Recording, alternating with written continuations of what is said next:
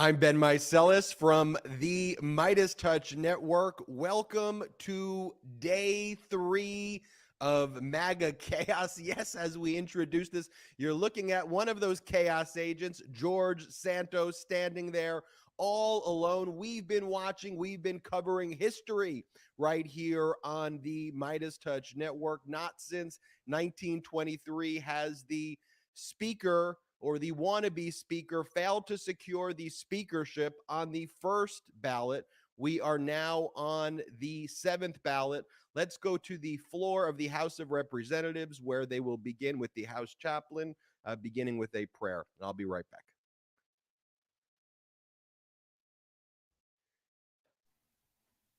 Humble our hearts, that nothing we argue for or act upon would be out of selfish ambition or conceit.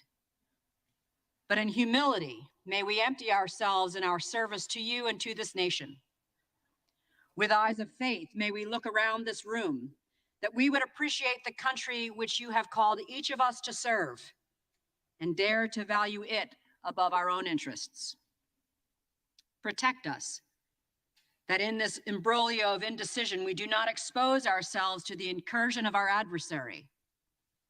Watch over the seeming discontinuity of our governance and the perceived vulnerability of our national security. Build your hedge of protection against those who would take advantage of our discord for their own gain.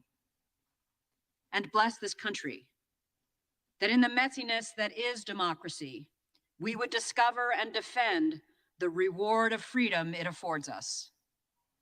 Then raise up among us a leader who has the faith to live into your will, the hope to inspire and engender the trust of this body, and the love to serve you wisely in such a time as this.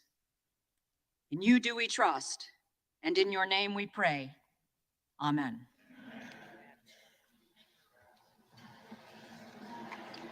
The chair has examined the journal of the last day's proceedings and announces to the House the approval thereof. Representatives-elect are invited to join in the Pledge of Allegiance.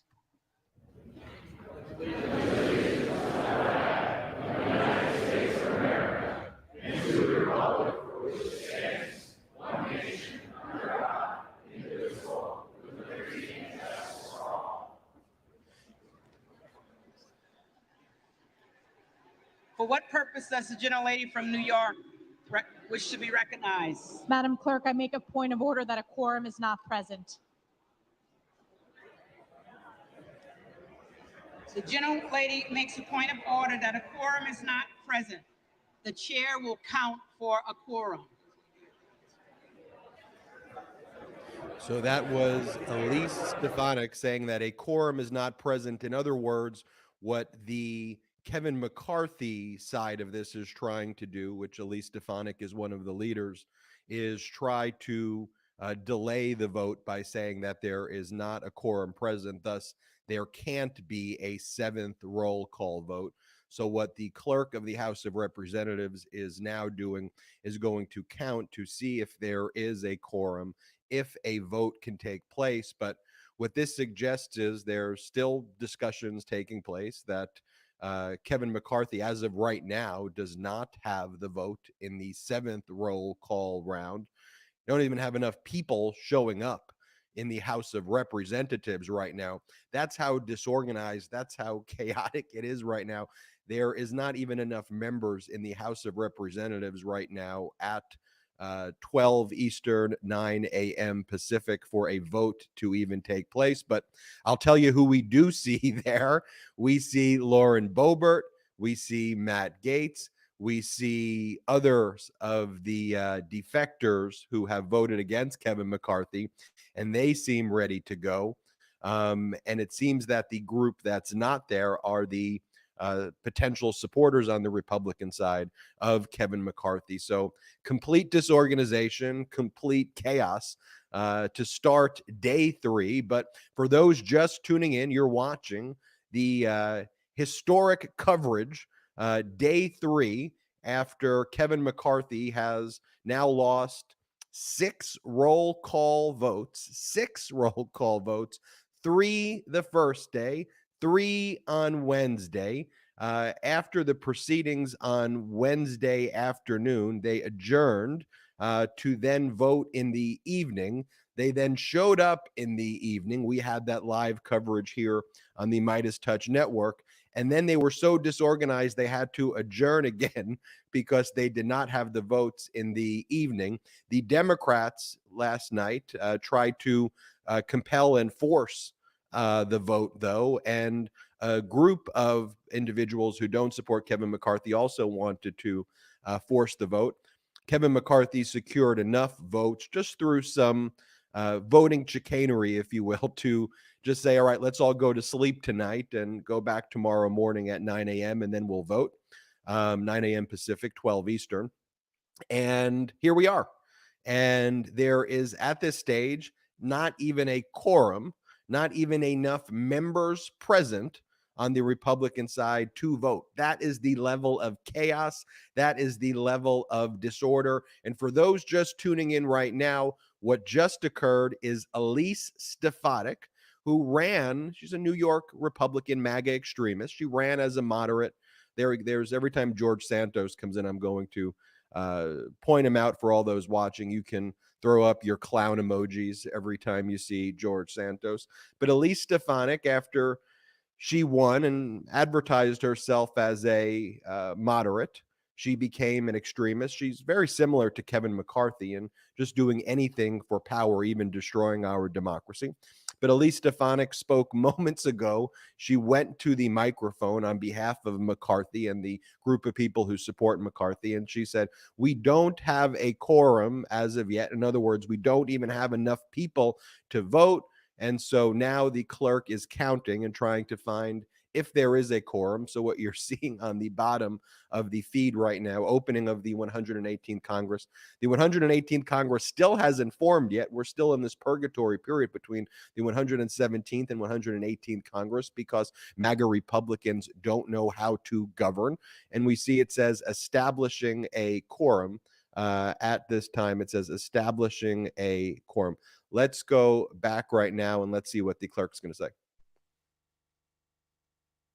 On the election of a speaker, the tellers will please come forward to their seats.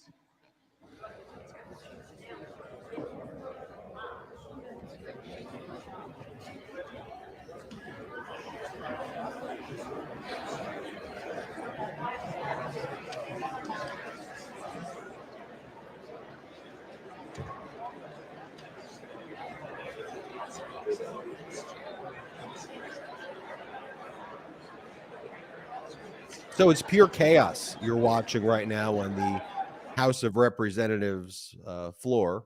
They are trying to see if they could even establish a quorum. I mean, let's just reflect back a few months ago where Democrats were passing critical and vital legislation to actually help the American people, and Congress was functioning and working, and not just working and functioning, but actually doing things for people.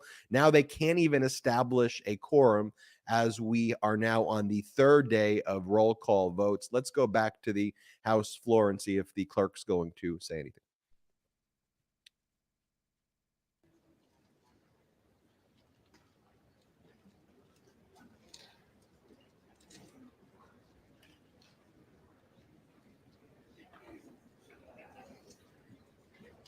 Before proceeding further, the chair would like to clarify that as part of the clerk's role during the organization of the House, the clerk has the responsibility to preserve order and decorum in the chamber prior to the election of a speaker. To that end, the chair would like to remind members-elect of the following. Members-elect should address any remarks through the chair and not to other members-elect in the second person. Members-elect should refrain from engaging in personalities toward other members-elect. The chair appreciates the cooperation of members-elect in respecting and upholding order and decorum in the House. Thank you.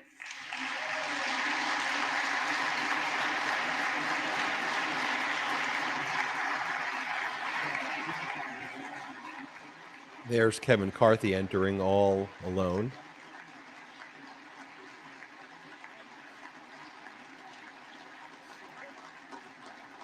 Again, as he enters, you can't help but recognize that For there's what not that many reason does the people gentleman from Michigan rise? looking at him. Madam Clerk, I rise to nominate Kevin McCarthy, Speaker of the House. And now we will see if anybody nominates someone against Kevin McCarthy. The Democrats will go next, then we'll see what happens after that. The gentleman is recognized. Thank you, Madam Clerk. There's been a lot of talk about history over the last few days. And 1856 was the last time it took longer than the votes we're having right now to find a Speaker of the House. 133 over 2 months.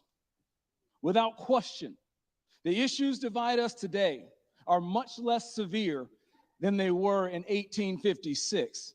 In fact, there's far more that unite us than divide us, regardless of our political party or our ideology. The issues today are over a few rules and personalities, while the issues at that time were about slavery and whether the value of a man who looks like me was 60% or 100% of a human being. It was a long, drawn-out, painful process, but it needed to happen.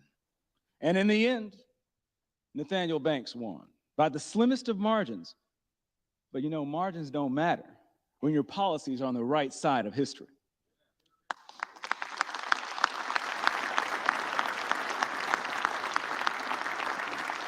On that day, long ago, the good guys won. On that day, long ago, the abolitionists won. On that day, the people who believe in freedom and self-determination won.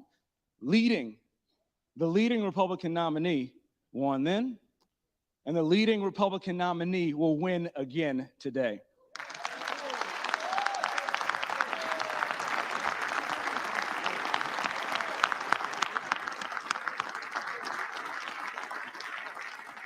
Since then, our nation's made a lot of progress.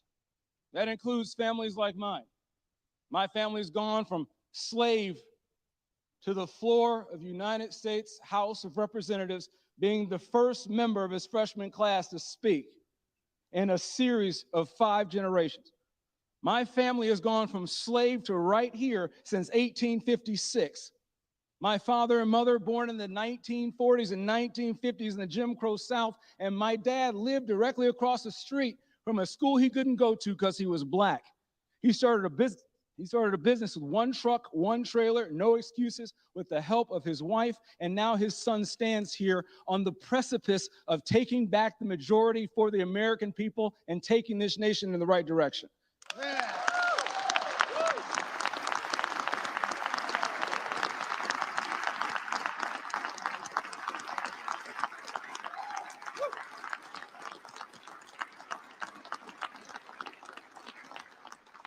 I'm a freshman. I've only been here for a couple of days, but I've heard a lot of DC politicians tell me about how broken DC is. I don't need DC politicians to tell me how broken DC is. The American people have already told us how broken DC is by giving Republicans the majority so we can fix this mess.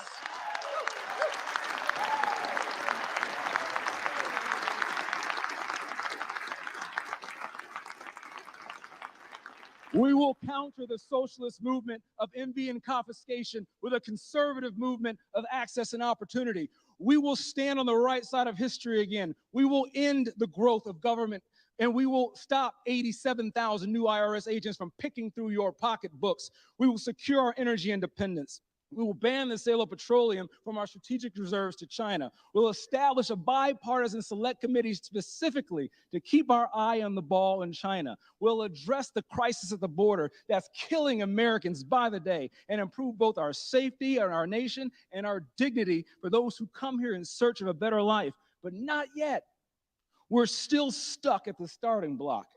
The American people have told us by putting a Republican majority here that they want Republicans to lead, and they want a government that works and doesn't embarrass them, and we are failing on both missions. That must change today.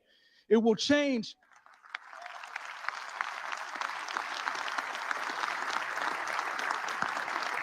Benjamin Franklin said, we must hang together or must assuredly hang separate. We're stuck in a malaise, at an impasse, and we will stay here. We will not be able to fight the real conservative fights until we find a way to come together and fight that mission together. Yesterday, we experienced very briefly our first win. It's a small victory. It's a small victory. He's referring to the fact that they're clapping over the fact that they were able to have an adjournment and break for the night. It was a small victory, but didn't it feel good? Are you kidding me? We've been They are working hard for that congratulating victory, and there are much more to themselves come. and patting themselves on the As a back cadet at West Point, I because learned the they phrase, and it's always been adjourned my for motto the throughout evening life: mission first, after people always. adjourning to And right vote now, last the night. people You are can't get left much out. more pathetic than that. Right now, And while he's they don't have a speaking Congress to our to speak for producer, them can we pull up the at photos the of who highest you're level of watching government. Right right now, now as well? every Just so individual we're in this very room clear. can concede That's that the rounds that Representative we've John taken James. And is let's not pull up what the we other told our photo with constituents to Giuliani. do.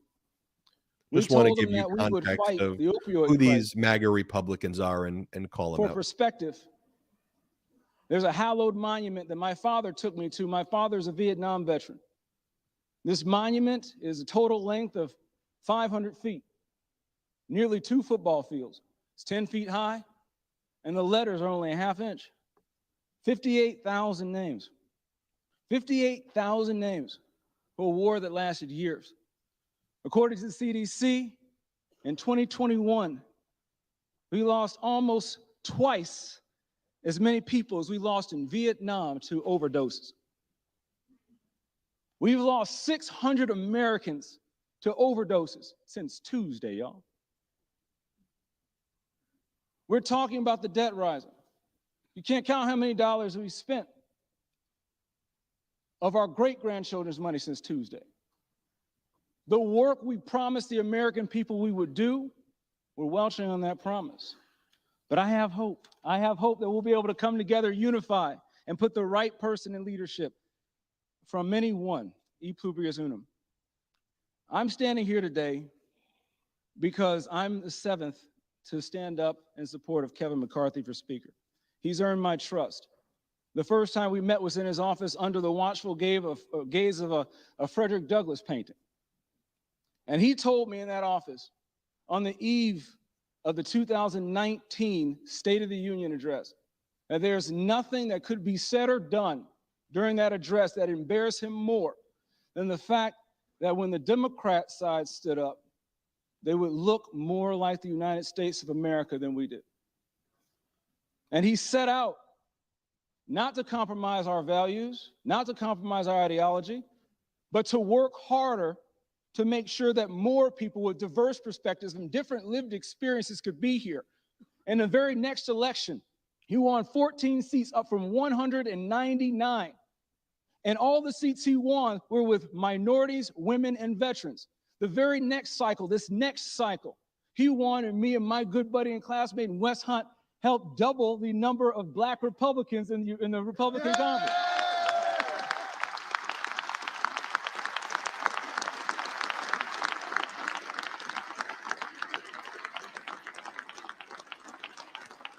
Look, y'all, we have a long way to go, but we've come so far. We've come so far, and we can't quit. We can't quit. You don't fire a guy who's winning. And when you look at the governor's mansions and the legislatures we've lost across the country just this past cycle, and when you look at the gains that Kevin McCarthy has made uphill, getting the gavel as a minority leader in half the time, you know, the mainstream media likes to laud the leadership of Nancy Pelosi. Kevin McCarthy won the gavel back as minority leader in half the time uphill. We want to talk about people who can win. Well, I'm a Lions fan, and I'm yeah, that's right. Look, I'm well acquainted with snatching defeat from the jaws of victory. Y'all, we need to learn how to win. We need to learn how to take a victory. And by Kevin McCarthy's leadership, he's given us victories on rules. He's given us victories on keeping costs down. He's given us victories with winning a majority back. I'm so proud to be a part of the majority-making class, and he's earned my trust.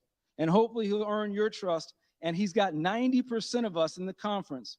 When is the last time any of us had 90% approval ratings? Kevin McCarthy, you're going to see up there, has over 90% approval ratings. If you really want to start making history, let's do it the right way. We Okay, need a that conservative deserves some fighter to help clown this country get emojis back on right the there. right track. But the first thing we need to do is 90% elect approval Leader rating McCarthy amongst as Speaker MAGA of the House. extremists who have I'm a ready to make history, 10% and approval I know rating. you are. I'm excited to work with each and every single one of you because we have a job to do. So at the direction of the Republican conference, I advance the name of Kevin McCarthy as Speaker of the House for the 118th Congress.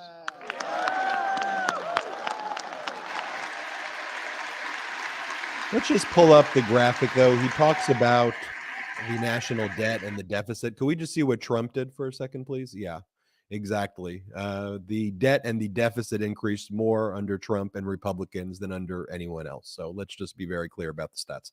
Let's go back to the floor. Just want to fact check it in real time. Madam Clerk, I rise to nominate Hakeem Jeffries of New York for Speaker of this House.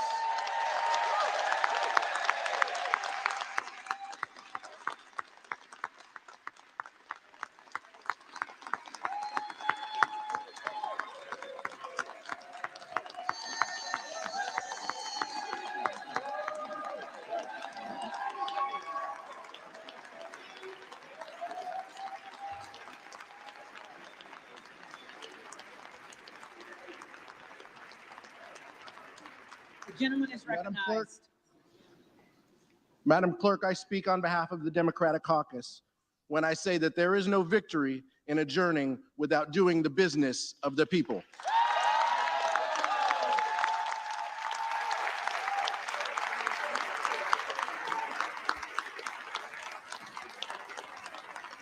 Madam Clerk, House Democrats are united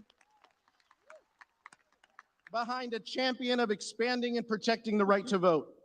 Since the beginning of 2021, 21 state legislatures have passed 42 restrictive voting laws. Hakeem has stood up against voter suppression and the new Jim Crow era every step of the way.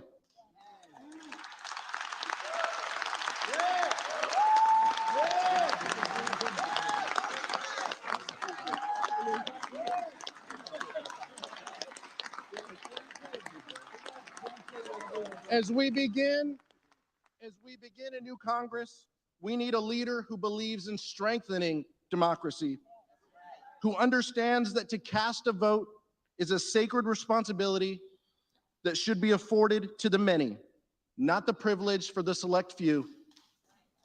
Hakeem understands that in order for us to become a more perfect union, we can't deny the voices of individuals in a democratic process.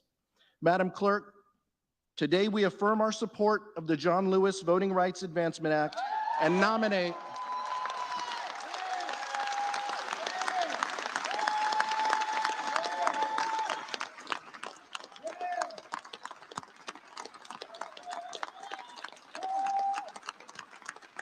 Madam Clerk, and that's why I am directed by the Democratic Caucus to advance the name of Hakeem Jeffries from New York as Speaker.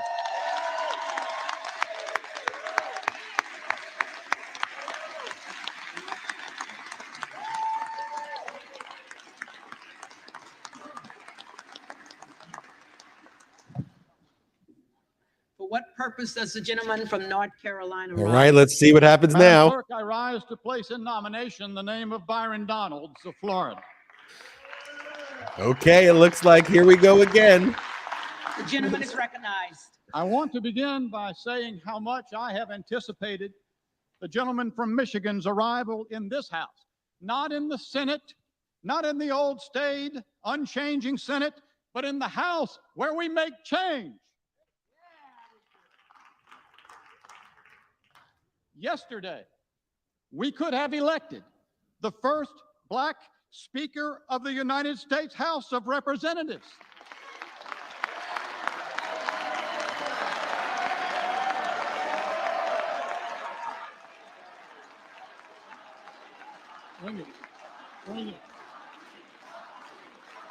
While he's giving this speech, I want to pull up from Dr. Ebony Jade Hilton, who just posted this because I think Hear it's me something to pay clearly. attention to. Let's pull it up Hear first. me clearly.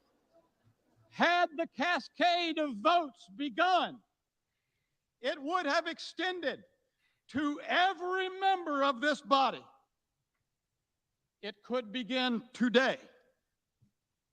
Last night, I sat within feet of Mr. Donalds as the tweet of another member-elect appeared on the screen. That member-elect wrote and sent out to America that Byron Donalds is a prop. I've spent a good bit of time with Mr. Donalds, especially lately. He ain't no prop.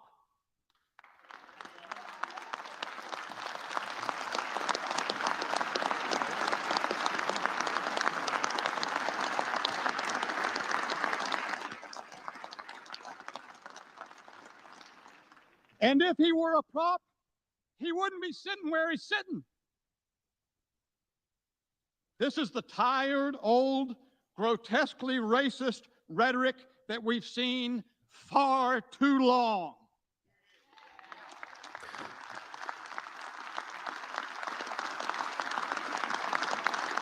Today, a member-elect tweet one more time. quote-tweeted Yep. a Fox News story that incorrectly reported that I said that if I don't prevail on the question before the House, I will resign. That member-elect quote-tweeted that incorrect story for his own political purposes after the story had been corrected and the actual statement contradicting that report had been provided. This is the old trafficking in lies from Washington that the American people know far too well. And by the way, I'm not leaving.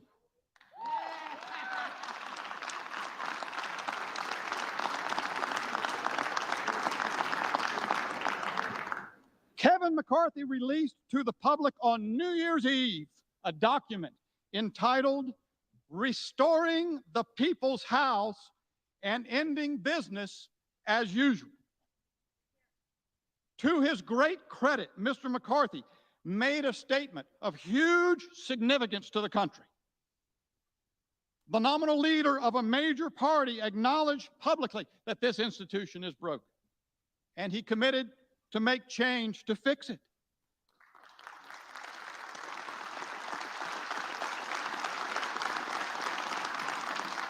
So let me help my colleagues in the minority understand. We are doing the people's business.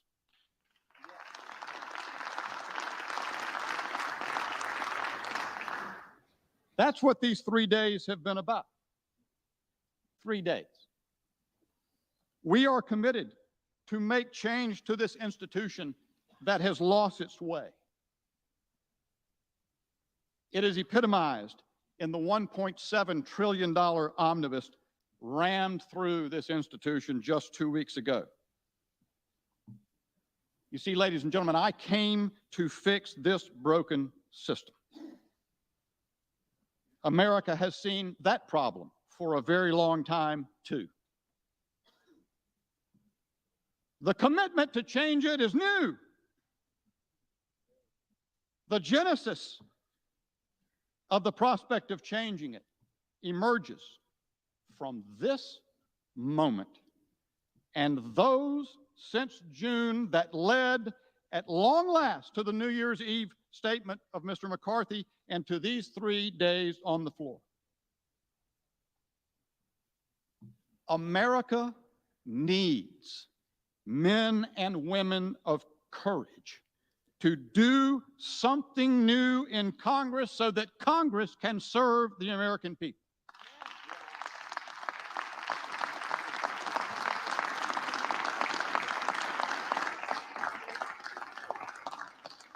The Lord said, "Behold, I do a new thing." We need more Byron Donaldses. I know Byron. He's not a prop. He's a man of personal conviction. He arrived at his convictions through authentic and genuine life experience.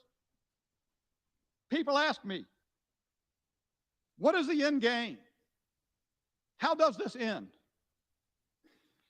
The answer to this question is that this is a dynamic process. All of the decisions on this floor result from the coming together of minds, one way or another. This is the people's business. We will resolve the people's business.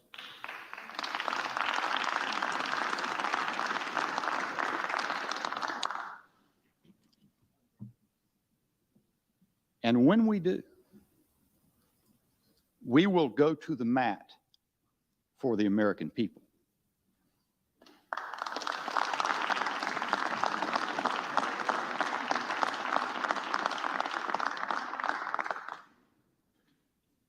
Because we will be led by people of conviction,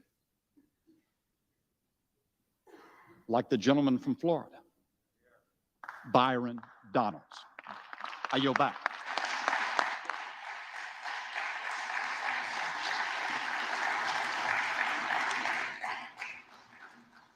The reading clerk will call the roll. We are on the 7th roll call vote right now. You saw member of Congress, Dan Bishop, MAGA Republican extremist from North Carolina, again nominate Byron Donalds from Florida, which means that in this 7th roll call vote, we will likely see Kevin McCarthy not able to get that 218 that he needs. In other words, I believe Kevin McCarthy will lose again in the 7th roll call vote. When the roll call vote shows on the screen, as it now appears, the key number you're going to want to look at is the Donalds number. The moment that Donalds number hits 5, we'll be able to call it that Kevin McCarthy will lose the 7th roll call vote. The Democrats representative Pete Aguilar is just watching, and I think everybody knows what's about to go down, although it's not a foregone conclusion yet. But watch for the Donalds number. Also watch for the present number. We had 21 defections in the 6th roll call vote. It increased from 20 after Donald Trump put out a statement on his social media supporting Kevin McCarthy. Thereafter, McCarthy lost a vote. Someone voted present. A Republican member of Congress voted present. So now let's just watch. Let's see if Donalds goes to 5 or even increases more to eventually 20, but 5 will do it. And let's see if there's any defections one way or the other. So that's what I'll be watching for now. Let's go back to the House floor just for a moment, and then let's give you a bit of a recap of what's been taking place earlier in the day, what took place last night, and what we think is going to happen. But let's go to the House floor for a moment.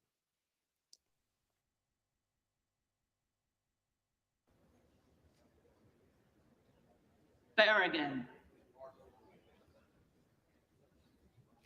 Bean of Florida. McCarthy. Beatty. Jeffries.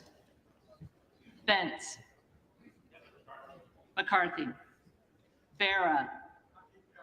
Jeffries. Bergman. McCarthy. Beyer. Jeffries. Vice. McCarthy. Biggs. Donalds. There's the first Donalds vote, Congress member MAGA extremist Bill Andy Raffis. Biggs of Arizona, which leads me to believe, based on Biggs voting that way, based on the fact that you just saw Dan Bishop of North Carolina, MAGA extremists, endorse Donalds. There's the second vote right there. I think that will easily get the 5 votes for Kevin McCarthy to lose this next round, the 7th roll call vote. And it just seems like that's what the Republicans are going to do today. They're just going to show up, lose 3 more rounds. There's Lauren Boebert voting. She should be voting for Donalds. There it goes. There's 3 votes for Donalds. I think very quickly we're going to see Kevin McCarthy lose. As we do that, before doing that as well, want to show you this clip of Nancy Pelosi. This was Nancy Pelosi yesterday, just basically saying, like, none of us has seen anything like this at all. But yeah, based on Donald's, there's 4. Kevin McCarthy's going to lose this round. I can't predict it with 100% certainty, but once it hits 5, I will make the call for sure. But let's play this clip from Nancy Pelosi, though, with her saying, I've never seen anything like this before. Play the clip. We're very proud of the Democrats, and you've never seen, none of us has seen anything like this. Disrespect for the institution in a most cavalier, frivolous way. It's quite sad. But let's be hopeful that in the next day or so, as they find their purpose and their unity, they understand why they are here. You see the contrast there with what Nancy Pelosi is saying, actually hoping for the sake of the country that Republicans can find a sense of purpose, find a sense of unity, because let's face it, while the Schadenfreude is real, while I do enjoy seeing this MAGA chaos, I do enjoy calling these MAGA extremists out. I enjoy exposing it. I enjoy it confirming everything we've been talking about for the past years. I want what's best for our country, and I long for the days of normalcy. I long for the days of humanity. I long for the days where there can be bitter political disagreements, but at the end of the day, we have a functioning government. And these performative MAGA clowns, all of them are some variation of performative MAGA clown. You know, on the one hand, you have insurrectionists supporting Kevin McCarthy. Kevin McCarthy's an insurrectionist who aided and abetted Donald Trump. I mean, on the one hand, you got that. On the other hand, you got even more radical MAGA extremists in the Matt Gaetz and the Lauren Boebert, and all of them are willing to and kind of want to destroy our country. There's no other way to say it other than just to use those words, Occam's razor. Sometimes it's the simplest explanation. Now, I'll show you the clip of Kevin McCarthy walking in today. We've been showing you the clips each day he walks in. He walked in through the public rotunda entrance today. And again, like projecting this false sense of confidence, which is just more gaslighting. Let's play this clip of Kevin McCarthy headed in today.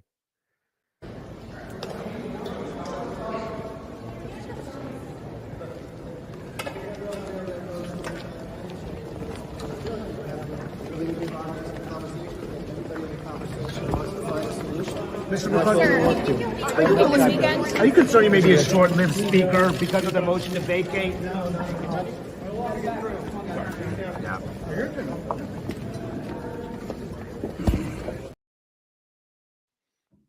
You know, he's acting like he's going to be the speaker. I mean, he's squatting in the Speaker of the House's office.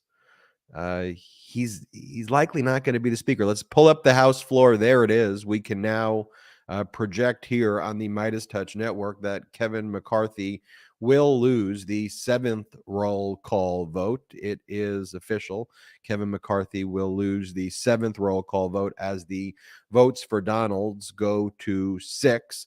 This is another humiliating defeat for Kevin McCarthy, and perhaps the most humiliating of it all. I mean, just to recap right now, I'm getting angry right now. You're following the emotions with me, because look, for day 1 and day 2, the mockery, the exposing these MAGA Republicans, showing how disorganized, how they can't govern, showing how chaotic they are. Look, it's funny, It's the combination of despicable. It's exposing these cowards and these traitors. But come on, people, to the point of what Nancy Pelosi just said. I mean, here we are in the third day, in the seventh roll call vote.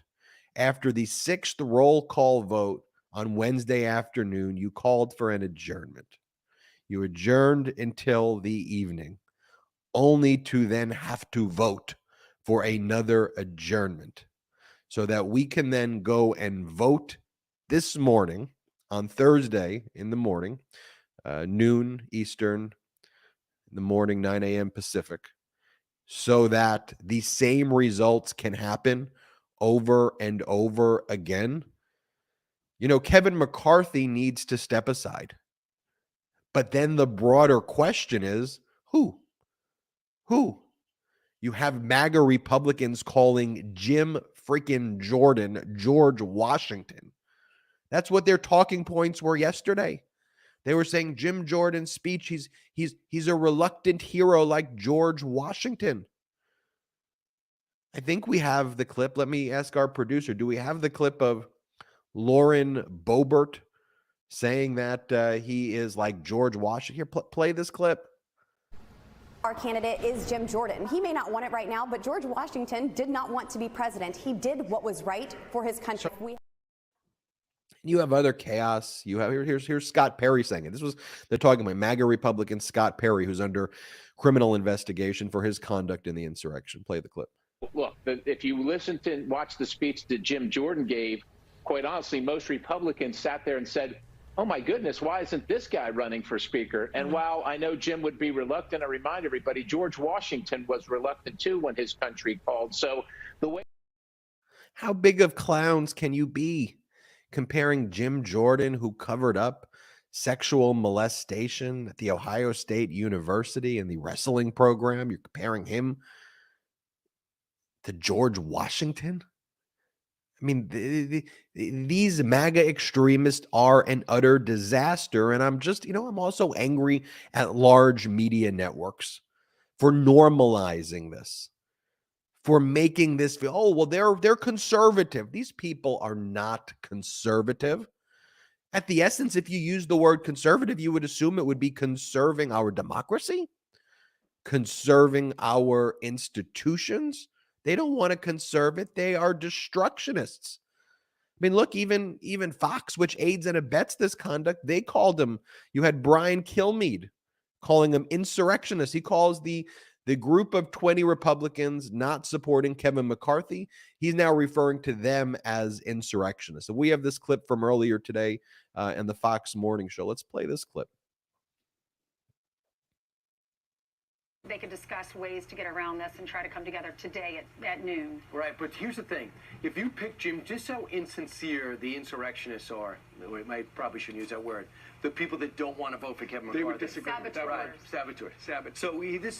So if you... And like just some despicable stuff too. Do we have... So yesterday, Kat Kamek, she was a member of Congress from Florida, I think Gainesville.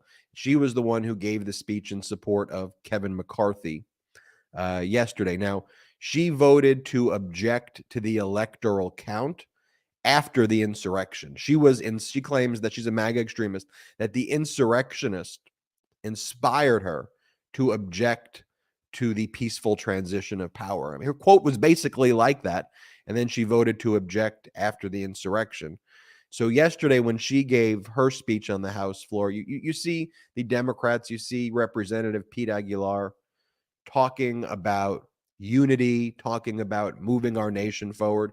Yesterday, Congresswoman Kat Kamek basically called out Democrats and said, accused them of taking shots or boozing on the House floor.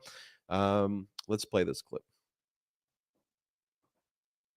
Popcorn, blankets, and alcohol. And we have Twitter receipts from some of that. Absolutely. Absolutely we do, Harris. And it's like I almost struck a nerve there. If it wasn't true, why did they get so offended? I just can't figure that one out. But as you said, AOC actually did prove my point in grabbing drinks yesterday, but that's beside the point. You know, the Democrats want Republicans to be divided because they know that the greatest weapon that we have against the Biden regime is unity. I mean, these people's talking points are just, it's so despicable. The Biden regime, you people are just a bunch of idiots. You people are a bunch of idiots. You are a bunch of idiots traitors. There is Gaetz, and Gaetz, let's see where Gaetz votes is. So that's interesting. So did Gaetz just vote other right there? Because that could be an interesting development. I just saw Gaetz vote. Let me check that out for you. Let's go to the House floor. You see Marjorie Taylor Greene. Yeah, I think Gaetz voted other. You see Marjorie Taylor Greene next to him. She's been working on him all day. He voted other, which is a slight development. Didn't vote for Kevin McCarthy there. But we have been noticing on the House floor today that scene, which was Marjorie Taylor Greene sitting right next to Matt Gaetz and trying to, looks like, persuade and convince him. Again, he would not vote for Kevin McCarthy there, but he did vote other and not for Donald's, which is a development. We'll try to see what the reporting is out there about that. But let me go and check, and I will get right back to you. Let's pull up on the House floor.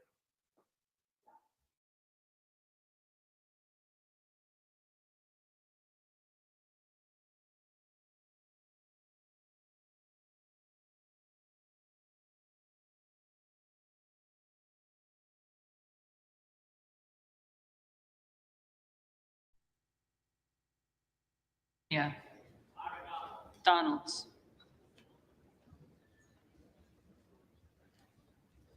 Gooden of Texas. Yep, Matt Gaetz voted Donald Trump for Speaker of the House. That was the other vote right there. I can confirm that that's what Gaetz did. He voted Donald Trump for Speaker of the House. We will get you that clip. We will pull that up in a moment. But yes, you had Matt Gaetz voting Donald Trump just now as Speaker of the House. So not voting Byron Donalds, voting Donald Trump Speaker of the House. A complete and utter circus right now. Let's go back to the floor of the House of Representatives. McCarthy. Greene of Texas.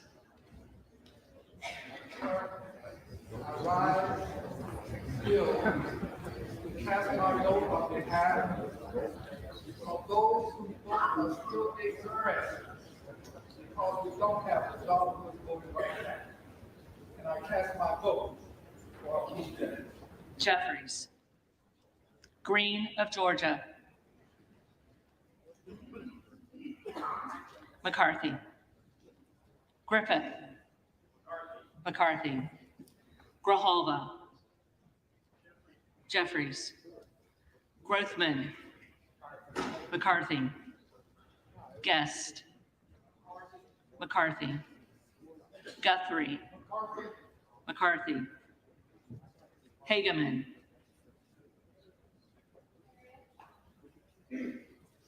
Hageman. Harder of California. Jeffries. Harris. Donalds. Harshbarger. McCarthy. Hayes. Jeffries. So let's pull up right now that instant replay. This is of Matt Gaetz voting for Donald Trump instead of Kevin McCarthy as Speaker of the House just moments ago. Let's play the instant replay. Gaetz. Donald John Trump. Trump. Okay, let's play it one more time just so we can get the complete clown emojis going in the chat, please. So I want to see complete clown emojis at these utter and complete clowns. So play the clip one more time. Gaetz. Donald John Trump. Trump.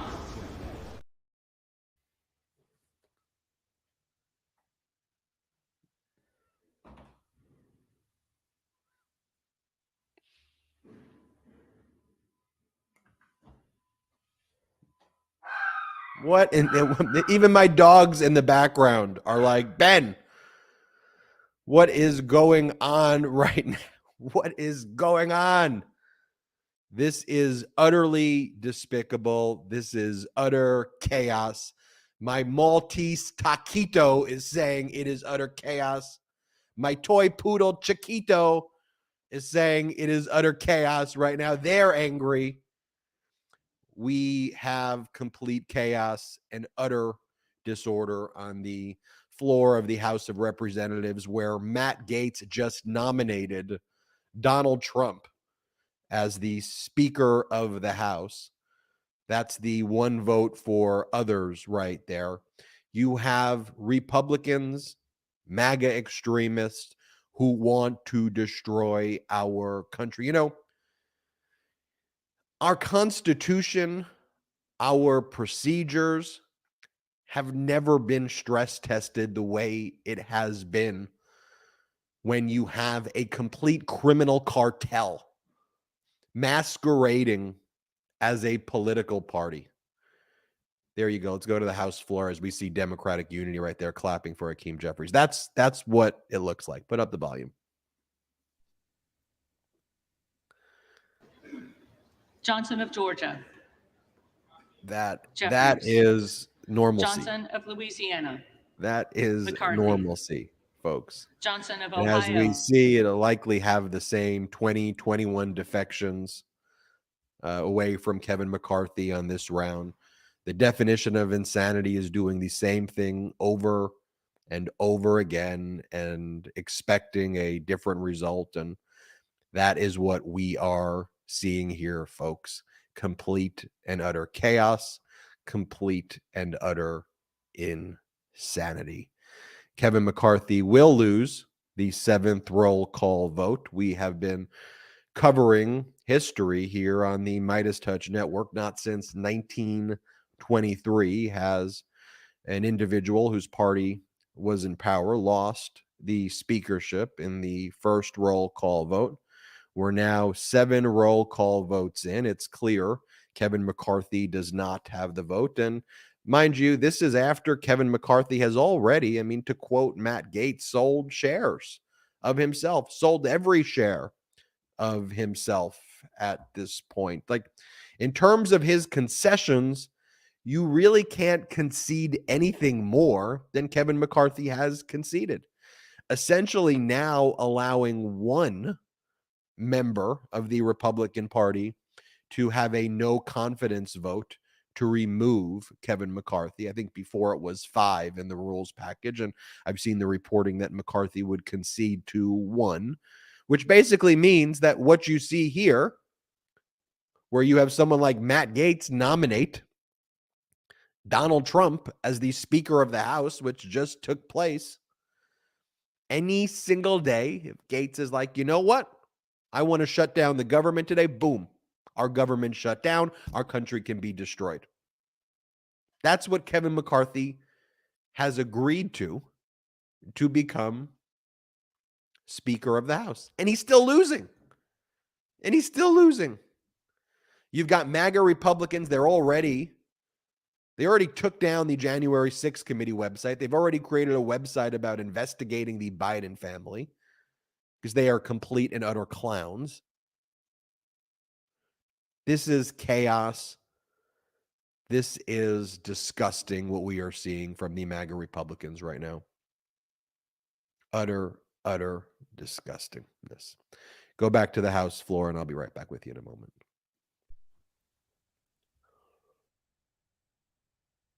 The Honorable Kevin McCarthy. McCarthy. Lee of California. Jeffries. Lee of Florida. McCarthy. Lee of Nevada. Jeffries. Lee of Pennsylvania. Jeffries. Ledger Fernandez. Jeffries. Lesko, McCarthy, Letlow, McCarthy, Levin, Jeffries, Liu, Jeffries, Lofgren, Jeffries, Loudermilk, McCarthy, Lucas, McCarthy, Luke Kameyer, McCarthy, Luna,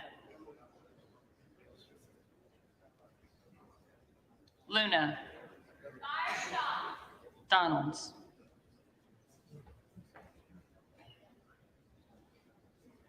Latrell, McCarthy, Lynch,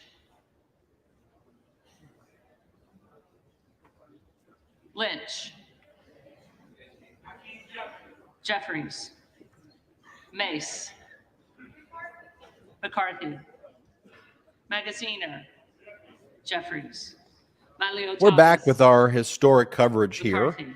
on the MeidasTouch network. We are on day 3, roll call vote 7. Kevin McCarthy, we can now, of course, predict and pronounce that he will lose the 7th roll call vote.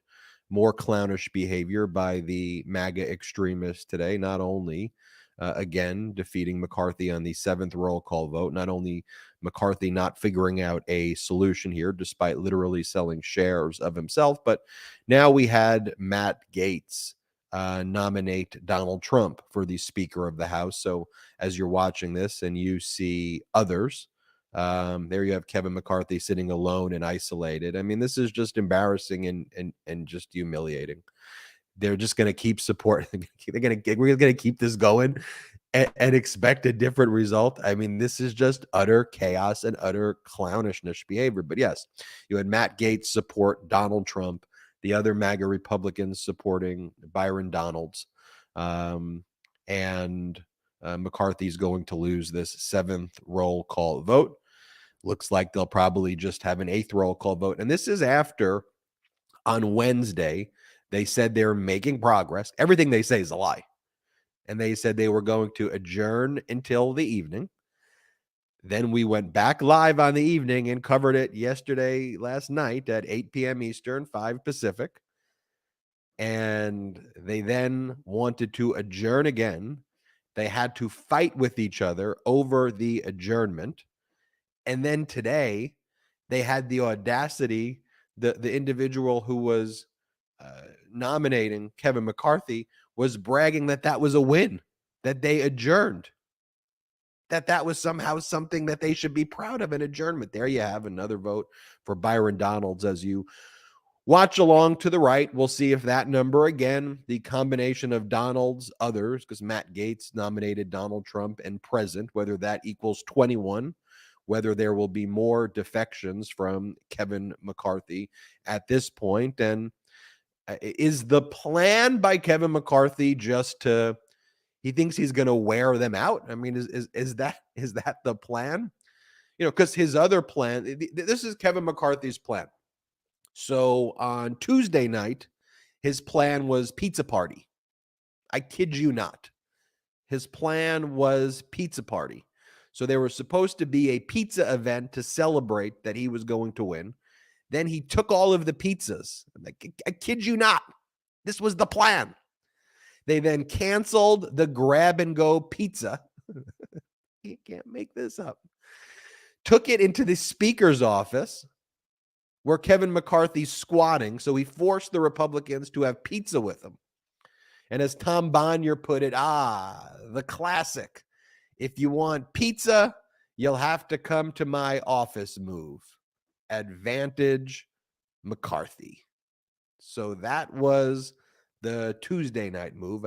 The other move that McCarthy had was to just lie to Matt Gaetz. And he was telling Gaetz and others that the Democrats would vote present to support his speakership. But Democrats are not doing that. So then Gaetz went to AOC. I think we still have this clip. Does everybody remember the moment when Gaetz and AOC were talking with each other on Tuesday? I know a lot of time has passed, but I think we have that clip of Gaetz and AOC So let me pull that up. But what Gaetz was asking AOC was, did the Democrats cut a deal with McCarthy? And she was saying back to him, she was saying, no, we would never do that. We would never do any deal with him whatsoever. And then Gaetz turns his back to her. And then Gaetz said, oh, because he's telling people that you're going to vote president to allow him to win. And he's now threatening us. And then she says, interesting. And she said that's what she said. That's how we know what it is. She gave a few interviews afterwards. But let's play that clip just to remind you.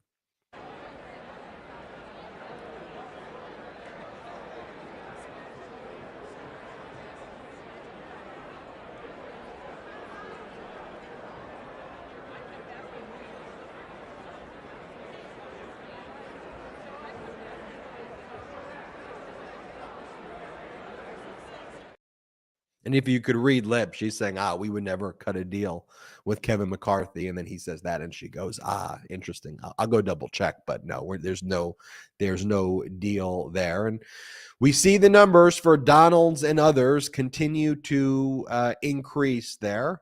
Undoubtedly, Hakeem Jeffries is going to win this round as well. McCarthy needs 218 if he was going to win. He's going to fall far short of that. Be lucky if he just passes 200, probably hit 201, maybe 202 again.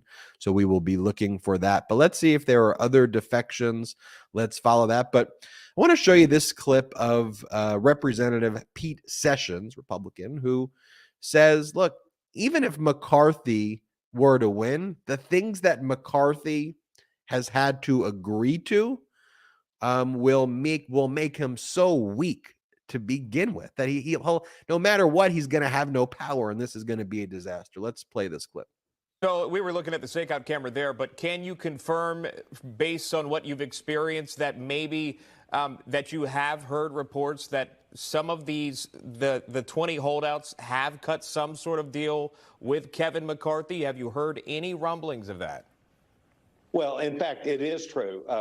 I spoke this morning with 3 people that were in one of the meetings, and they were of substance. They were deliberate, and they were expecting a deliberate answer back. It's hard for me to know what happened when these people left the meeting, of when there would be agreement or not coming back.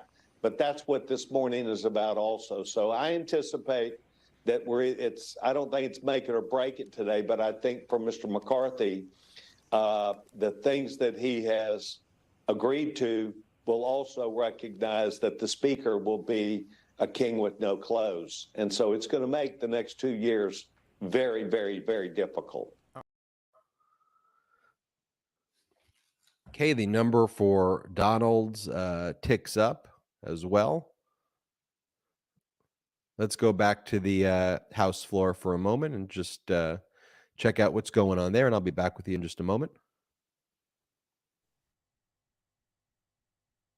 Donalds. Ross. Jeffries. Rouser. McCarthy. Roy. Donalds. Ruiz. Jeffries. Ruppersberger. Jeffries. Rutherford. McCarthy. Ryan. Jeffries. Salazar. McCarthy. Salinas. Jeffries. Sanchez.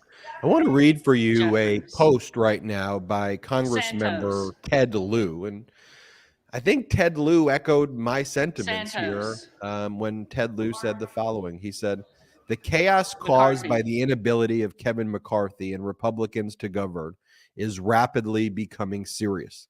No member-elect can be briefed on anything that contains any classified information. We can't approve or deny weapon sales, hold committee hearings, or conduct oversight. And I think the mood has turned to that now on day 3 of this, whereas, as I said, day 1 and 2, to see the utter MAGA chaos and pointing it out and exposing these traitor fascists is something I really, really enjoy doing, and I'm glad to do it.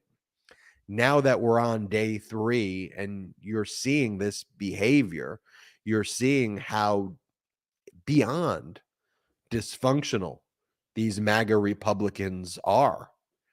These are people who will destroy our country. They could say everything they want. They could go Biden regime, liberals this, liberals that. What are you talking about?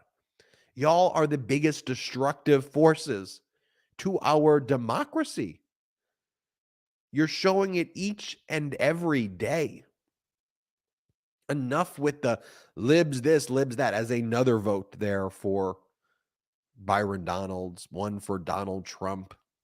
The clown show continues here. Let me pull up this post by Marjorie Taylor Greene. And Marjorie Taylor Greene now is being viewed as a traitor by the MAGA extreme, the people who she goes, the base, the base, the base. She posted, it's time to do our job for the American people. And if you go and you have a Twitter account, you look at the comments, she's been like utterly ratioed by all of these MAGA supporters, no longer supporters of her, saying that she's the swamp and she's the problem and she's the issue. I think we have this other post by another detestable individual, one of the most hated people right now, Elon Musk. Let's pull up this post. Kevin McCarthy should be speaker. You know, you got Elon Musk saying, oh my God, social media companies conspired with the government to try to stop insurrectionists and terrorists. Then you buy a social media company and endorse political parties. You buy a social media company and you pick who you want to be the Speaker of the House so he can help your rapidly decreasing stock price, so he can help your businesses. You realize that you're using your social media platform overtly to try to influence elections. Complete, utter hypocrisy at work right there. I'll just give you an example of Marjorie Taylor Greene with like just one of the replies that all the replies look like this. I've been a vocal supporter of yours and donated to your campaign. Listen to your base, MAGA, and drop McCarthy before we drop you. That is the sentiment of the MAGA extremists who have been enabled. And you think to historical analogs, and you think to the type of chaos that MAGA is and MAGA is creating. And I mentioned this yesterday with Mussolini's March on Rome and how Mussolini came into power. Very reminiscent of what Trump wanted to do on January 6th, almost to a T. You know, when you go through the deposition transcripts, when you go through the Jan 6th report, you know, and there was that reference to 10,000 National Guard troops, which Donald Trump's defense secretary, Christopher Miller, said that at no point in time were National Guard troops ever ordered by Donald Trump. But Trump kept on saying 10,000 National Guard troops. And I was thinking, where's that number coming from? Well, from the deposition transcripts and the reporting, Trump wanted a procession of himself during January 6th, where he was telling his advisors like Jason Miller and others that he wanted 10,000 National Guardsmen to escort him and the MAGA extremists into the Capitol building to seize power on that day. I guess that message never arrived to Christopher Miller, or Christopher Miller's covering up for it. Both are very plausible situations, but that's the 10,000 number. And when you go to the analog of Italy, you had only 20% of that country at the time supported Mussolini. 80+% supported the constitutional monarchy. Yet there was an exhausted majority that refused to take action or just got tired and worn out and said, enough, we can't deal with this. Okay, fine, we'll just let it happen. Just shut up.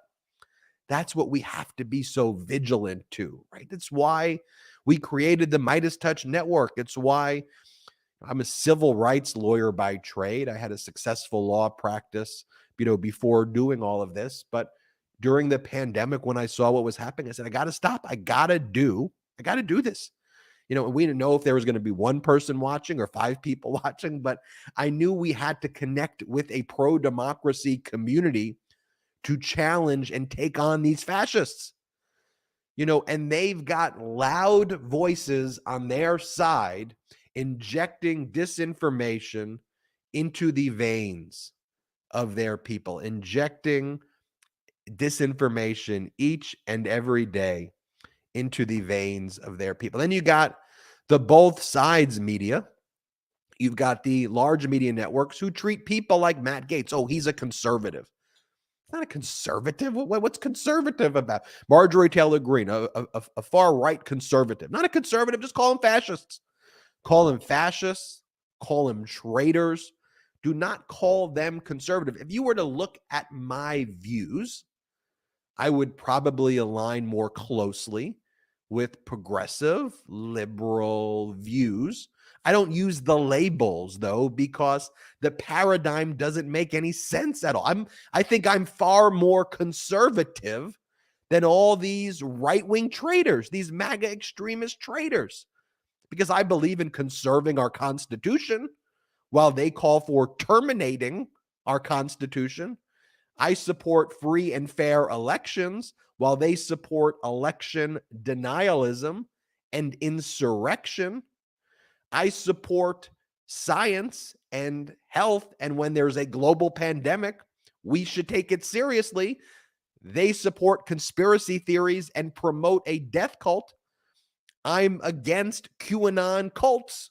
They promote QAnon cults. So if you want to line it up and say, who's the conservative here? Stop calling these traitors conservative. Call them traitors. Call them dysfunctional, traitor, fascists. Just call them out. Well, you're not calling them out. That's why people are watching here on the MeidasTouch network, because we're not afraid to call traitors traitors. It's just that simple.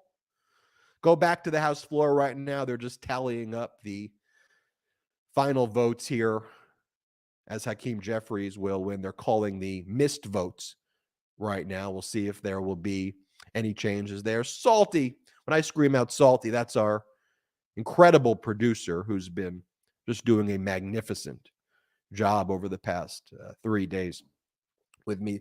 Let's pull up this photo of Kevin McCarthy and Donald Trump at Mar-a-Lago. Let's pull up this photo. You know what? The large media networks will say, oh, those are two conservatives in Mar-a-Lago having a conversation about the future of the Republican Party.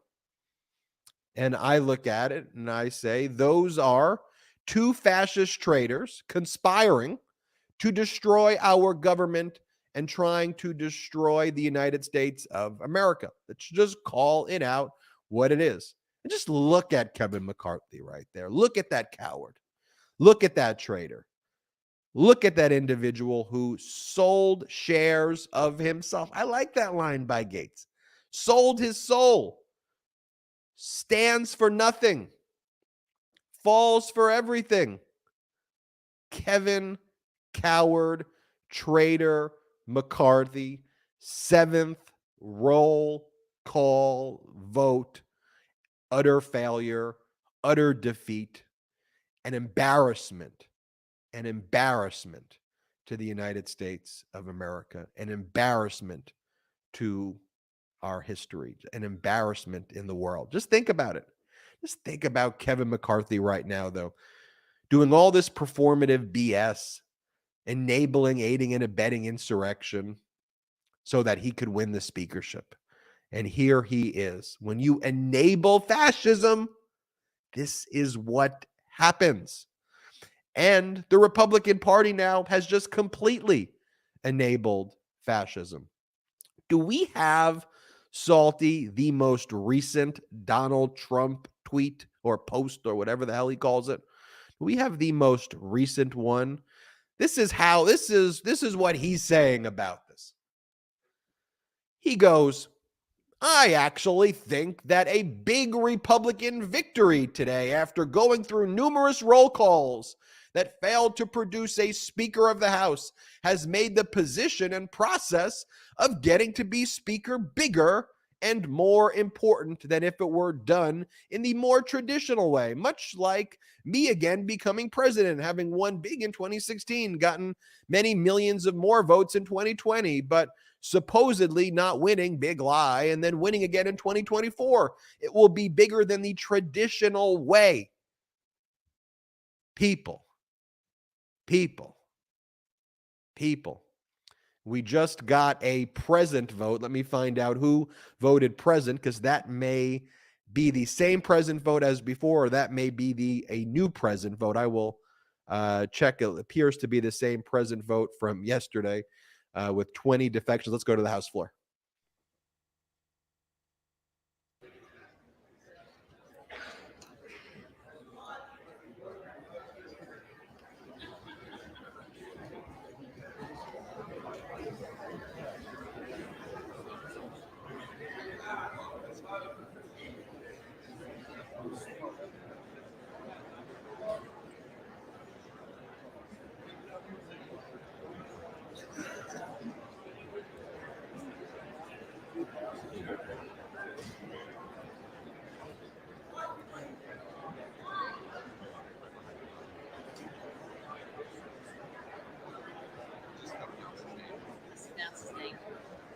Susan announced Mr. Perry's name. Yes, hang on one second. Mr. Perry, you are not recorded. You are not recorded. Donalds. Some 3D checkers right there, folks. Some 3D checkers. Scott Perry just casting his vote for Donald. So there you have it. The 21 votes again. The exact same thing happened in the 6th round. I'm really perplexed that this is happening. I thought by the 7th roll call vote, that they'd at least have a plan. They'd at least figure it out. 3D checkers. Let's go back to the House floor as they make this final.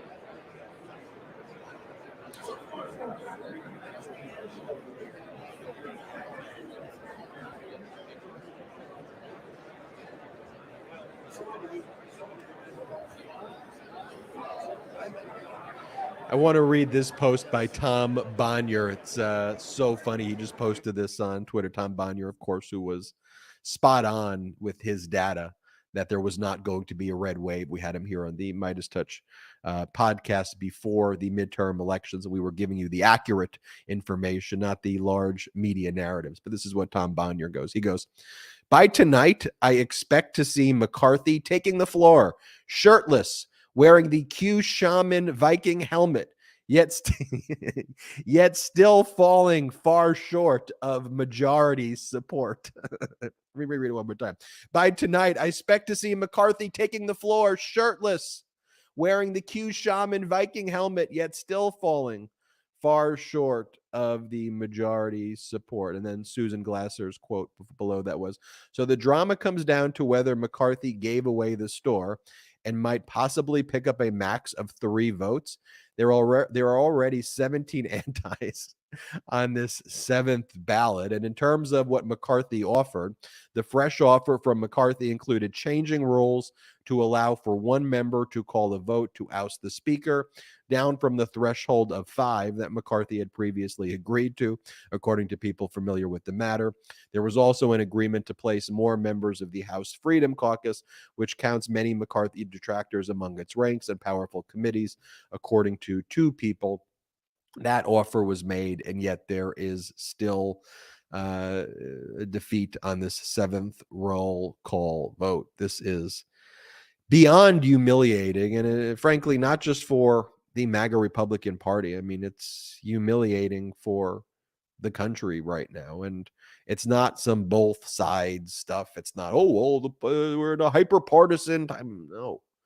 You got MAGA Republican extremist fascists who are completely incompetent, who don't know what they are doing other than trying to destroy our country. And there you have Matt Gaetz. Ostensibly, they're just going to sit there and they're going to keep voting against Kevin McCarthy. But let's put this into a context about the debt ceiling. Put this into a context about funding our troops. Put this into a context about healthcare. Put this into a context about prescription drug prices, education. Put this into the context about classified information. There you have Kevin McCarthy on the House floor. Again, just completely isolated. Like, here's the thing. If you're Kevin McCarthy right now, you should not be just looking like any other member of Congress, just twiddling your thumbs, just standing there. Like, what you need to be doing is like pulling people and saying, hey, Gaetz, what are you doing? And making the plea, making the case, bringing people together. And again, the people who, Jim Jordan, again, like completely isolated, like those are the signs to me that progress is not being made here at all, because the people who are supposed to be whipping the votes, they are not speaking to the people who are opposing them. And so it befuddles me that this could actually be a reality. But it seems like there's going to be an 8th roll call vote that he's going to lose, and a 9th roll call vote he's going to lose. He's not getting any support from the Democrats. The concessions he's making to the far right fascists, he's already sold everything. So what it comes down to is it's Kevin McCarthy. It comes down to that. It's that simple. It comes down to he needs to step aside. But then the question becomes who? Are they going to adjourn again? Are we going to spend a week, 2 weeks, 3 weeks in this process? Months? What are they going to do? It is utterly incomprehensible that we can get to this point. Let's go back to the House floor right now. Oh, let me tell you this too, everybody watching. It's important. Make sure you hit the subscribe button right now. We're on our way to 1 million subscribers. The large media networks don't know what they're doing. They both sides of the issues. There's a reason more people watch this coverage. We're 100% independent. So please hit the subscribe button right now if you're not already subscribed. If you are subscribed, share this feed on all social media platforms right now. Share this feed with your friends, family, coworkers, colleagues, whoever. Let them know about the MeidasTouch network today. That would be very, very, very helpful for us. And if you want to become a member of the Patreon community, no pressure, but that's actually how we are funded. We don't take any money from outside investors. So we don't have any outside people pushing agendas on us. That's how we're 100% independent. So you can check us out at patreon.com/MeidasTouch, patreon.com/MeidasTouch. There's lots of exclusive content you can only get on our Patreon site. But most importantly, it helps support and grow this independent media platform. It allows us to do the great research. It allows us to bring on staff. It allows us to do all of those things and not only compete with the large media networks, but to actually have more views, more engagement than them, and more impact. And it's thanks to you, the Meidas Mighty community. Let's go back to the House floor for a minute. Lots to report on these historic developments. Let's go back to the House floor.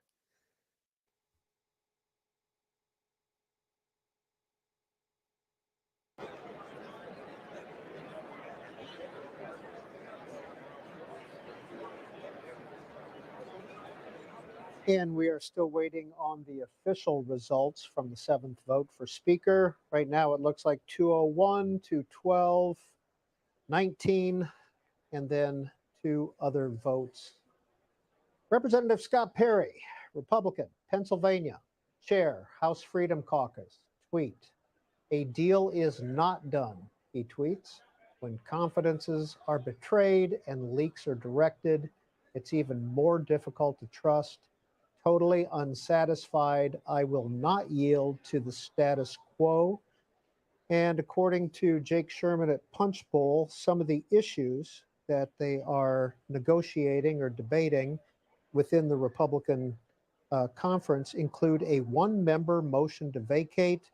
The GOP leader appears to have finally acquiesced to a demand to lower the threshold needed to force a vote ousting a speaker to just one member. It's essentially a no confidence vote. Number two, Rules Committee seats for the Freedom Caucus. McCarthy is prepared to give the House Freedom Caucus 2 seats on the powerful House Rules Committee, which oversees the amendment process for the floor. A vote on term limits. This is a key demand of Representative Ralph Norman of South Carolina, who has proposed a constitutional amendment limiting lawmakers to 3 terms in the House. And finally, one of the other items being negotiated, major changes to the appropriations process, fears of another $1 trillion plus omnibus spending bill have been a major driver of the conservative backlash to McCarthy. Those are some of the issues within the Republican conference right now.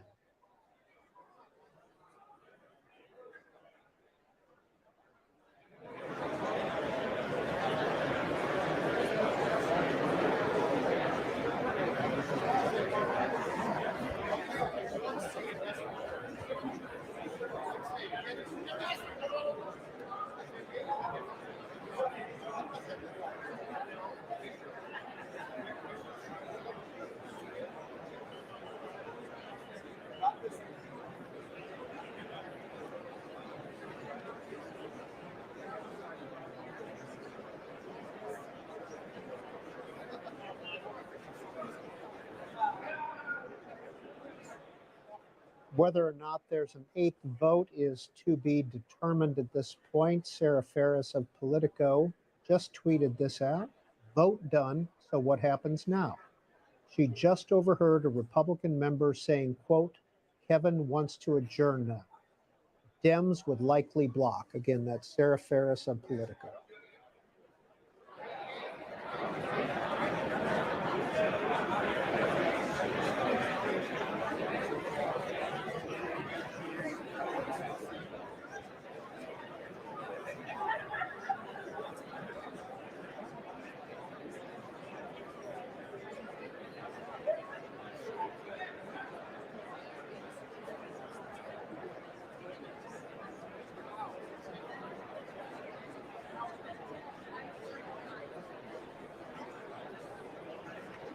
So as you just heard, Ben Meiselas here from the MeidasTouch Network. We are seeing if the House Republicans are going to adjourn. Again, you have Kevin McCarthy, again, very isolated. I mean, he's not speaking with the people he needs to be speaking with to cut a deal.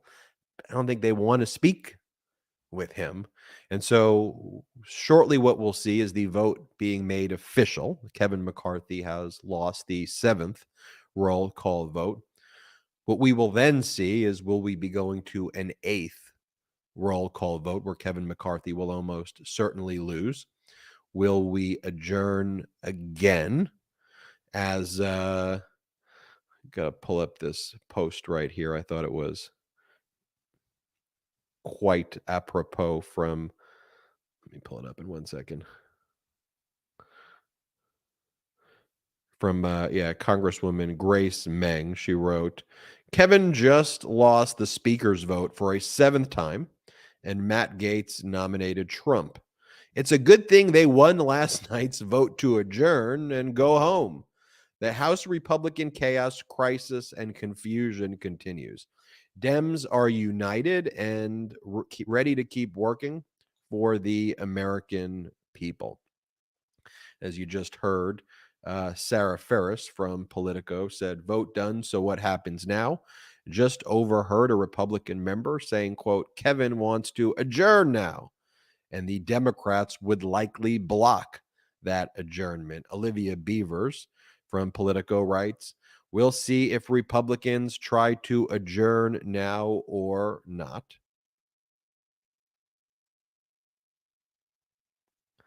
See what else people are saying.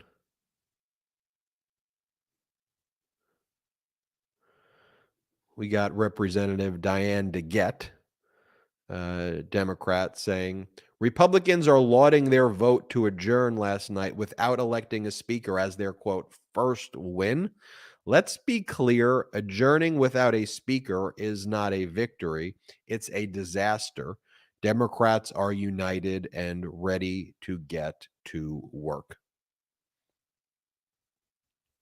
You're watching historic coverage here on the MeidasTouch network. Utter complete chaos and confusion within the Republican Party, which is now the MAGA Republican Party. This was the 7th roll call vote, Thursday at noon Eastern, 9 a.m. Pacific. The Republicans adjourned last night after adjourning to adjourn. And now we were at the 7th roll call vote where Kevin McCarthy lost by the same 21 defections. Nothing changed. I want to show you this clip of what is Fox saying about all of this. And Fox is saying how these 21 individuals are hijacking the Republican Party. They use that term, hijacking the party. And so if we've got that clip, I want to pull that one up and let's play it right now. All right, David Spunt, live from our D.C. bureau. Thank you very much. You know, Congressman Fitzpatrick is absolutely right. It's messy. But that was Gallagher. Gallagher. But I heard so many people say, you know, that's just how democracy works. This is not democracy. This is a televised hijacking. Keep in mind, as David said, there are 200 people who are in Kevin McCarthy's corner. There are 20 or 10% who want anybody else, but they don't have. Number one, they don't have a plan, really, because they make it up every day, but they don't have a viable candidate. They put, you know, first it was Andy Biggs, then it was Jim Jordan, now it's Byron Donalds, who's it going to be today. They are intent simply on blowing up the party, which they are doing, and this Congress. They do not care. You make a good point, though. If they don't like McCarthy, then shouldn't they have a solid candidate in the wings? Why don't they keep changing? Why don't they nominate Matt Gaetz? Matt Gaetz has been on the floor all the time. He's one of them. He's the original holdout. He should be, and he has made it very clear he will not in a million years vote for Kevin McCarthy. Put Matt Gaetz up today. Let's see what happens to him. How many votes is he going to get? There have been 20. That's how many.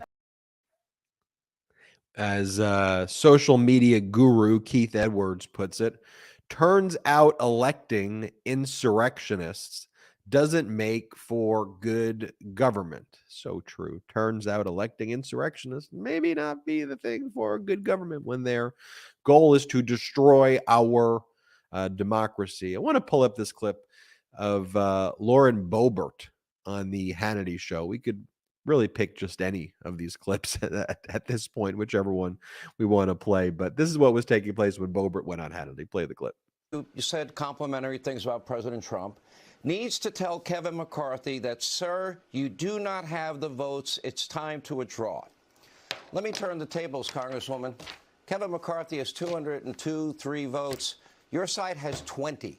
So if I'm going to use your words and your methodology and your math, isn't it time for you to pack it in and your side to pack it in, considering he has over 200 and you have 20? Sean, I understand the frustration. I promise you, but I'm not frustrated. He does You didn't not answer have the my votes, question. and we are hearing from many people who are still voting with Kevin McCarthy, who are very supportive of what we're doing, and they're cheering us on. So there are more for us than are against us, and they are waiting for Kevin to cave. Okay. You know, the American people are certainly frustrated by. I'm frustrated by you not answering a direct question. You said to President Trump, you said earlier today that President Trump needs to tell Kevin McCarthy, you don't have the votes. We need to come up with a consensus candidate to elect a Speaker of the House. You don't have the votes, and it's time to withdraw. He has 203. Your side has 20. Why is it time for him to withdraw and not you when he has so many more votes? Well, Sean, he needs 218, and he does not have 218. We've been trying to work this out in private, as you said, for months. But Kevin McCarthy didn't even want to listen to us until his disappointing midterms. We all want a... This is breaking from Julie Sirkin at NBC News. She writes, Steve Scalise predicts that there will be, and it's Congress member Steve Scalise who's supporting Kevin McCarthy. Scalise predicts one more speaker ballot before a motion to adjourn. So we'll see if that's true, if there's going to be the 8th speaker vote that will be expected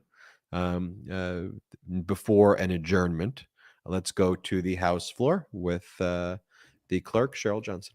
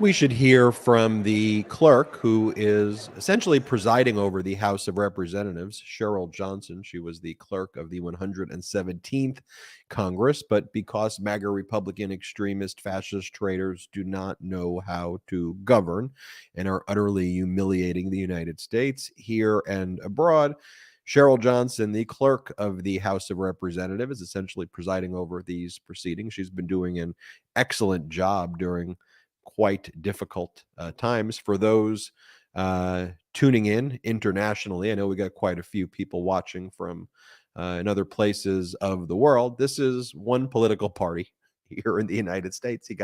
We got a very normal president and President Biden.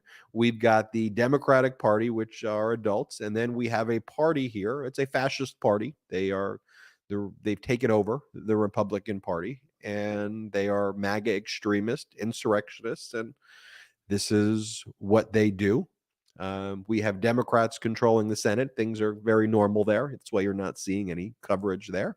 At the executive branch, things are moving the way they are supposed to be moving, with great support to our allies abroad and America being America there. But here in the House of Representatives, you have insurrectionists who take over a party, and you expect insurrectionists to govern. This is what you're going to see. I want to pull up this tweet by Scott Perry in a moment.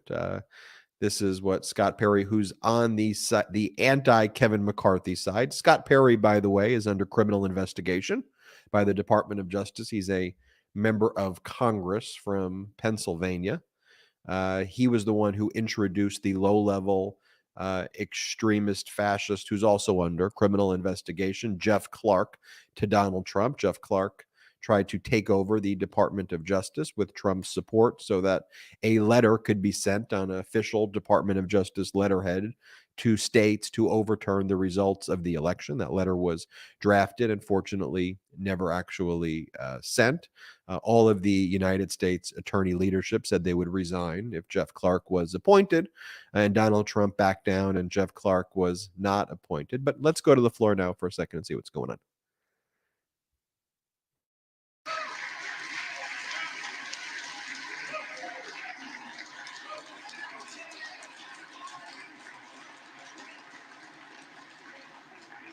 The Honorable Kevin McCarthy of the state of California has received 201.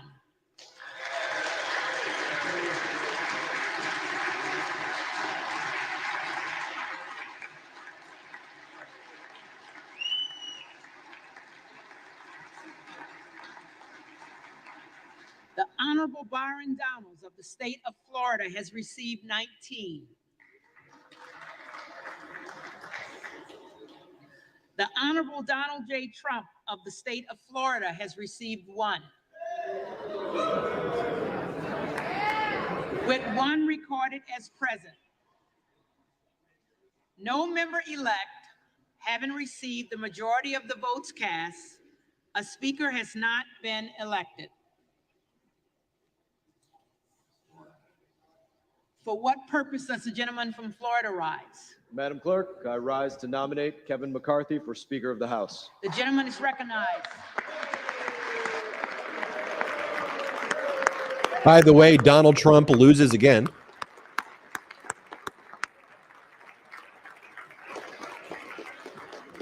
And here we promote clown emojis, so feel free to put the clown Kevin emojis. McCarthy in length. He is my friend, my colleague. I'm very proud to say that. I know our remarks are directed towards the clerk and the chair, but I don't mind saying I'm directing my marks to another part of our team. And make no mistake, we are a team. We are together.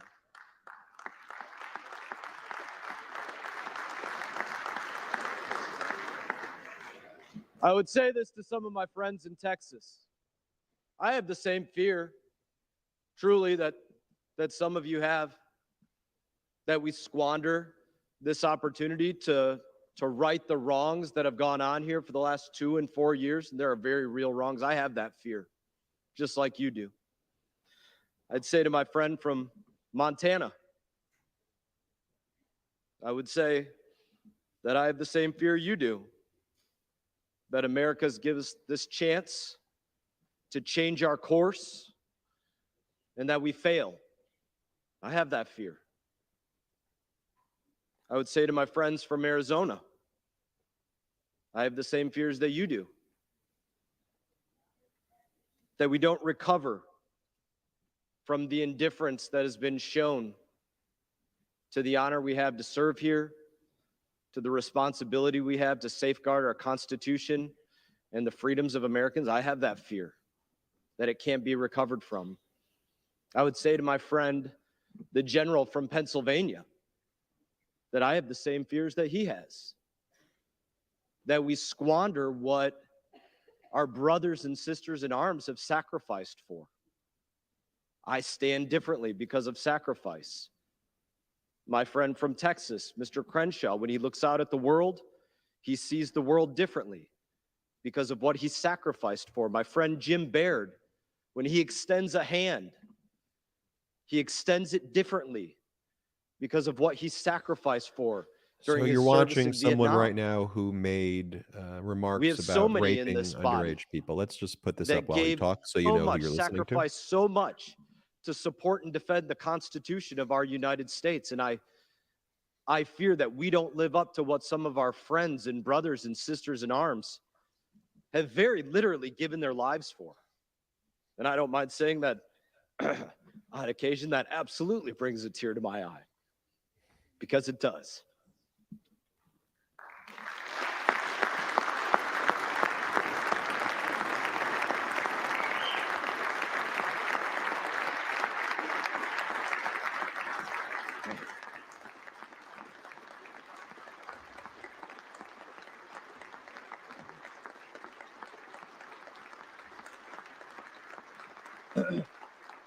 Put that back up when he It's not talks, for Selfie. that. My friend Let's let the world know who he is. from Texas, my colleague, Mr. Roy, he and I, we've stood on this floor together, arguing on the same team about life and death issues for the United States of America, with so few people in here that you could hear an echo. That's sad. That's not living up to our friends. I've sat in classified briefings with the general from Pennsylvania, minimally attended on both sides, with issues that absolutely matter to the safeguarding of every person within our borders and our service members abroad. We can do better than that, and we will. But I would say to my friends, those issues that we deal with like that that you've spoken passionately about. I've heard your speeches. I've sat and listened to them. They can't be fixed by our friend Andy. And they You can't see, be on the fixed by our MeidasTouch friend network, Kevin we don't or our allow friend people Jim like this or our to friend inject Byron. disinformation. That We're comes going from to show inside you each and every one of us. exactly who To this change what individual we is. prioritize. Someone who was To saying, I change hope how you we hook up with choose 15-year-olds to spend and our time. making comments about Given this raping opportunity, minors. this That honor is who's to speaking right serve now. in this And place. could try to go on the House My friend, floor and Mr. Rowland, spread has been very disinformation, proud but of the number of this is who the individuals that are MAGA in here Republican Party is, and we're going to saying put that it up this is there how the for process all should of play out. you And I to totally see agree with him the on character that. But of we these don't despicable control individuals. whether individuals in here are sitting on their cell phones, scrolling through whatever social media, or whether they're actually paying attention to the issues. The speaker can't change that. That's up to the individual. That's something that we have to look at each other and sharpen each other and make each other better.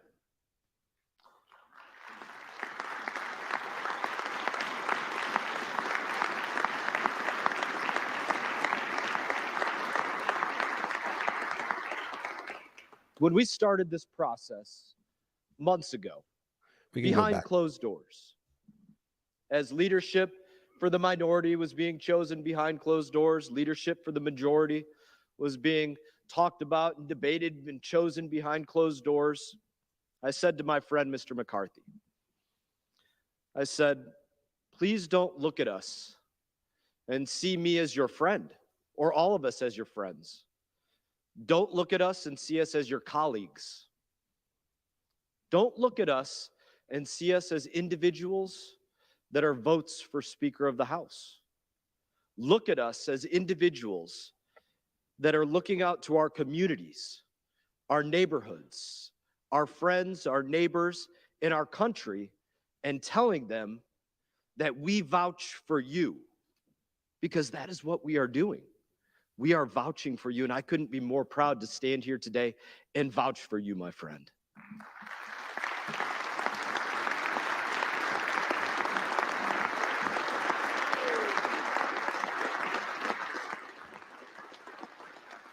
I vouch to my community that Kevin will do as he was promised.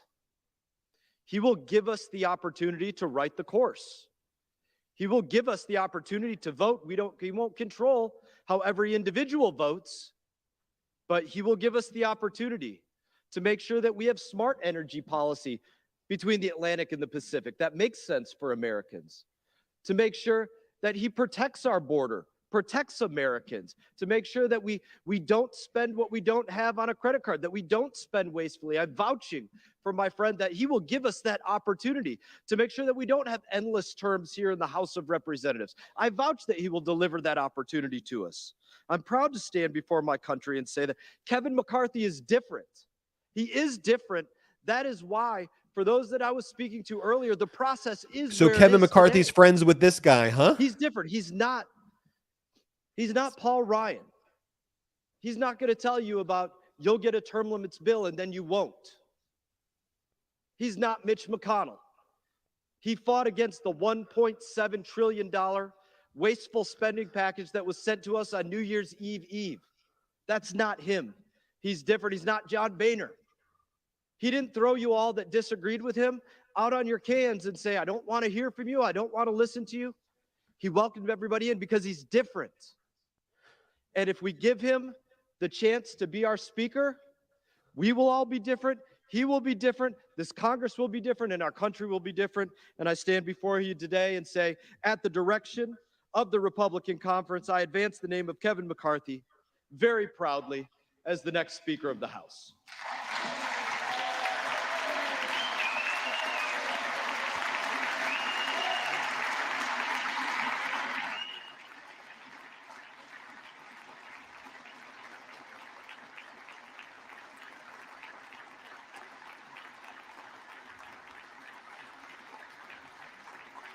Yeah, get those clown emojis. I want clown and puke For what emojis. purpose does the All in that gentlewoman chat. from Massachusetts rise? Quickly before we I get. rise to nominate Hakeem Jeffries as Okay, Speaker here we go. of the House. Democrat.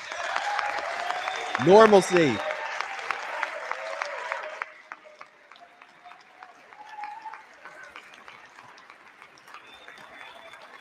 popcorn emojis.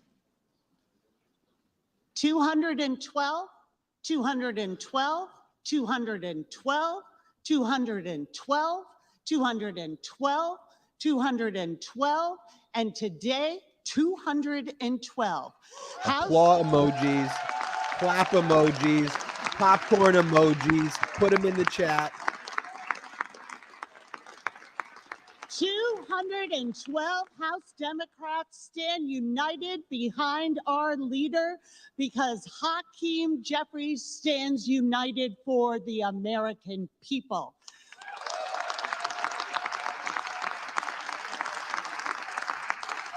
The historic dysfunction that we are seeing, this intra-party fight that the American people have been drawn into, is imperiling our national security. It will imperil the ability of this government to deliver basic services. It is imperiling our jobs and our responsibility to serve our constituents. But it is also entirely predictable. They're failing to convene Congress today, but for years they have failed to deliver the votes for the American people.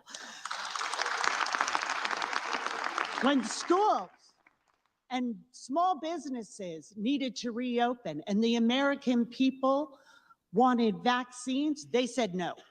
When we capped insulin costs for seniors at $35 a month, they said no. When we lowered healthcare costs and premiums for working families, they said no. When we defended the civil rights of LGBTQ plus Americans, they said no. When we protected lives from senseless gun violence, especially in the wake of the horrors of Buffalo and Uvalde, they said no.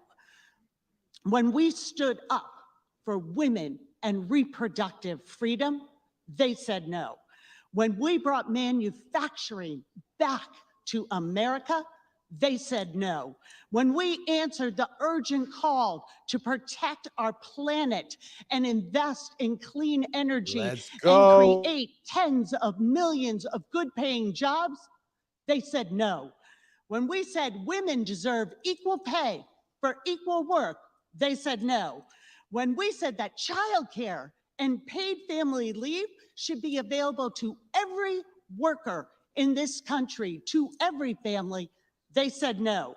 When we secured the fundamental right to vote for every single American, they said no. When we stood by our veterans and expanded their access to health care, they said no.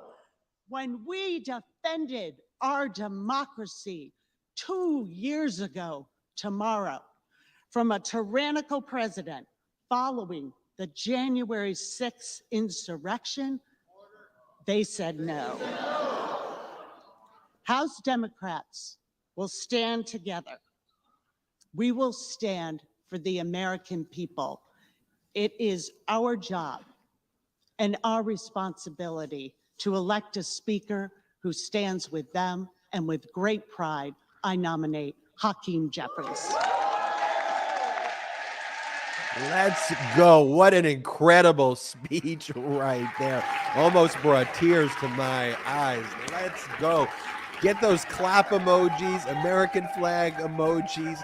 Let's get them up. Incredible, incredible speech you just watched right there. Now let's see what the MAGA Republicans do right now. Will they be For what nominating purpose someone? does the gentleman from Here it goes Arizona again. rise? I rise to place into nomination the name of my friend from Florida, Byron Donalds, for the Speaker of the House. The gentleman is recognized. I appreciate that. You know, we're coming off an election. Just 2 months ago, a little less than 2 months ago, actually. And what did that election tell us? Well, when there were 5 million more Republicans who cast their ballots, it told us that the American public wanted a change. They wanted a change from the policies of the left that has taken over the Democrat Party. It said they wanted a change from this administration that has inflicted so much pain economically. We've seen crime explode. We've got an administration that won't even acknowledge that there's a crisis on the border. Tell you to go on down to the border. I've invited this administration to come with me to the border. Let's see it firsthand. The American public said they want to change. They want something new. They want something different. And we are on a path that just continues. Where were we just 12 years ago? An $11 trillion national debt. You know where we are today? Almost 3 times that. Both parties share blame in that. We have to bring that under control. You bring that under control not just by changing the rules of an institution, but by changing the leadership. And I'm told this process is painful. It's embarrassing, I'm told. You know what it is? It's not dysfunction, and it's not imperiling.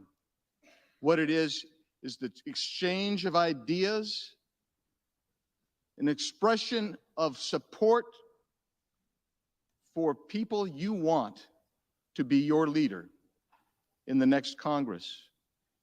I think it's incredibly healthy, actually, for the American people to see that we're on the floor, something that my colleagues across the aisle so rarely like to be. They enjoy the proxy voting, I guess. They've sat there, I'll give it to you. They've laughed and they've chuckled and they've pointed fingers at us and said, oh, see here. But you know what? As my friend from Florida just said, we're together. We're having an internal fight. It's being displayed. I wish it wasn't necessarily being displayed, but the American people could see it. But I could tell you this. When this is over and done with, I know which side of the aisle is going to be laughing. And it's going to be the side that is unified in taking on the issues that Americans care about. The issues that this side has not only ignored, but has put upon the American people. We used to be energy independent. Seems so long ago. It's 2 years ago, actually. We're going to restore America to energy independence.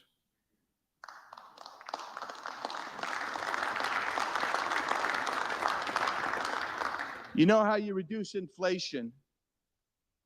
You stop devaluing your currency. You stop blowing out the waters by spending $1.7 trillion on an omnibus bill that has how many thousands of earmarks in it? You start taking on crime. You start fighting violence. You start fighting the overgrowth of our budget and restore our economy. You start incentivizing jobs. You recognize that the American middle class is being squeezed, and those who are with more difficult economic circumstances are being squeezed by an economy that has this inflation that attacks energy. You bring your border back under control, and this side is going to bring that border security under control. We recognize it's a crisis. It's a crisis when in 2020, the Yuma sector had 9,000 encounters, not for a 5-day period, but for an entire fiscal year.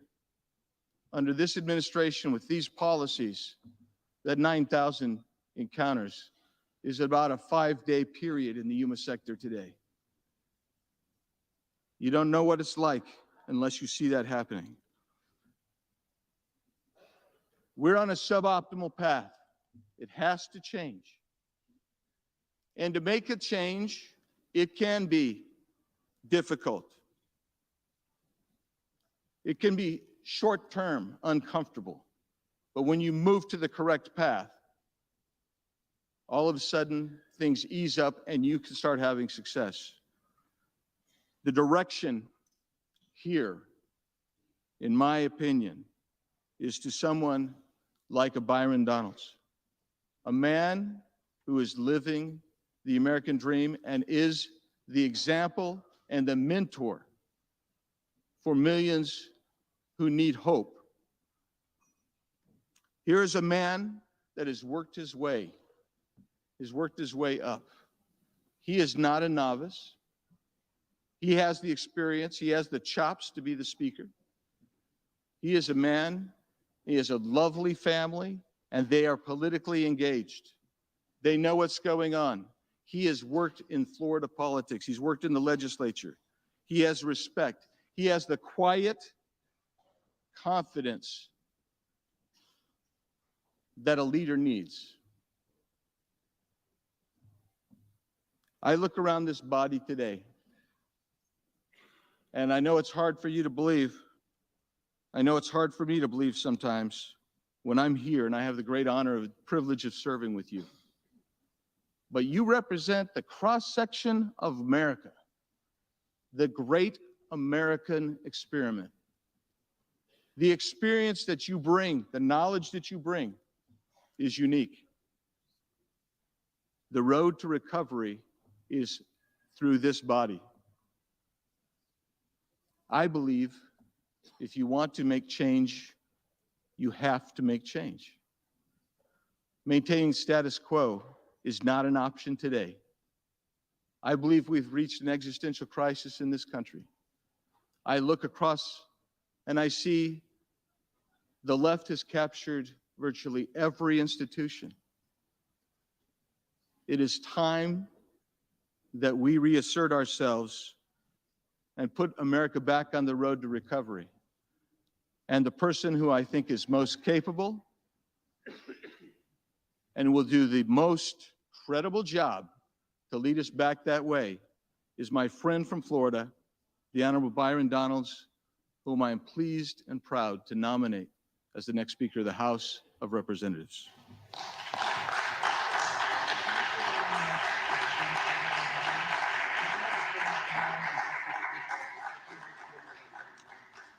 The reading clerk will call the roll.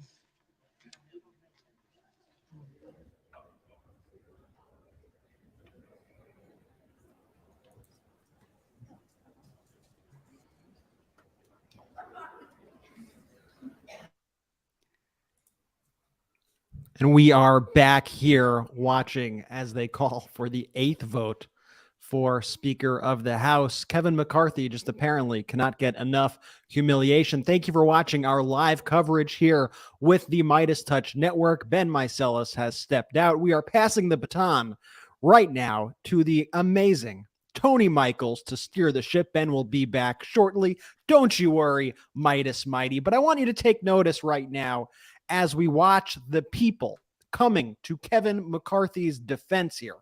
One by one, you see, and we are making an effort to show you exactly who these people are in the Republican Party.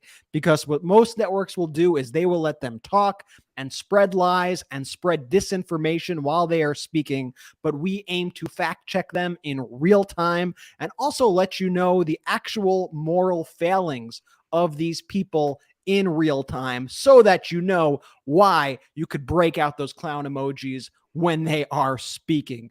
You just may have seen Andy Biggs there speaking. Andy Biggs, who played a sizable role in the January 6th insurrection, speaking out there. A lot of coup plotters out there in the Republican Party. And I find it interesting now that we actually have Fox News, of all people. I don't even like calling them Fox News. I like calling them the propaganda network known as Fox.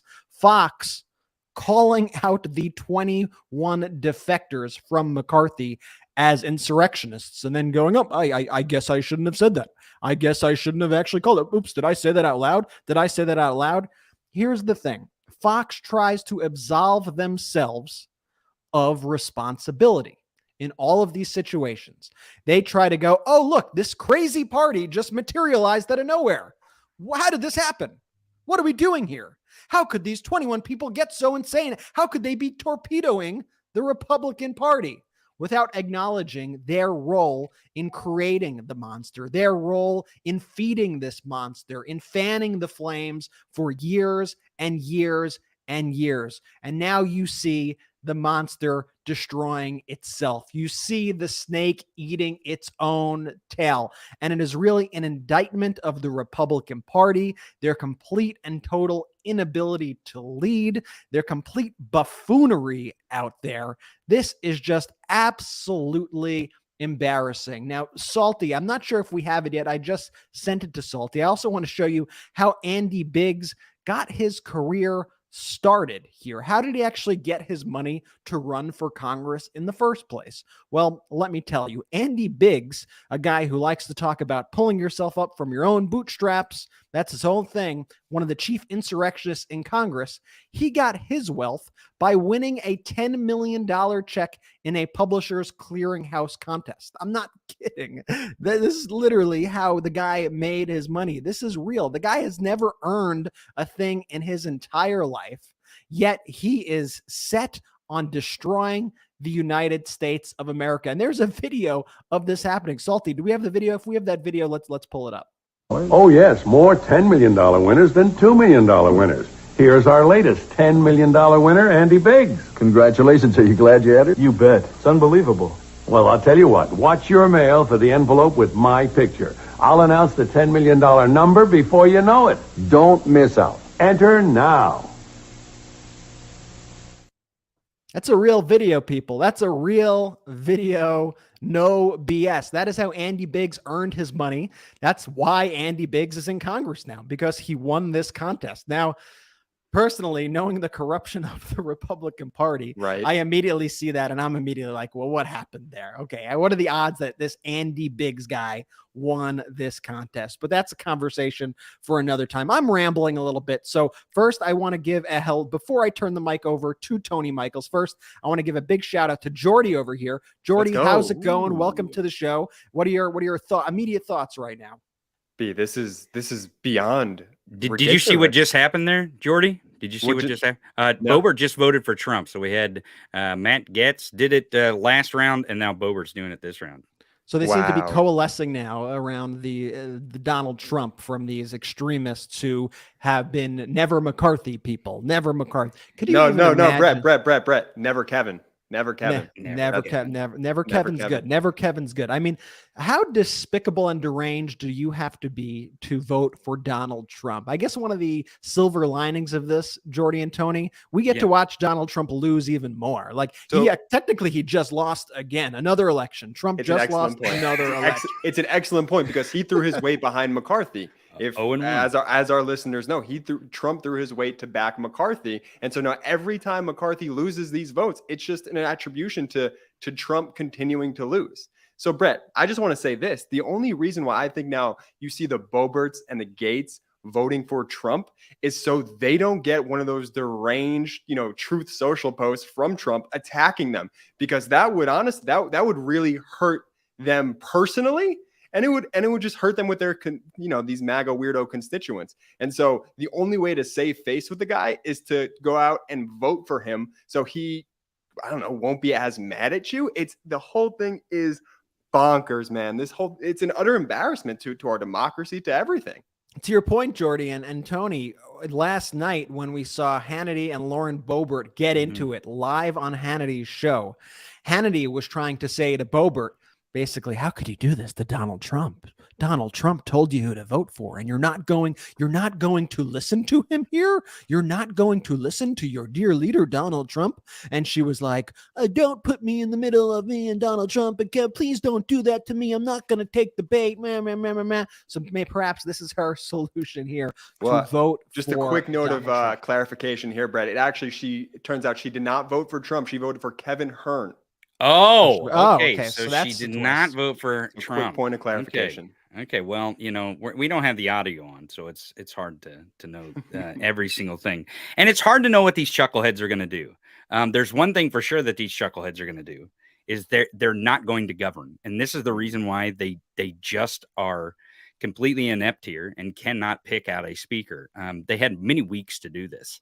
And we've been watching this for 3 days, but they've had weeks and weeks and weeks to find a consensus speaker. But the problem is they don't have a real party anymore. They just don't. They have no principles. They have no policies. Speaking of Lauren Boebert and Sean Hannity, Lauren Boebert didn't run as a member of Congress. She ran as a social media influencer who has a seat in Congress so she can collect fame and she can spread her propaganda and her lies and promote her authoritarian ways. I mean, this is why she wanted this seat in Congress. She barely won in the first place. Why in the world is anyone taking what Lauren Boebert says at all in this fight? And the reason why I ask that is because she only has 500 people in her district in Colorado that wanted her more than the other person. Only 500. She's barely, I mean, just barely a congressperson-elect. Just barely. So why would we take what she says about Trump or anything else? But I do think that the drama of Trump is very juicy, because I actually believe, if you've been watching the Tony Michaels podcast, I believe that Trump is behind all this chaos. This is Trump's world, right? He loves cable TV. He loves the drama, and he loves when it's him that created it all. When he creates the chaos, because that's what he truly is good at, is the chaos machine. And what better way than to create chaos in our house? This is the people's house. And they cannot form 118th Congress inside the people's house because of the chaos machine that is MAGA, that is Trump, that is Trumpism. So I find it very, very fitting that on the screen here we have Donalds, as in Byron Donalds, but maybe even plural, as in Byron Donalds and Donald Trump. And I already see some of the MAGA reaction to the Kevin Hearn vote. A lot of people saying, how dare Boebert vote for this rhino McCarthy supporter, Kevin Hearn. And that's what a lot of people are coming to realize, I think, as well. And it's the box that they are in right now, in that they have taken a hard line stance. These 20 plus Republicans, they've taken a hard line stance against Kevin McCarthy. To them and to the craziest people on the far right online, to them, that is the pure, that is the base. It's what Marjorie Taylor Greene, ironically, last week said, the base wants this, the base wants that, the base. We got 4 votes for Donalds right now, and that brings it to 6 votes. That means Kevin McCarthy, everybody, in case you didn't realize, Kevin McCarthy just lost the 8th vote for Speaker of the House. Everybody, the historic humiliation of Kevin McCarthy continues unless votes change by the end. But right now, we can pretty safely predict that Kevin McCarthy has lost the not first, not second, not third, fourth, fifth, sixth, or 7th, but the 8th vote for Speaker of the House. And what we're seeing here is a Republican Party without a plan, without a strategy, just winging it. As Bill O'Reilly said back in the day, they were just like, F it, we'll do it live. We'll do it live. And that is the Republican strategy right now. And that is what America is witnessing. Be sure to get out those clown emojis for Kevin McCarthy's 8th defeat. I want to see a lot of clown emojis in the comments for Kevin McCarthy's 8th defeat. What a clown. And the clown does not just represent Kevin McCarthy, he represents the entire Republican Party, a complete clown show, but more than that, an insurrectionist clown show. I mean, I think it is worth noting that we are on the eve today of the anniversary, the 2-year anniversary, or is the 3-year anniversary, 21st, 22nd, the 3rd-year anniversary of the January 6th attack, where the Republicans tried to overthrow democracy as we know it in the United States. And it is horrifying to see today, and over the past few days, the Republican Party really doing just that, but in Congress right now. We don't even have a House of Representatives right now due to the incompetence of the Republican Party. You saw former Speaker Pelosi earlier, it might have been from last night, speak about the disrespect of the institutions that the Republican Party has right now. And you think back to the Democratic Congress, you think back to how every single day we saw the Democratic Congress passing bills for the American people. Every single day, whether they passed the Senate or not, you saw them getting down to work, doing the hard work of actually governing, trying to raise the minimum wage, trying to get our veterans health care, trying to improve lives of Americans constantly, marriage equality, Inflation Reduction Act, you name it, CHIPS Act. Now we have a Republican Party that can't even get together enough votes to even have a House of Representatives in the first place. I mean, Tony, this is insanity what we are witnessing. Well, I want to give you something about Hakeem Jeffries. He's won every single one of these on a simple majority. Now, that's not how our House works. You can't just win the simple majority. That's not how it's framed. That's not the rules. It's just not how our constitutional democratic republic works. That's why it is our government. That's why we, the people, are the government, because we elect these members of Congress to go for us, to vote for a speaker for us, to represent us as a country. But Hakeem Jeffries, the reason why he's held together, the 212, throughout this process, is because Nancy Pelosi, not only is she one of the, if not the most effective Speaker of the House in history. I talked to David Bender the other day, and he claims she is the most effective in history. I believe she's definitely the most effective in our modern history. But the reason why Jeffries has been able to hold 212 is because Nancy Pelosi understands leadership. She is a leader. Lover, hater, whatever. She is a leader. And she effectively passed the baton to Hakeem Jeffries weeks ago in the proper style that a leader would pass the baton to another leader. Now, in the Republican Party, if Kevin McCarthy, which he doesn't appear he will, if he ascends to the speakership, but whoever becomes speaker will be the highest office that Republicans hold in our federal government. They will essentially be the office holder of the party, the leader of the party. You would think that their last party leader, the Cheeto Dust QAnoner down at Mar-a-Lago, I like to refer to him as Grandpa Poopy Pants as well, would have done a decent, effective job of passing the baton to Kevin McCarthy. He did not. He would not. Why? I mean, he can't even decide if he wants ketchup on his burger or on the wall. Why would he be able to decide who he wants the leader to be? And that is why we have this situation. But Hakeem Jeffries, because the Democrats are effective, because Nancy Pelosi was an effective leader, and she effectively passed the baton to the new effective leader of the Democratic caucus, they are staying fast. They are getting the 212. They are not walking away. We've seen the funny bad lip reading of AOC with Matt Gaetz and so also with Paul Gosar. But I believe, and she let the cat out of the bag, I guess, with the conversation, that the conversation was that Matt Gaetz is like, yes, aren't you guys going to come vote? And Kevin McCarthy says this is going to happen and there's going to be a consensus. And AOC essentially told him, no, absolutely fucking not. It is going to be 212 for Hakeem Jeffries every single time because we have effective leadership and you do not. It is your responsibility to America, to your constituents, to get your act together and to pick a Speaker of the House. You're the majority. It is your responsibility to govern, but they can't.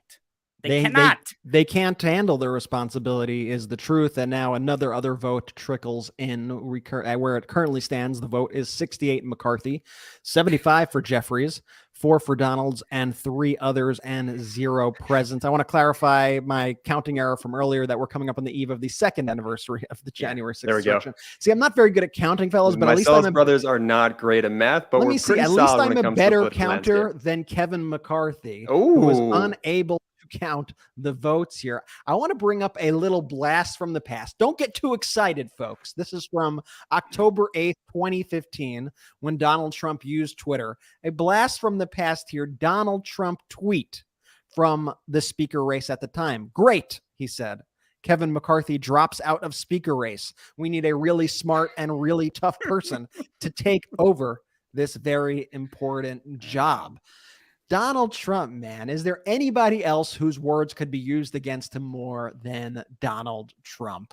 The guy just does, he just kind of is off the cuff too. You talk about him, Tony, as somebody who is thriving in this chaos. And I bet to some extent he does like it, because Donald Trump is a human bulldozer. Everything he touches, as Rick Wilson has said, everything Trump touches dies. Everything Trump touches, he destroys. I have a different phrase. I say everything Trump touches turns to liquid shit, because truly he is at the heart of this chaos. I mean, Lauren Boebert would not have come to the floor yesterday and said what she said if he wasn't. She would not be able to be invited on Sean Hannity's show and to be questioned about it. If Donald Trump, do you believe for a moment that Donald Trump does not have Sean Hannity's personal cell phone? Do you believe for a moment that Donald Trump does not have Lauren Boebert's ear as with a single ring of his telephone? Do you believe that Kevin McCarthy, if Donald Trump called Kevin McCarthy right now on the House floor as they were voting, he would scurry out to take the phone call? Oh, he is absolutely at the heart of all this chaos. All of it. 100%. And he loves it. He thrives in it. I mean, what we're just seeing is really, it's just a mockery of our entire system of government. I think it also exposes, yet another flaw of one of our institutions, which, if I could say one positive thing about Republicans over these last few years, is they have really shown us the problems with the loopholes in our system that allow this sort of chaos to go on. Perhaps we need to find a better way after a few votes. Maybe the rules have to change. Maybe it has to become a plurality, as I pitched yesterday. Maybe it's like World Cup rules where it becomes a penalty kick. I don't know maybe it's Hakeem versus McCarthy for penalty kick for speaker. I don't know who's the goalie. Maybe we bring in the Senate parliamentarian or something, or the House clerk could do it. I don't know how you do the rules there, but there's got to be something. You could set up cornhole boards right there on the House floor and play a game of cornhole and see who can win.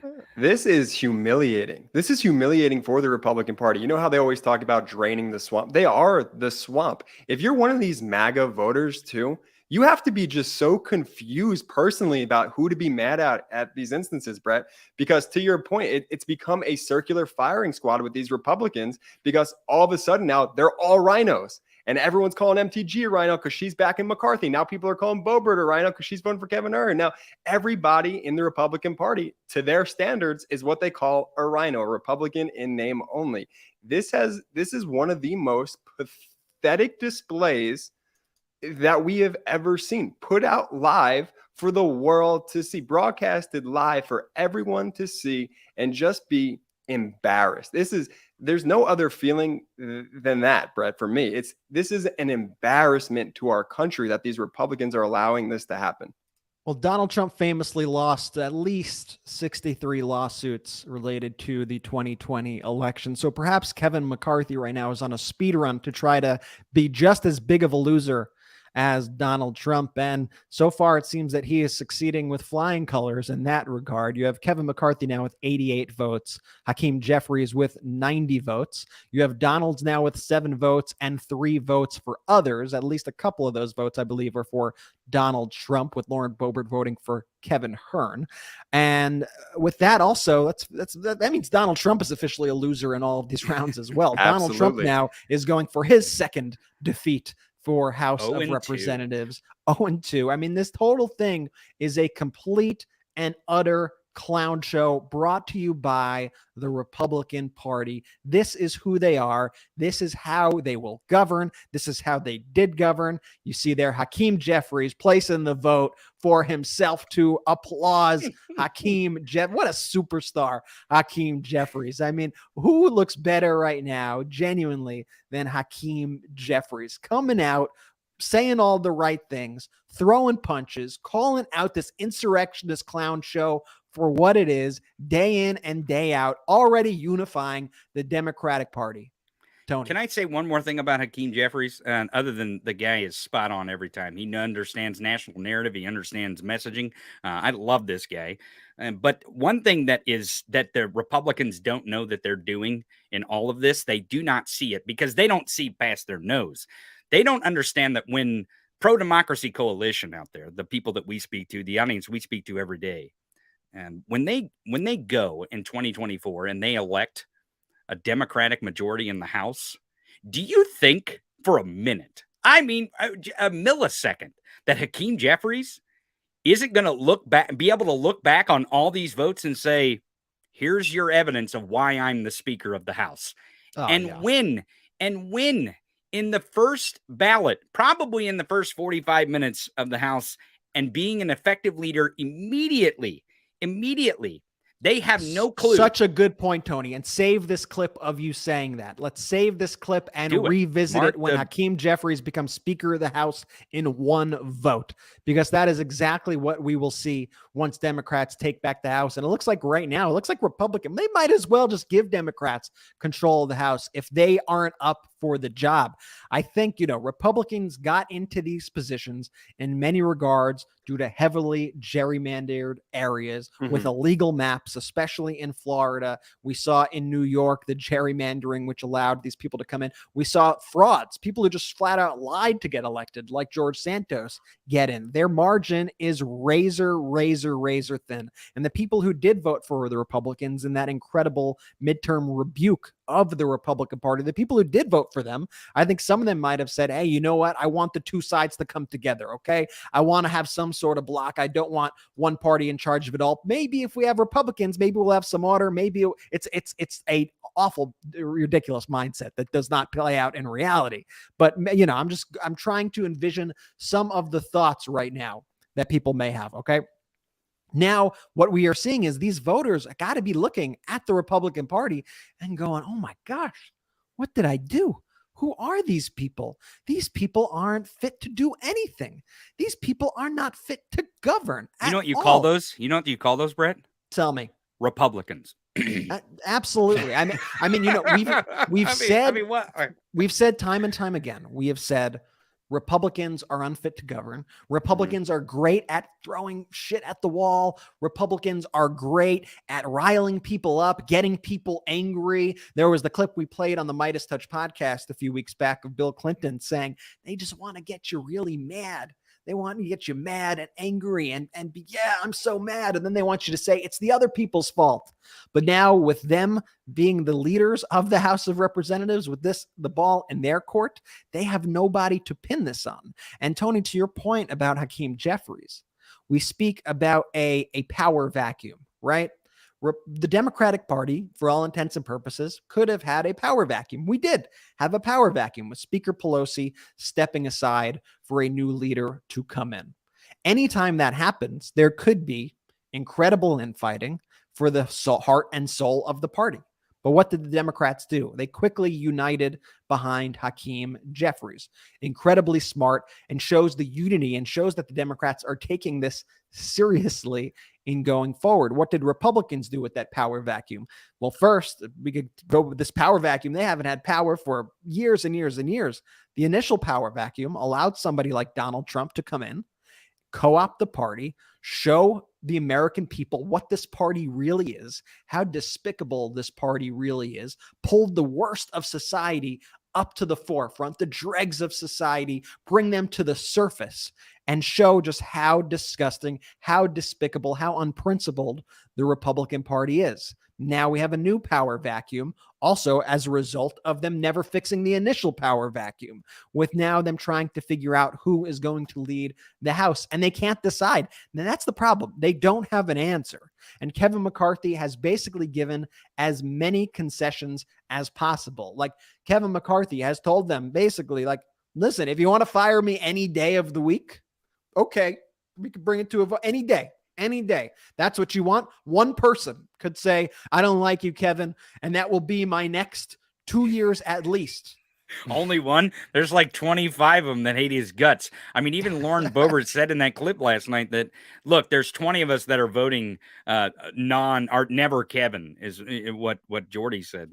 But yeah, but there's more of us that feel that way, just aren't voting that way.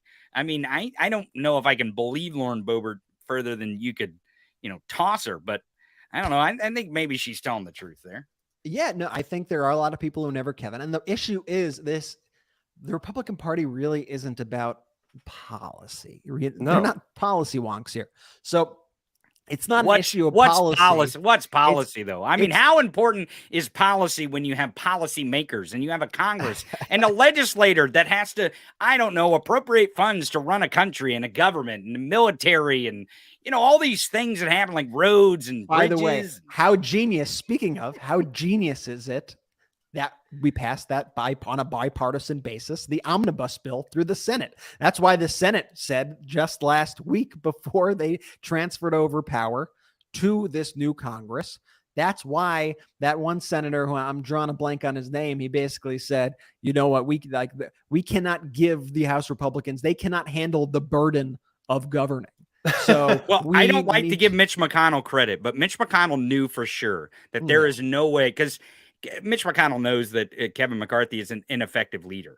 He's watched him as his mirror image in the House for the last 2 years, and Kevin has had his ass kicked by Nancy Pelosi and the Democrats at every move and every turn. And the one reason why is, there's two, but Nancy Pelosi is the most effective. And Joe Biden also knows how to count votes, because that's the thing. Like, literally at the bare bones of the speakership, you have the Rules Committee that establishes the rules for the House floor, that gets business done, and you know how to count. Like, those are the two prerequisites of a fucking speaker, is Rules Committee counting. And he can't do either. He can't get the rules right to get his caucus together, and he can't count the numbers that he has to get the vote. So it's not surprising that Kevin McCarthy is a typical Republican like George Santos. I just want to go back here. I just want to say before Jordy, there's another vote for Donald's out there, which brings Donald's tally to 9. Jordy.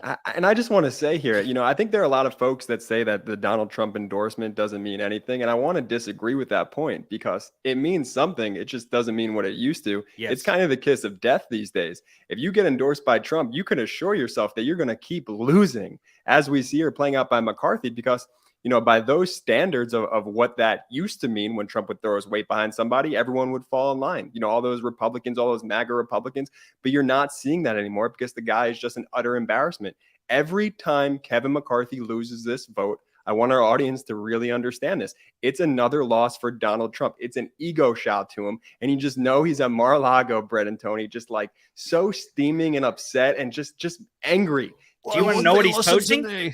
Do you want to know what he's posting? I have Truth Social up here, right here. Has he posted recently? Has he so posted 28 minutes ago, he posted a link of a Fox News article. Well, this should be riveting.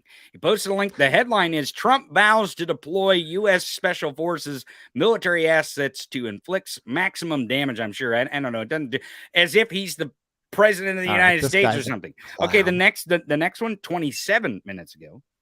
Breaking, it's from the Post Millennial, which is even more garbage. He posts a link. Trump announces plan to destroy drug cartels. So he's posting articles about him being the president that he's not. I can't figure this out. And Trump's plan to get rid of the drug cartels. I'm sure I can click that article because I've heard him say I'm not clicking anything. Recently. Nope, I'm not clicking. It's to bomb Mexico. It's to literally bomb Mexico. That's his grand plan. What we're witnessing right now is one of the biggest humiliations of the Republican Party. I mean, those signs that they have at some businesses that's like, 376 days since our last accident, or 370 since we last lost a case. You could set that sign, like amount of days since last humiliation of the Republican Party, and every single day you're like, I'm just gonna have to pull that one down. Here's the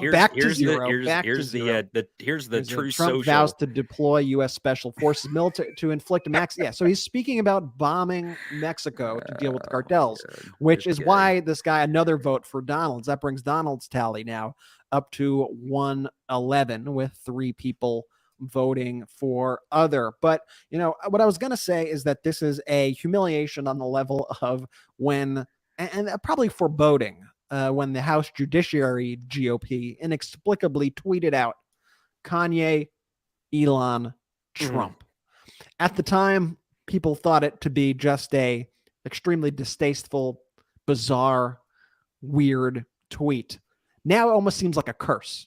They put a hex Hilarious. on anybody who did these things. And Salty, if you could get the Elon Musk tweet up today, we speak about Donald Trump as the kiss of death. But it seems like there's one man out there who's trying to compete with Donald Trump's kiss of death, and that's Elon Musk, who this morning at 2:23 in the morning decided to post Kevin McCarthy should be speaker. And as we keep seeing day in and day out, anybody who posits that scenario, no matter how beloved they may be by the far right, by the deranged insurrectionists out there on Twitter or elsewhere, no matter how many times they post that, they get absolutely destroyed. And so we then had to post a follow-up tweet basically saying, oh, I didn't, seems like I touched a nerve there. Well, who do you guys want? Oh, my bad. And you even see this, though, with the Marjorie Taylor Greenes of the world. You see people calling Marjorie Taylor Greene a sellout for her backing of Kevin McCarthy. And one of the things that I'm taking extreme pleasure in right now, Jordy, is Marjorie Taylor Greene backing the wrong horse and being called a sellout by all of her followers and getting ratioed on every single tweet. When people were voting for Donald's earlier, Marjorie Taylor, in one of the previous votes, one of the number of votes that are out there, Marjorie Taylor Greene wrote, playing identity politics is not the Republican way. It's not the American way. We should not make decisions based on the color of people's skin, but on the content of their character. How disgusting for her to invoke the words of Martin Luther King Jr. Speaker nomination speeches should focus on character and ability to win and to be speaker. And here's just one of her supporters here in the comments saying, I've been a vocal supporter of yours and donated to your campaign. Oh, you bless your heart. Listen to your base, MAGA, and drop McCarthy before we drop you. And I've been watching the response online to Marjorie Taylor Greene. And for those who don't know, when I refer to somebody getting ratioed, what it means is they get a larger number of comments to their post.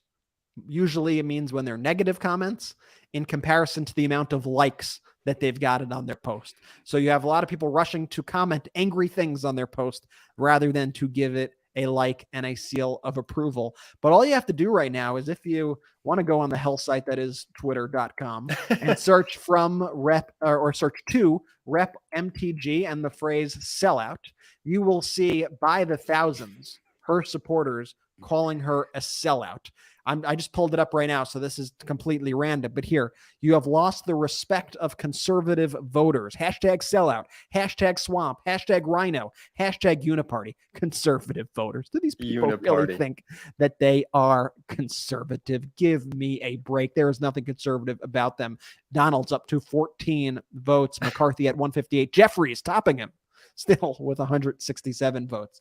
Here is another post. You are a sellout. Another post. So why do you support a man proved to be a rhino sellout? Did he promise not to do? I don't know. Sometimes these, I'm doubtful these are even from the United States of America, if I'm being honest.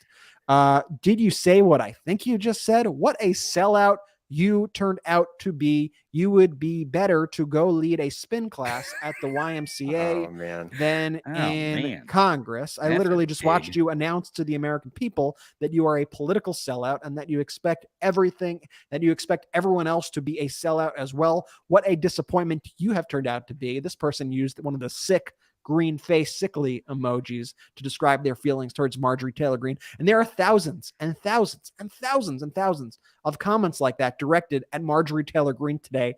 And oh, do I love to see that. And Brett and Tony, she became overnight the establishment. Now, all of a sudden, you know, she's used to calling people rhinos or whatever. Now, all of a sudden, she's on the outs. And the one thing that's pretty certain about these folks is once you cross them, it's hard to not be viewed in their eyes as not the establishment, as one of their own again. So regardless of how ultimately all of this shakes up, this civil war, this tension within the Republican Party is going to remain a constant in all of this. What do you think, Tony? Well, I mean, Marjorie Taylor Greene is a special case here because she is a Trump Republican. She is MAGA. I mean, she's part of what I call the America First Nazi Party. I mean, she is part of that. And that is why I believe wholeheartedly that Trump is playing both sides of Kevin McCarthy here. Because let me give an example. During 2020, we all know that there was a pandemic. I'm sure everyone knows that.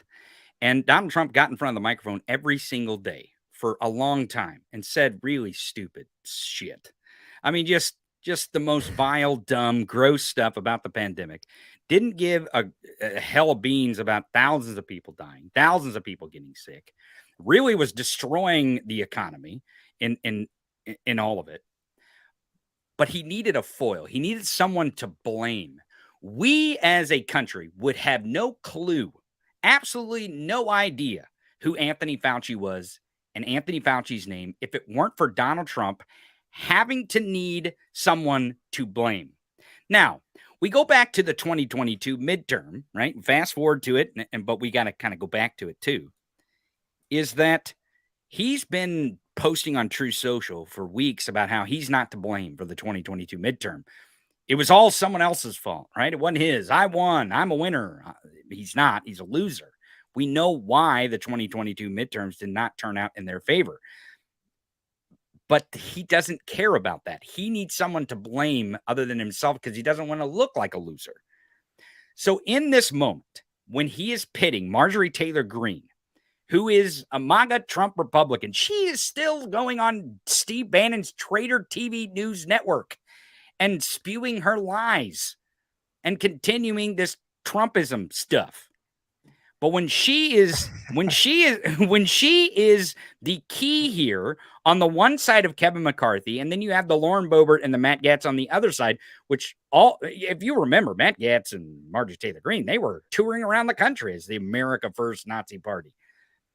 Tony, did you see Marjorie? Sorry, continue on. No. But I wanted to know if you saw the Marjorie Taylor Greene on Bannon show freaking out about the I've vote. watched it. Yes. We've got the clip. Let's bring it up. You're gonna bring that clip. Yeah, go ahead, and then I'll finish. What I think about Marjorie Taylor Greene. Yeah.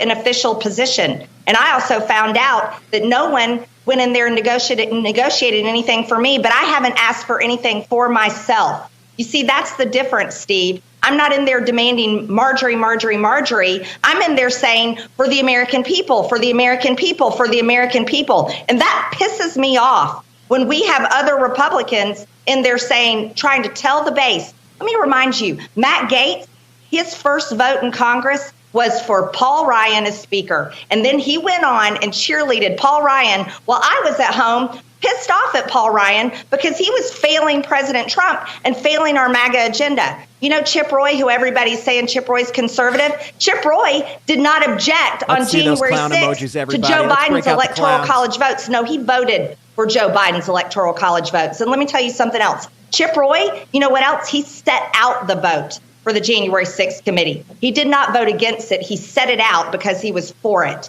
You want to know something else? There's plenty of people with voting records. Scott Perry, the chairman of our Freedom Caucus, before his general election, he would not vote against the gay marriage bill because he was scared how it was going to affect him in his general election. I'm sorry, that is not courage. That is fear. And he was scared of election results, and he didn't do the right thing. But when the bill came back around that he did not know it was going to do, none of us knew it was coming back after his election. He voted against it. General Perry, hang on. We have a plan. I'm sorry. You can't trust everyone. Oh, son of a bitch. Let me give you one word to describe this. That clip. Juicy. I mean, just juicy. Listen, if you don't understand American politics and where these people are coming from, because it's exactly what I'm trying to describe here. Marjorie Taylor Greene is getting phone calls from Trump saying, back Kevin. Matt Gaetz and Boebert are getting phone calls from Trump saying, go against Kevin, go against him. And the reason why is because they always have to have an enemy because they are inept. They suck, and it sucks to suck, okay? I mean, look at the vote. We were talking about math earlier.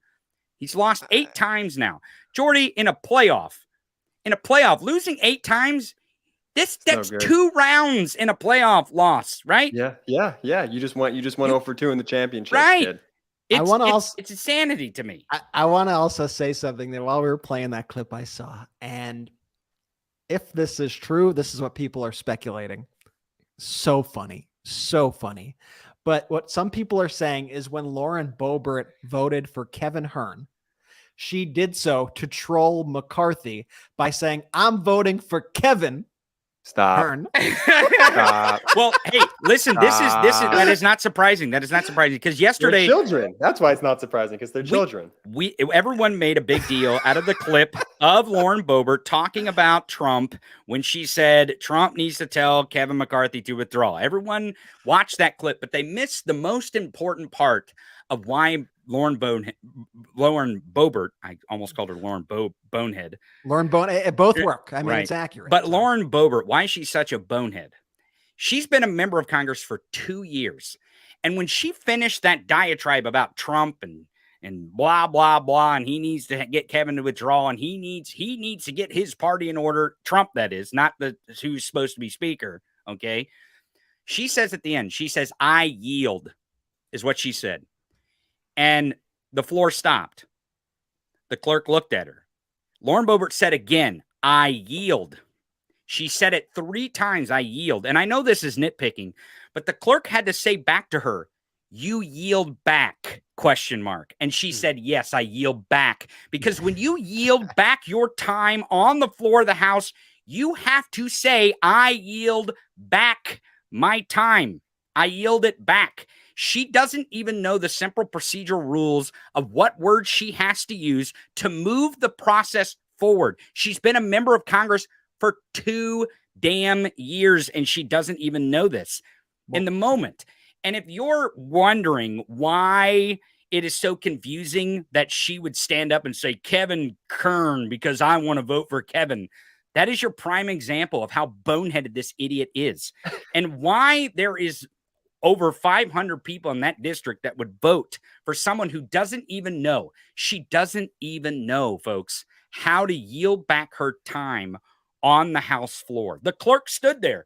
Now, normally what would happen is there would be another person presiding over the House, and the member would know if they said yield, they meant yield back, but it's a clerk. They have to follow the exact rules. They have someone in the wing. They have the parliamentary person in the wing telling them what to say and what to do in every moment so that it's absolutely correct to the rules. Like you said earlier, Tony, they're not there to govern, and a lot of these people, like Lauren Boebert, are simply there for fame. Mm-hmm. They're not serious. They're not serious. I think now let's cut just briefly now and let's see what's going on the floor. It looks like Jeffries is soon going to get his 212th Democratic vote for the 8th time in a row. So his simple majority. Let's tune in now to the feed. Let's bring up the volume there. Sparks, present.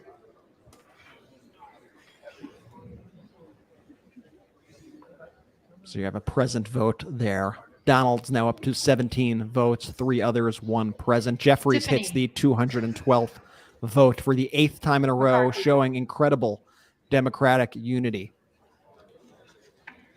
And here's the thing. You have a lot of people, a lot of pundits saying, oh, Democrats should what they should do is they should nominate Liz Cheney. That's what they should do. They should, why can't the Republicans find a consensus candidate? Well, guess what, everybody? There is a competent consensus candidate out there right now. It's not on the Republican side. It's Hakeem Jeffries. He's somebody who could actually lead. He is somebody who could actually do the job as Speaker of the House. So perhaps, once again, let's stop calling on the Democrats to solve the Republicans' problem, and let's ask the Republicans, 6 of them, to find it in their love for this country, if that so exists, to find it in their hearts, in their brains, to just come over and vote for Hakeem Jeffries because they have proven that they are incapable of doing the jobs itself. And I think when we look at that, look at Santos. I mean, clown emojis, everybody, clown emojis. Santos is on the cam. He's asking what hallway doesn't have a dead end here is what he's trying to figure out. He's trying to get the map of the. When we look at that Steve Bannon, Marjorie Taylor Greene clip, it kind of goes back to what we were talking about before. She goes after Gaetz in that clip pretty hard, right? So if you're Matt Gaetz, if you're Lauren Boebert, who then appeared on Steve Bannon's show to rebuke Marjorie Taylor Greene's comments that she made on that show, it's a circular firing squad, like we said earlier in this pod. What we're seeing here is just the total disarray that these Republicans are in. And I'm telling you guys, I'm telling everyone, when we look back at why there's going to be so much chaos and turmoil and hate and division within the Republican Party, one, they're all lunatics, like we all know, but two, we could always pinpoint back to this moment here when they did the vote for Speaker, and they have all of these people in the Freedom Caucus, all of these crazy lunatic MAGA Republicans just taking shots at each other. It is wild. And then that goes back to the other theme that we had talked about, is that they don't want to govern. They want to be WWE characters. They all want that soundbite that's going to get them clicks, that's going to help with their donations, that's just going to help feed just nonsense and division in this country. Because ultimately, what we've said here is that they don't care about this country. They would rather nothing get passed. They would rather nothing get passed to help the American people than allow President Biden to just get his agenda across the board, because they don't care about this country. They love this. They live for this stuff. Here appears to be the final tally of the 8th round. Yep. No, this is not the movie Groundhog's Day. This is actually happening. It's a good movie, by the way. It's a good movie. Good movie. This is a horrible movie, but is a good movie. Yeah. I mean, this sure has like a lot of comedy to it as well. Also packed with some drama, and just makes it, this one's a head scratch. This is more of a head scratcher than the movie Groundhog's Day. I'll say that. But here are the results of the 8th round, and let's make sure that we put Hakeem Jeffries in the lead here. Hakeem Jeffries, once again, a united Democratic Party taking 212 votes. You know, I have to say, fellas, that it is very impressive. It is very impressive that Kevin McCarthy can still go on the House floor and somehow conjure up a smile on his face. Right? He is absolutely destroying not just his chance at Speaker, because I get the sense. I get the sense that he's never going to be Speaker. I don't know what you think. But I actually believe that this is going to ruin his seat in Congress. I don't know how you recover as a congressperson at all. Absolutely. I would bet. You might want to, Salty, put some timestamps on this. Here's another Tony Michaels prediction. I would bet that Kevin McCarthy resigns his seat in Congress in disgrace before George Santos. That is my bet. That would be so That wild. is my bet. I will say this, Tony. Mm-hmm. It's pretty incredible when you are in the same room as fraudster George Santos, and somehow you, Kevin McCarthy, are the biggest fraud loser in the entire room. I mean, how does that not say everything about the Republican Party? We talk about George Santos's lies about who he is, about being a landlord, about running this dog charity, about his mom dying on 9/11, all the lies. But wait a second. Have Kevin McCarthy squatting in the Speaker's office, pretending to be Speaker of the House. But wait, you didn't win the votes, man. But wait, what lie has George Santos told that isn't a typical everyday Republican lie? He just adopted all of them all at once. I mean, that really was George Santos. That was his mistake, is he was like, hey, I like that Republican lie. I love that Republican. You know what? That Republican lie is one of the best Republican lies I've ever told. I'm going to tell it.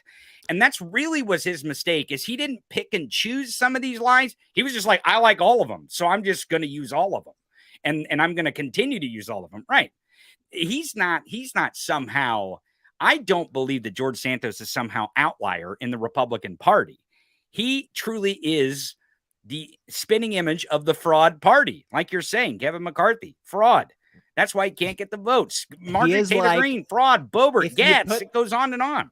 If you were making like if we were talking about the Republican Party in terms of like pies and ingredients for the pies, and you were trying to craft your best Republican pie for a candidate. Oh, George shit. Santos has all the fraudulent ingredients, all those artificial ingredients that they use. I agree 100%. But perhaps they added too much to this pie. You know what? It You know what exploded pie? in the oven. You know what kind of pie we call that where I come from? Tell me about it. A cow pie. A cow pie. You know what a cow pie is? I am aware it's of the the term. big pile of steamy shit that you find in a cow pasture. It is a cow pie, and that is what we're seeing here. I don't know. Do we have the clown emojis? Is there a shit show emoji at this point? There is a poop emoji, which also sums up, but to do that as you please. Oh, Jeffries, to reiterate, Jeffries 212, McCarthy at 201 votes, Donalds 17, 3 voting other, 1 present. That makes 21 defections for Kevin McCarthy. One thing is for sure, Kevin McCarthy is not gaining any friends as this goes on. He is not. Do we have any news? Do we have any news of are they planning? I mean, that's really what I want to know about tomorrow, because we're going to go through this process either tonight or tomorrow. They're going to adjourn at some point. Democrats are going to let them adjourn at some point and come back, because that's the only 2 things they can do at this point. They can vote to adjourn and they can vote for speaker. I mean, like, that's their 2 pieces of business that they can do. They can't do anything else. So we actually do not have a 118th Congress. You do not have a representation in the House of Representatives as we sit right here. If you are a voting member in the United States and you live in a district in the United States, you do not have representation in the United States House of Representatives at this point, because they can't do anything. But I guess my question is, do we know, are they planning, is there any word, are they planning to do the same thing they did yesterday, or are Democrats just going to let Kevin McCarthy just make a fool of himself up to like 20 votes or some shit today? Is there, do we see any of that where someone's reporting? I know yesterday there were several people reporting about the adjournment and then whether they would vote or not last night. But because this is going to be the same thing. We're not going to break. We're going to have the same thing over and over. I think as of now, it appears they're going to a 9th vote. As ridiculous as that sounds, that would be the first time that this has happened since 1923, 100 years ago. That was the vote that ended with the speaker at the time in 1923, Frederick Gillett, winning on the 9th ballot. I'm not so sure there that Kevin McCarthy will have the same fate there. You have Representative Scott Perry saying now, we're not even really talking about a deal, he said while heading back to the floor. So no deal in sight for Kevin McCarthy, no deal in sight for the Republican Party. Well, but Scott Perry's the guy who helped lead the insurrectionists to the Capitol to chant "Hang Mike Pence" when they were trying to get a certification of our certified vote, our vote. And they were trying to overturn that. So it's not surprising that Scott Perry is going to look for a deal. Anyway, you see Jim Jordan over there with Matt Gaetz. What a crew! I have a lot to it say. up, aren't just they? giggling to themselves. Oh, man. Here's the thing. I'll leave the commentary on them to the comment section here. I can't wait for the lip read on this one. I actually think it's genuinely in the Democrats' best interest not to vote for adjournment, just to let this continue to play out. Let the Republicans continue to bash their heads against the proverbial wall. These folks, these Republicans, they're pretenders. They're not contenders. As we mentioned, they don't want to lead. You look at Kevin McCarthy. When he moved into the office, he's pretending to be speaker. You look at Donald Trump from Mar-a-Lago. He's pretending to be president. These folks don't care. They're fraudsters. They're shucksters. You look at a George Santos who's just lied about everything. Another pretender. But that is the modern day Republican Party, just a bunch of pretenders.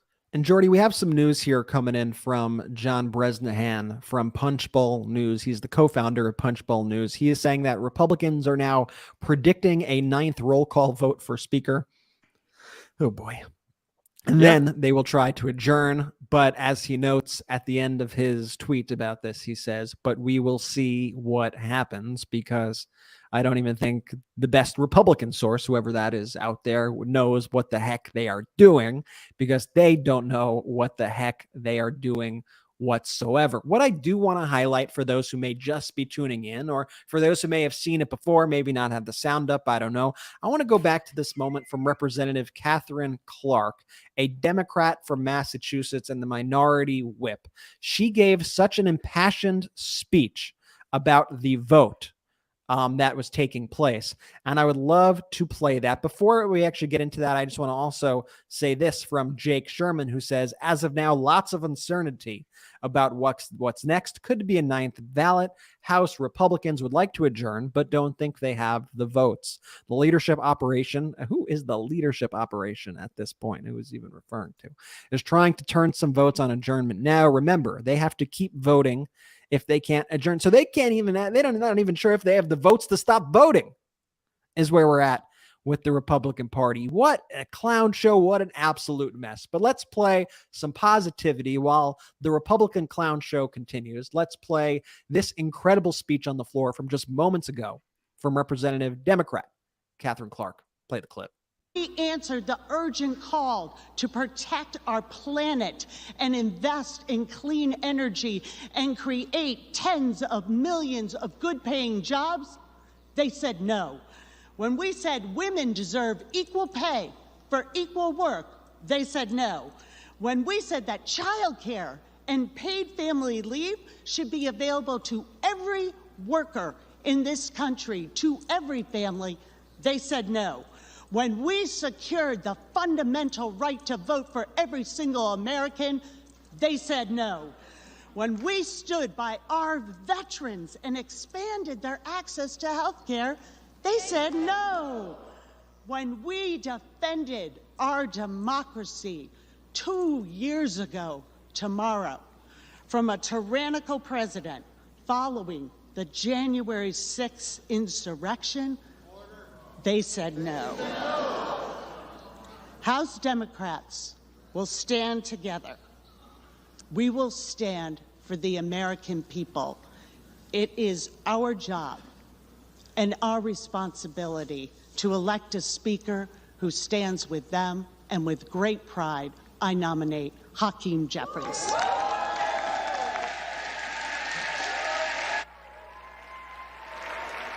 I mean, what a moment there, huh? Like I said that earlier, just doesn't show you the contrast right. that we see between the two parties. One serious party actually concerned about governing and about leading and about delivering for people, and another who just cares about their own power and about this WWE sideshow. I mean, the things she's speaking about: lowering drug prices, securing voting rights, civil rights, LGBTQ plus rights, getting health care for veterans, cancer-stricken veterans when Republicans voted against them, defending democracy and actually standing up to the tyranny of Donald Trump and the attack on our democracy on January 6th, 2021. What did the Republicans do? As Representative Clark stated, they said no over and over and over again. They said no to the American people. No, we will not lower your drug prices. No, we will not give you marriage equality. No, we will not help you with voting rights or civil rights. No, we will not defend our democracy. We will continue to assault our democracy. That's who these traitors in the Republican Party are. Let's not get it twisted. Can I add something to that? Because it was Wednesday, yesterday. Yeah, I'm losing track of these days watching these floor votes. Jesus. So yesterday we had David Bender on, great political strategist. He's been around politics for many, many decades. He knows what goes on the House floor. He's watched it. And he called them the party of no yesterday, which it is not surprising that the party of losers is the party of no. But that's truly what they're doing here, is they're saying, no, you don't get a speaker. Nope. Sorry, America. You don't get a speaker. Nope. You don't get leadership. You don't get a Congress. You don't have representation. You don't get it. And the reason why is because we're a party of losers and we're the party of no. Yeah, and we're seeing the party of no in action right now. They can't even, like we said, they can't even vote to adjourn. They're not even sure that they could vote to not vote. That's how incompetent they are. I mean, it's beyond parody what we are seeing here. We see Adam Schiff now having a conversation with Nancy Pelosi there on the floor. Ooh, I would love to. We need a hot mic this the way the sports leagues hot mic the players. Yes. I need to know what these conversations are at all times, because I'm just going to start guessing. This is wild. This is absolute pandemonium. Can't believe that we are potentially heading to a 9th speaker vote, a 9th ballot for Speaker of the House. They could have hashed this out beforehand. They could have gotten together for the American people and tried to figure out a plan, find a consensus candidate, but they have no way forward as of now, as we head on to the 9th speaker vote. Tony. Well, what I like so much, Brett, make them serious. sorry Sorry, to steal it from you there, Tony. But what I Sorry, like so Jordan. much there about the clip that we just watched, and sort of every time Democrats nominate Hakeem Jeffries for speaker, it's almost what they don't say that is so illuminating to me, right? There's no mention of the regime, right? We're always just stating facts, like situations that actually happen, no hypotheticals here. And then when you listen to the Republicans go off, it's WWE. It lacks common sense. It's just there to stoke anger and division when they nominate either McCarthy or whomever they want to nominate. And they just hog the mic. Like the Democrats, they get up there, they're concise, they're clear, statements of facts. The Republicans go up there and it's just pure chaos. I mean, just the common theme that we see with them over and over and over again. Pure chaos as we watch Kevin McCarthy's electile dysfunction on display for the entire world to see. Kevin McCarthy. His what? Say that again. I said electile. What do you think I said? I'm stealing that. Electile dysfunction is. Oh, shit.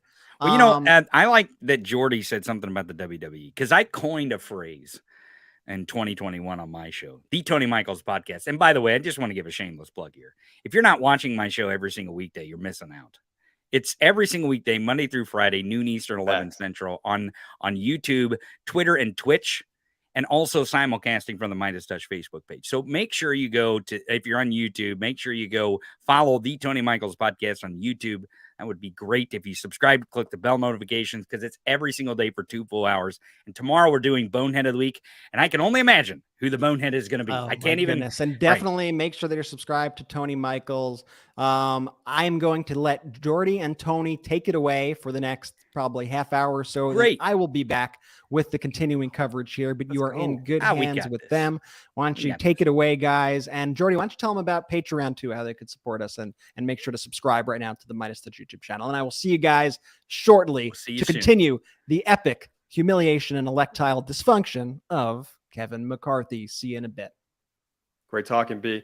Absolutely, folks. If you're here right now, I just want to make it clear. We're not supported by millionaires or billionaires. No, we don't take outside investors, because as we see with the mainstream media, you become beholden to, I guess, like corporate interests and whatever that. Just look no further than a certain cable news network that used to be good. I'm not going to call anyone up by name here, CNN. But anyway, patreon.com/MeidasTouch. That's how we're able to do all of these streams. So please, if you could go there right now, there are different tiers of levels that you could, interact with us. We do Q&As with the brothers. There's exclusive merch drops. We post exclusive content on there. It's really like a community and a family, just like the Meidas Mighty is here on the YouTube channel. So if you can, no pressure if you can't, check us out right now at patreon.com/MeidasTouch. And also the easiest thing that you could do right now is just hit subscribe to the YouTube channel. I mean, it's free, it's easy. And all you have to do is just move that mouse just a little bit over and then hit that button to subscribe. So I think what we're going to do here is we're going to cut back to the feed here, and Tony and I will be back in just a little bit.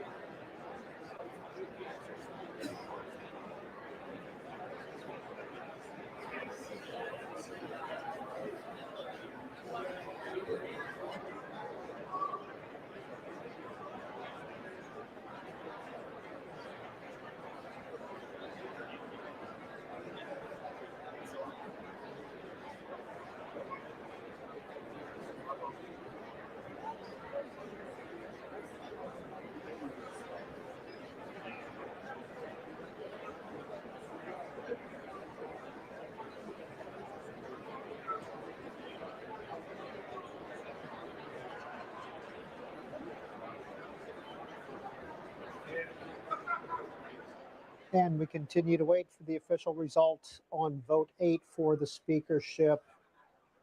Lots of tweets coming out, sharing information. Jeff Zeleny of CNN says that a normally restrained and reliably conservative member from a red state tells me, quote, "We're frustrated as hell. This should not be mistaken for overwhelming love for Kevin, but we can't cave into demands from people who have no interest in governing or any clue how to do it." And Representative Andy Biggs, one of the leaders of the anti-McCarthy movement, Republican of Arizona, tweets, "This deliberation is healthy. The House should always be disengaged instead of rubber stamping all bills coming through it."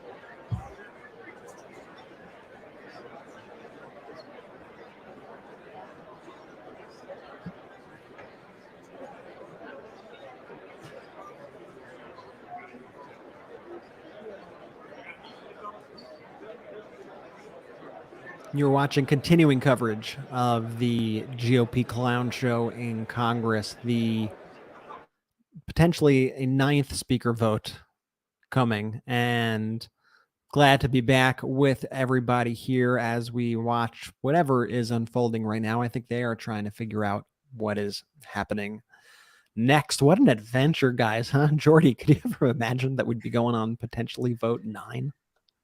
I think the writing was a little bit on the wall yesterday. I mean, at the start of this, no. But as we've seen this continue to play out, I guess as we should have all expected, they don't have plans. The Republican Party doesn't plan for things.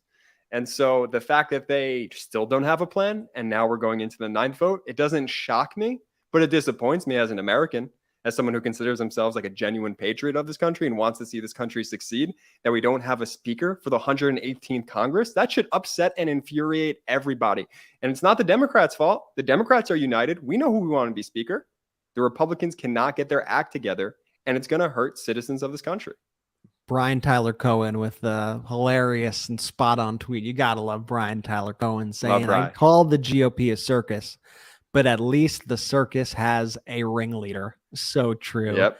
So true. This is just I don't know, can you even call this a political party right now? It's just a smattering of insurrectionists and despicable traitors to this country who can't decide on who's the biggest traitor to run the government. I mean, that's kind of at the end of the day, that's what they're deciding on. Who is the biggest traitor?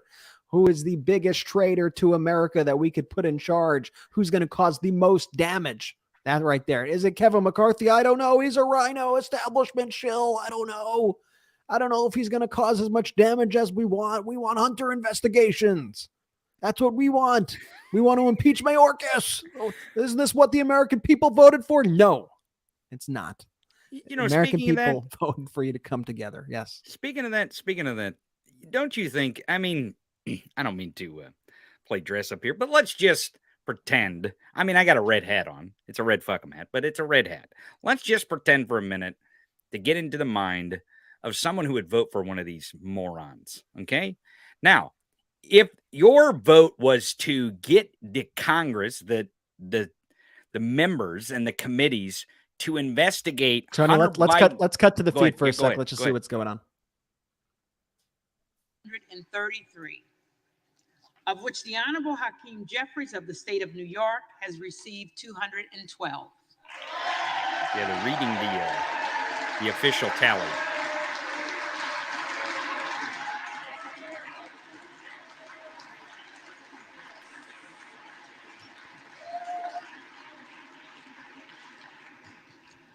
The Honorable Kevin McCarthy of the state of California has received 201. It's fewer votes for those.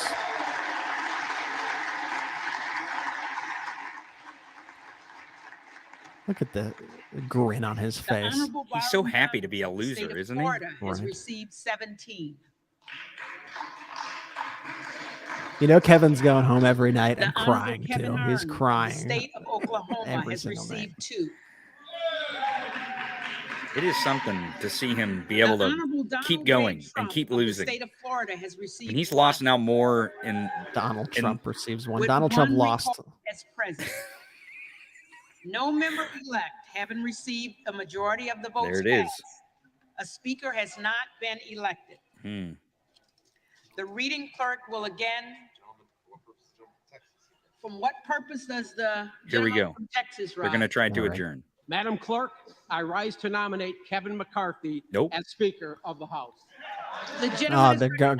They're intentionally going to a 10th or excuse me, a 9th. Ninth I'm vote. lost track. Kevin McCarthy has been our leader for the past 4 years and has overwhelming support within this conference. But not enough. My intent today is to address the American people who have been Finally. watching these proceedings.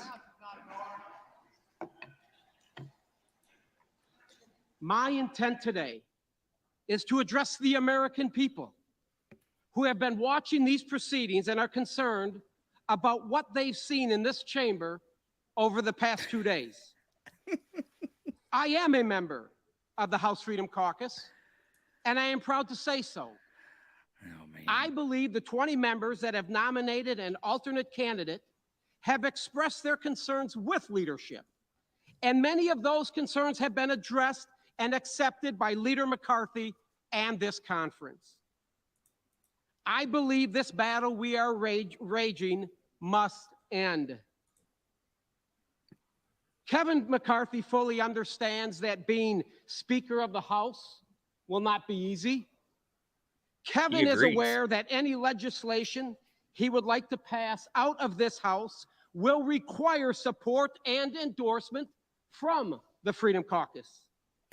This is where I believe we can hold the Speaker accountable. Kevin has made changes to the House rules at the request of all members.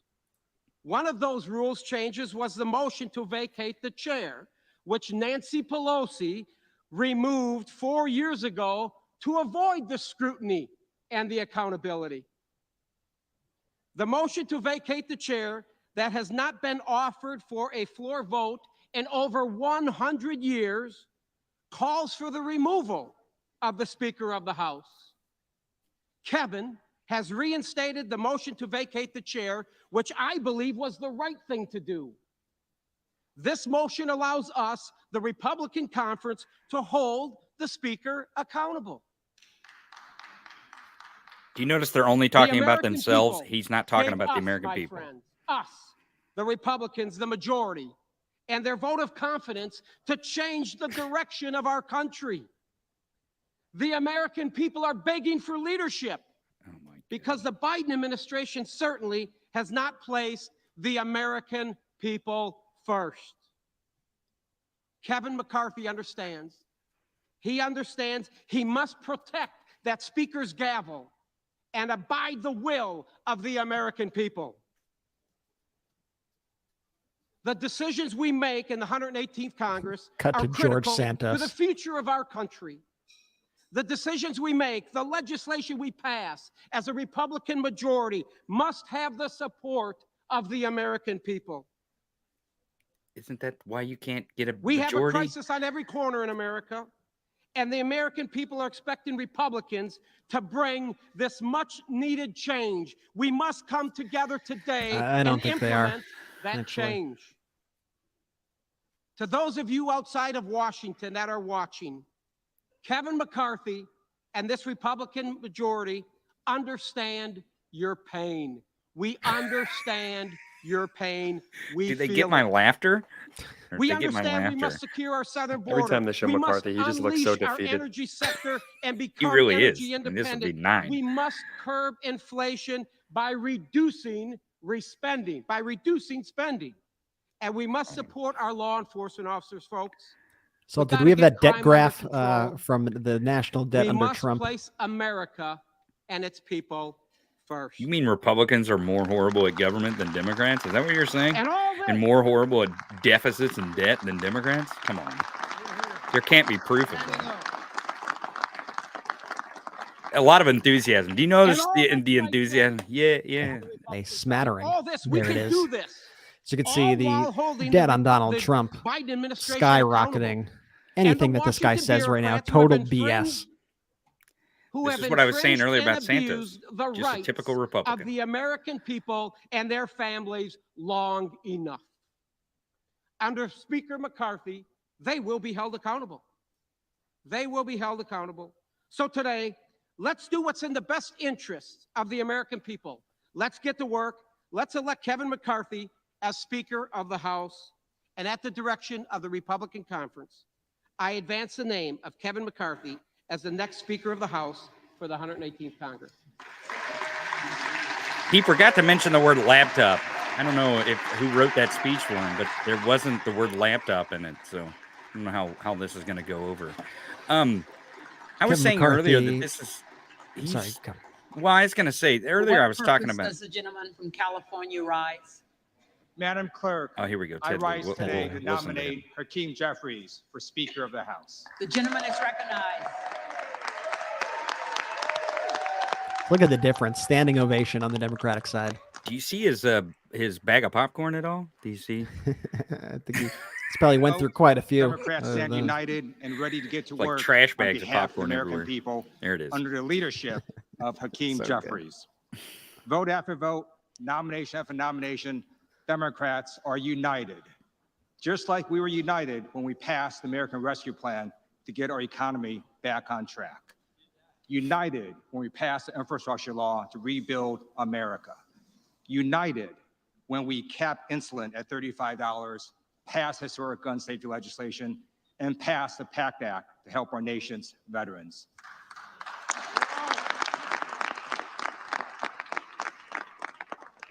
United when Democrats passed the CHIPS and Science Act to bring manufacturing back to America.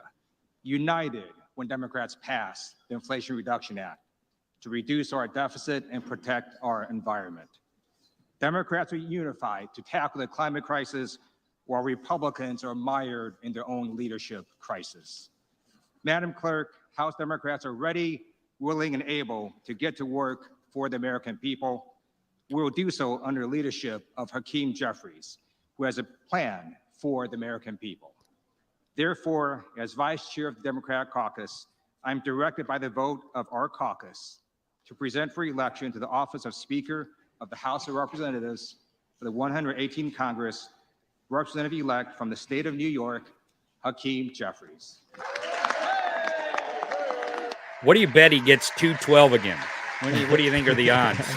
I just love everything Representative Lou said. Just so normal, clear, concise. Just almost like he's a just serious normal. person, Jordy. It's almost like know, he's a right? serious person. Amazing. What purpose does the gentleman from Montana rise? Who Thank you very much, Madam Watch Clerk. this. I would Listen like to to this. nominate the name of Byron Donalds to And here we Speaker go of again, the House of everybody. Representatives. Byron Donalds The gets gentleman is another recognized. nomination for Let Speaker. me So begin by stating that it is an absolute privilege to be here standing and serving with each and every one of you.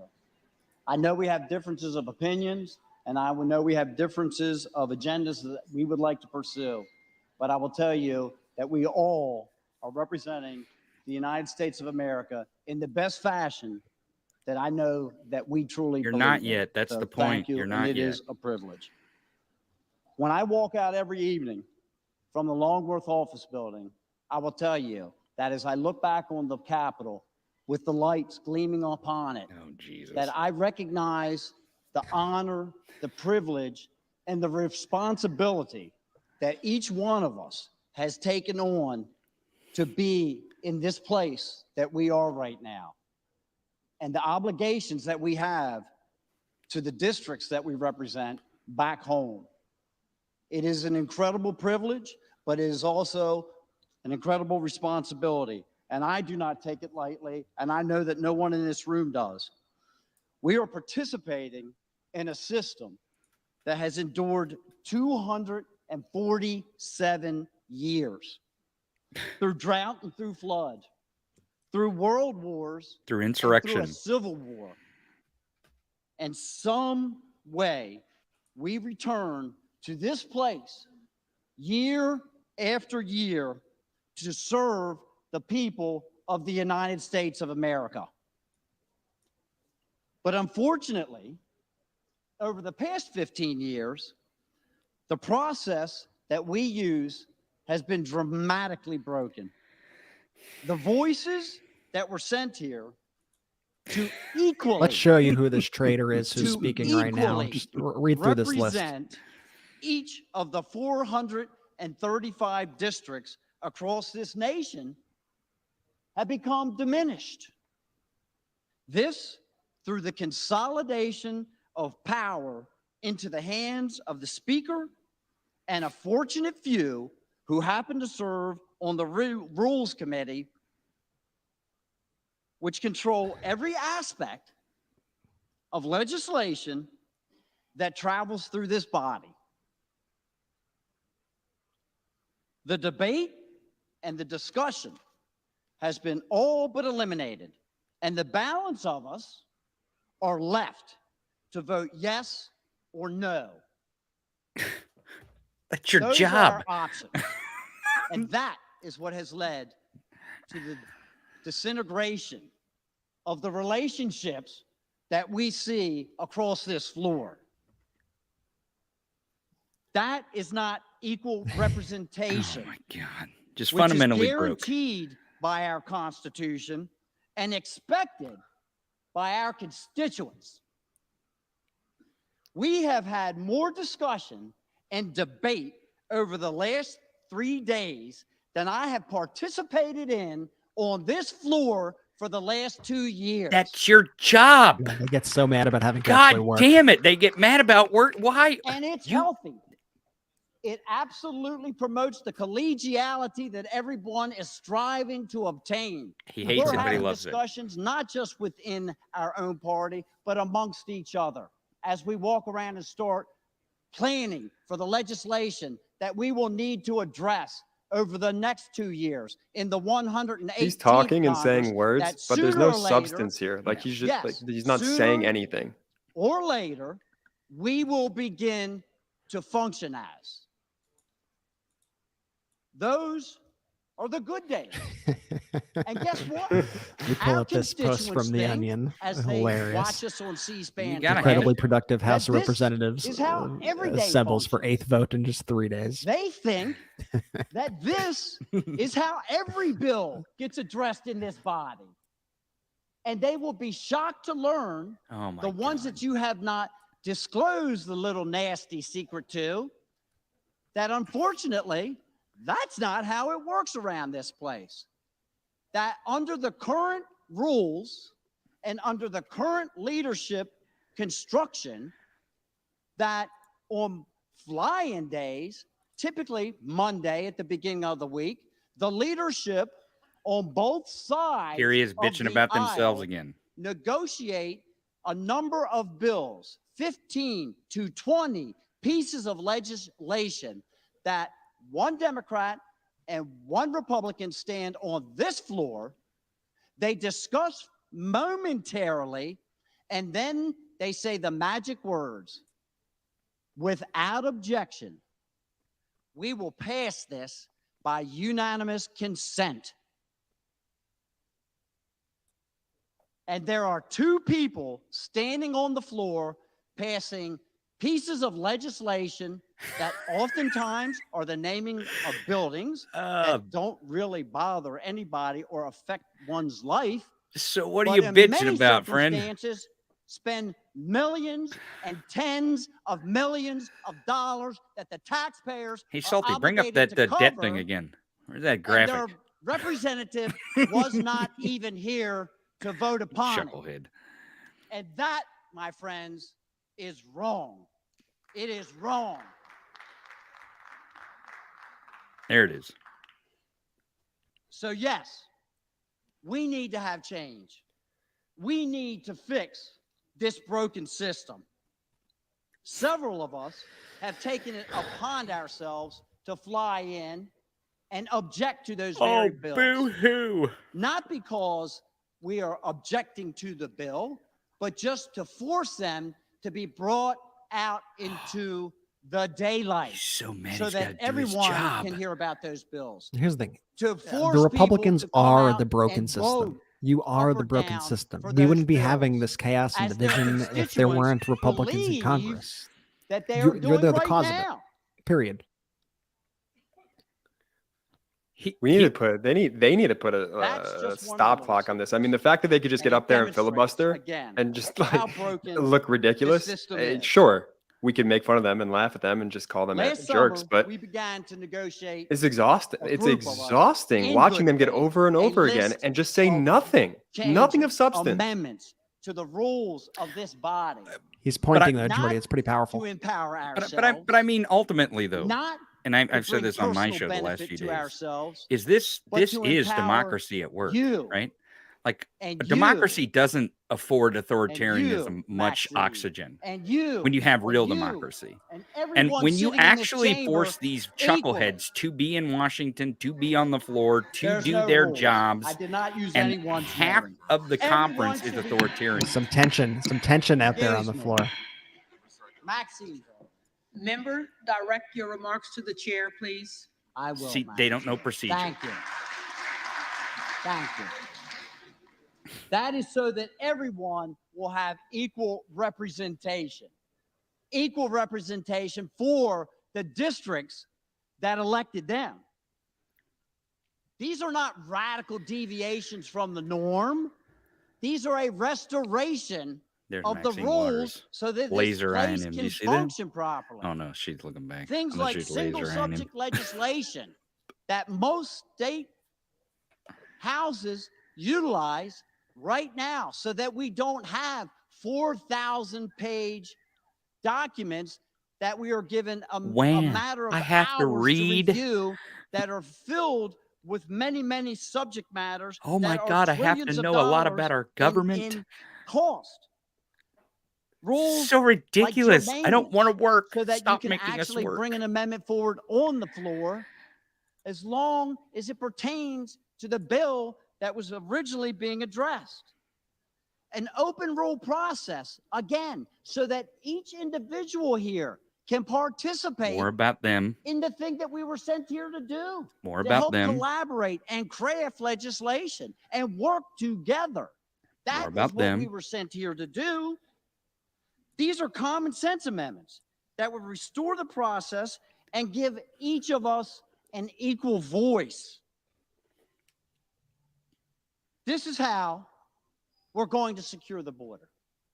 That everyone now, I do believe, You has can't even get a recognized speaker. that there is a problem with it. This is how we are going to regain Look, someone's finally talking to energy Santos. dominance again, which is not just an economic issue, it is a national security issue. This is how we are going to reduce the inflation rate, by working together.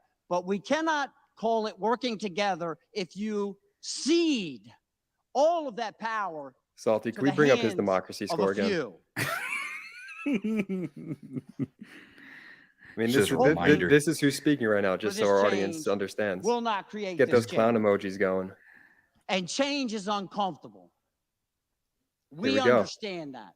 F, very But poor it is democracy not score for all those reasons listed below. Unachievable. This is a And great we resource must by the Republican make Accountability change Project, who puts in these this together for all the broken system. Republican members of We Congress. must. Worth checking out. Really good. Let's get those clown emojis in the chat. Is there any of them above an F? The current leadership Yes. that is Yeah. in Oh, place really? will Slim. Is there any of continue them and above a support C use minus? of earmarks good question. in this body. I mean, And that really, is the honestly. I mean, golden Probably, trail probably to Kinzinger and corruption. Cheney. The golden That's a pretty low trail bar, you to know that? corruption. It is a way to buy votes. The decency is, and and the spread bar is money just to around do this your job body and be for democracy. from places outside of this city that leads to bad legislation and bad decisions. The current leadership, I was told, I should not be so concerned with these suspension bills that get passed every week, because now they have Stressing made an Jordy out over amendment. here. We keep hearing about these amendments and the concessions. He's got to that's hold his made. head together. The It's about to concession was explode. that they will not ask for anything to be suspended. That Yeah, this costs guy more just keeps saying the than same stuff. $100 I want to point something out to the million. audience. Do you notice in this shot? Now, I don't There's know about the there's neighborhoods 4 that you dudes. live in. They're all but white. the They're all neighborhood old. that I live in, $100 And million I bet if they is a shoot lot of to money. And my constituents example expect me to vote upon $100 of million the Democratic bills, caucus, it won't and look like $80 that. million bills, To and represent $10 million America. bills. He's been so speaking that for they over know 10 what minutes in the now. world is I in almost forgot them what he was even and what speaking is about. going This on. is the And they do nomination not of expect Byron them Donalds for to be Speaker, paid which by could unanimous have been consent summed up with with one no sentence, one but we're Has he going on mentioned over. Byron Donalds once in this? Well, I mean, filibuster when he there? nominated, and at the very end, he will probably. I made a living developing property. And as many of you probably know, it takes He's a while slumlord, is what he means. to take a piece of ground. What? I mean, you doubt me? bare earth I would almost imagine you look back in this guy's community. history. He's a slumlord. And my mother, God rest her soul, Oh shit! Here we go with the came mother out to talk. one of my projects. And I had just opened it up. And it had been 2 years since the time I had bought the property. And by the time we went out, I had a nice entrance built, and the streets were built, and the street lights were there. Can you imagine the and they were embarrassment just that starting to build Byron homes. Donalds is experiencing at And this she point? said, my goodness, Matthew, We're moments away from you him must reading really Dr. Seuss be from pleased Cover or to finally something, see yeah. your project coming up out of the ground. And I said, no, Mom, actually, I'm pleased that everyone else can see it, because I sold it 2 years ago when I first walked out there. And what did happen Well, I have a before, vision when we saw for them this place, pan to Maxian Waters and we that saw we some can jeering restore in the regular crowd, order was so that Rosendale each had of us directly may have addressed the Maxine ability Waters in to his represent speech, our which is against House districts and rules. our Yeah, you have to So he speak got- to the equally chair. You as can't we speak to other move House through members. this process. Again, they don't know the rules. They don't know the procedures. And it goes then back to the again, little thing about at that Bobert time, not knowing it's we will yield be able to back call my it time. truly the people's house again.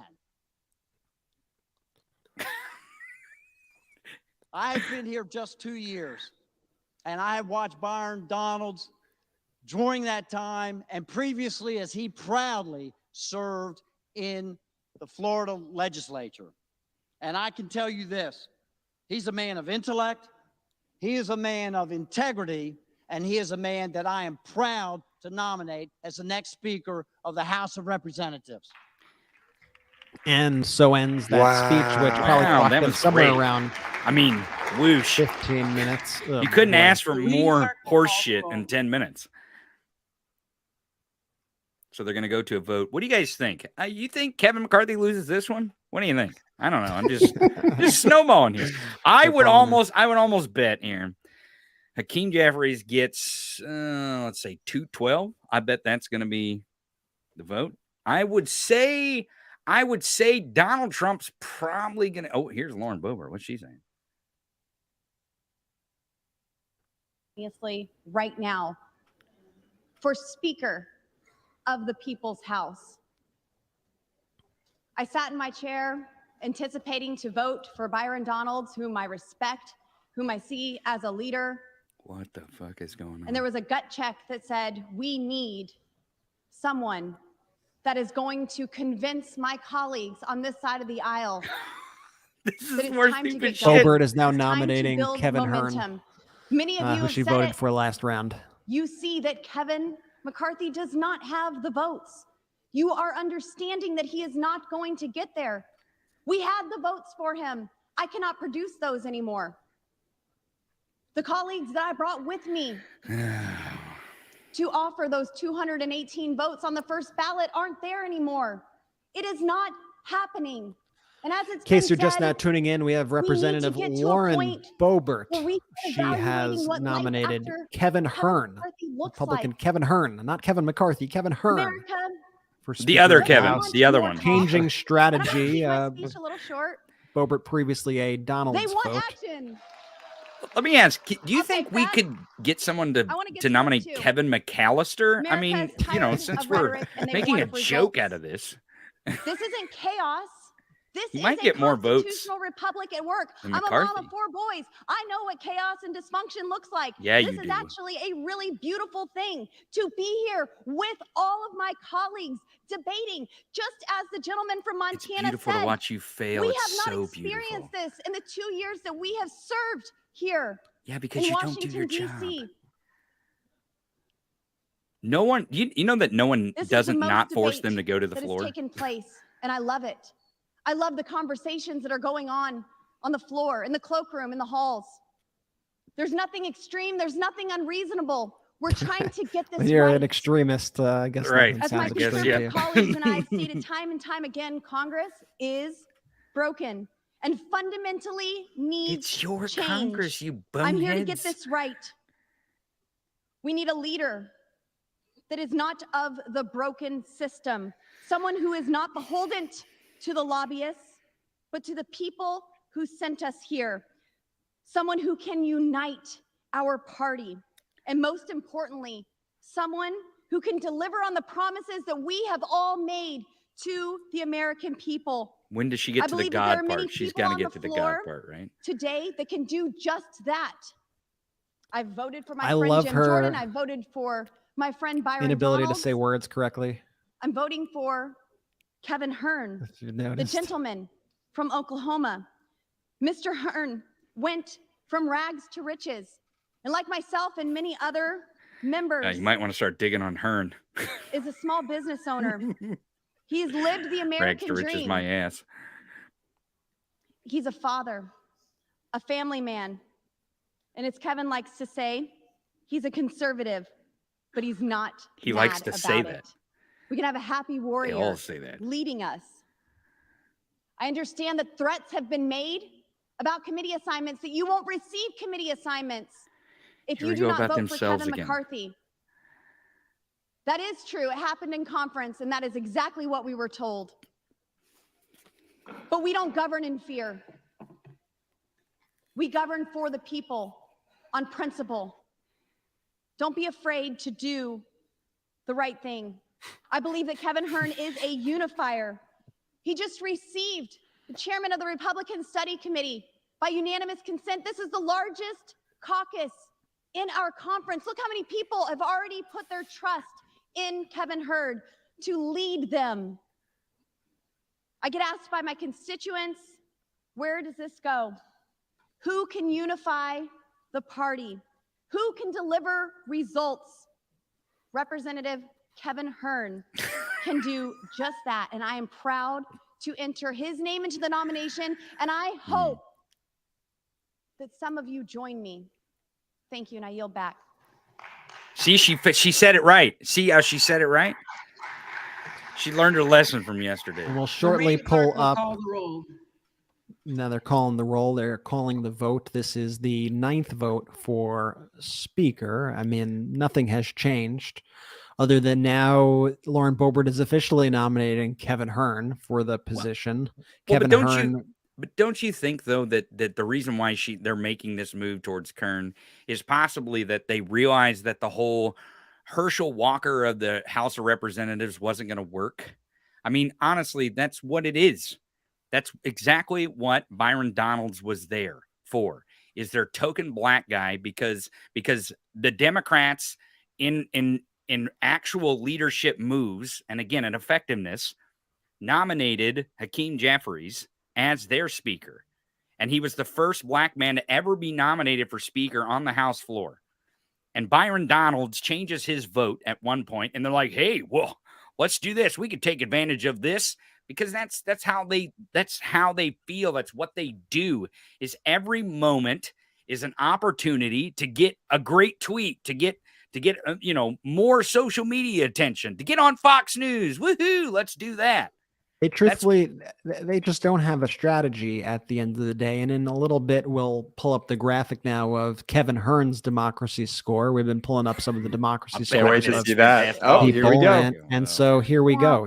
He literally every step of the way has sold out American democracy. This is who Lauren Boebert, of course, is now putting her stock in. Kevin Hearn signed the Texas amicus brief that struck down the student loan forgiveness, at least for now. He objected to the certification of the Electoral College votes. He's made no public statements about the election or was evasive. He voted against impeachment and conviction of Donald Trump for inciting an insurrection. He voted against creating an independent commission to investigate the January 6th attack. He voted against holding Steve Bannon in contempt of Congress. It reads here that more than a month after the election and the results were clear, Hearn signed on to this is the amicus brief that stated that the elections were, quote, shrouded in doubt and allegations of fraud. That was the Texas amicus brief that he signed on to. He also did sign on to the brief urging for the stoppage of the student debt relief. And additionally, so he's just from start to finish, just a horrible person.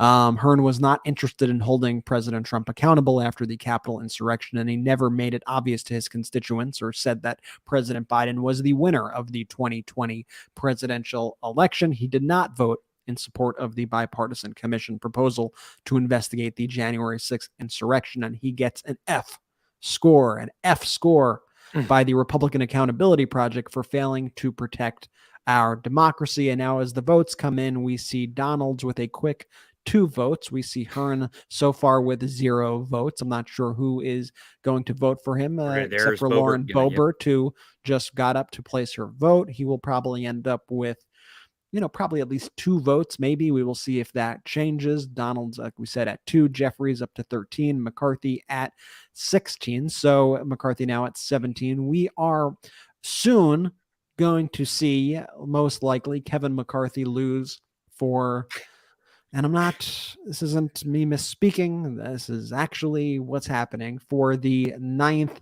time. If a cat has 9 lives, how many more lives does Kevin McCarthy have to continue to get defeated on the House floor over and over and over again? That's 2 votes for her now, 2 votes for Donald's. 1 more vote against McCarthy should seal his fate as a 9-time loser. We are monitoring now live with you all.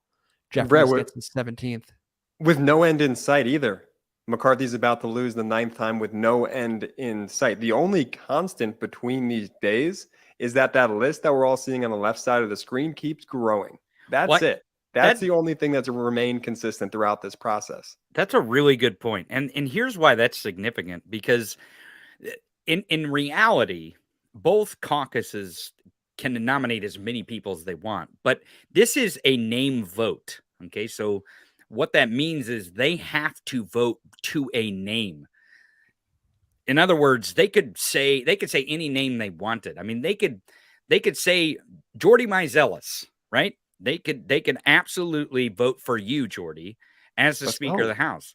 But that is why when you see Byron Donalds being nominated or the other Kevin Hearn being nominated, it's so Lauren Boebert and whoever that other chucklehead was who puked on us for 10 minutes about just nonsense and how he's boo-hooed that he has to work and he can't believe that member of Congress has to do their job and all that. Rosendale. Right. Rosendale. There you go. Is Republican Accountability Project going to change a rating to T for traitor? I'm just wondering. Anyways, back to what I was saying. So the reason why this is all show and all bullshit, the list getting longer and longer, is because they can vote for Byron Donalds. They can just say it. They can just say Byron Donalds. They don't have to nominate him. They don't have to nominate Kevin Kern. The reason why Lauren Boebert wanted to nominate Kevin Kern is because she wanted to speak into a microphone. That's the reason why. Meanwhile, I don't know if all the viewers are watching the chat right now, if Jordy is watching the chat right now, but I gotta say, Jordy Meiselas right here has been nominated by the chat for Speaker of the House. Wait a second. Wait. It's my idea. No, I'm just kidding. Jordy.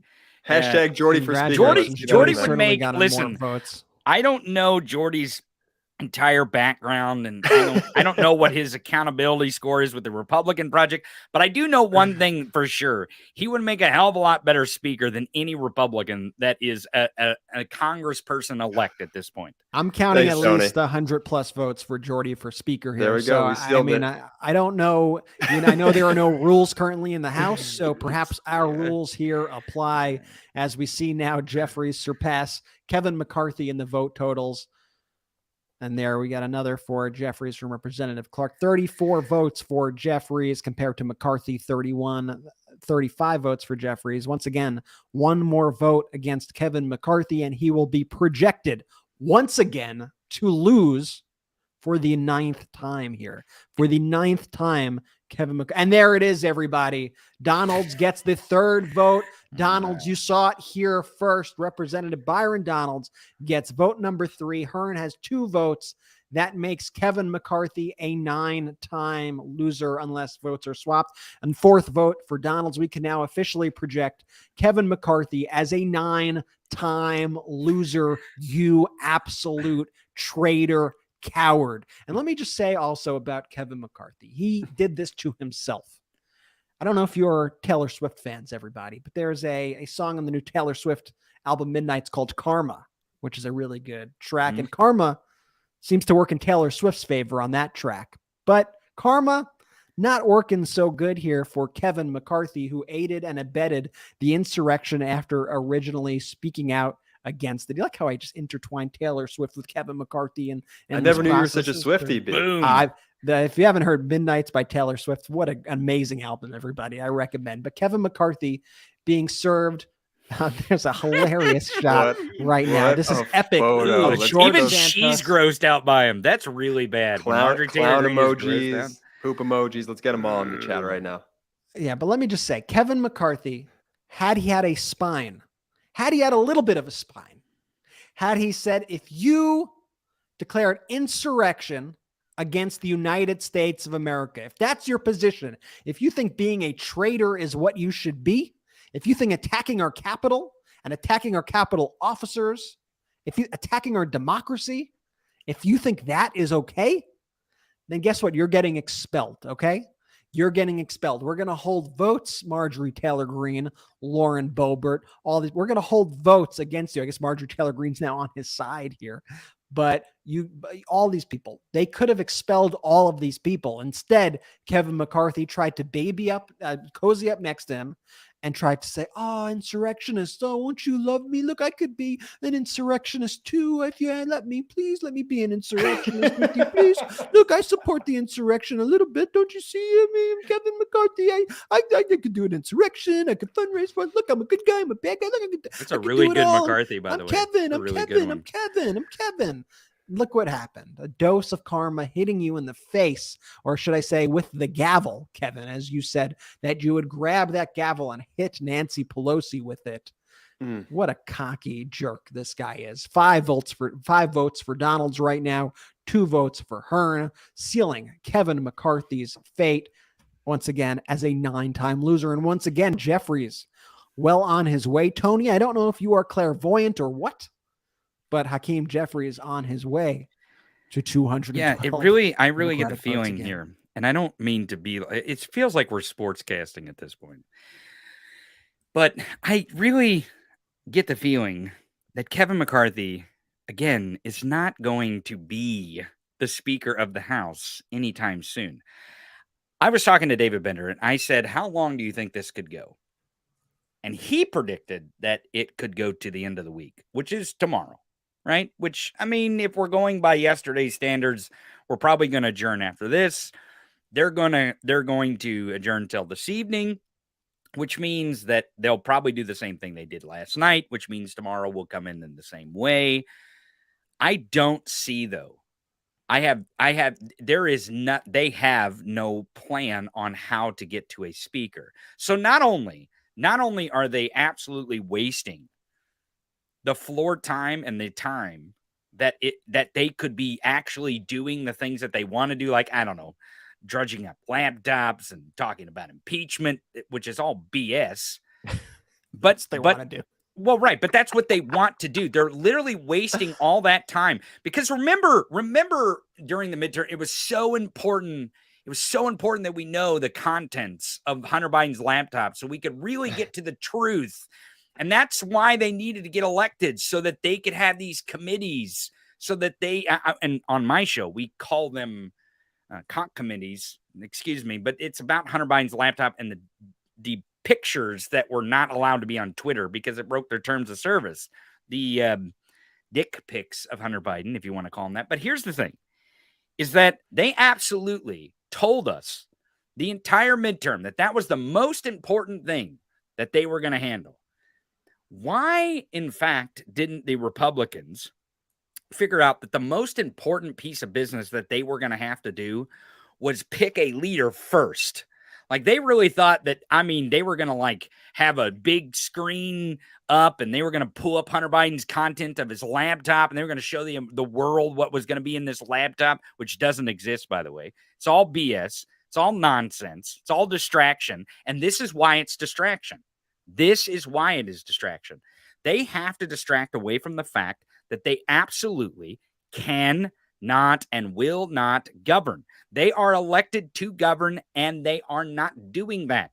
They can't even make the first simple task of putting together part of our government. What is the 118th Congress? Once again, you have you have the picture right now of the House of Representatives, which has been turned into a spirit Halloween while they figure out what to happen. Of course, a parody photo. Everybody don't get too excited. But once again, if you notice there, Byron Donalds did not vote in that first go around. He is negotiating the rules package with leadership. I think that's interesting to note. Jeffries is still in the lead here, bouncing back and forth with McCarthy, as McCarthy has 7 defectors so far this round. There's Matt Gaetz.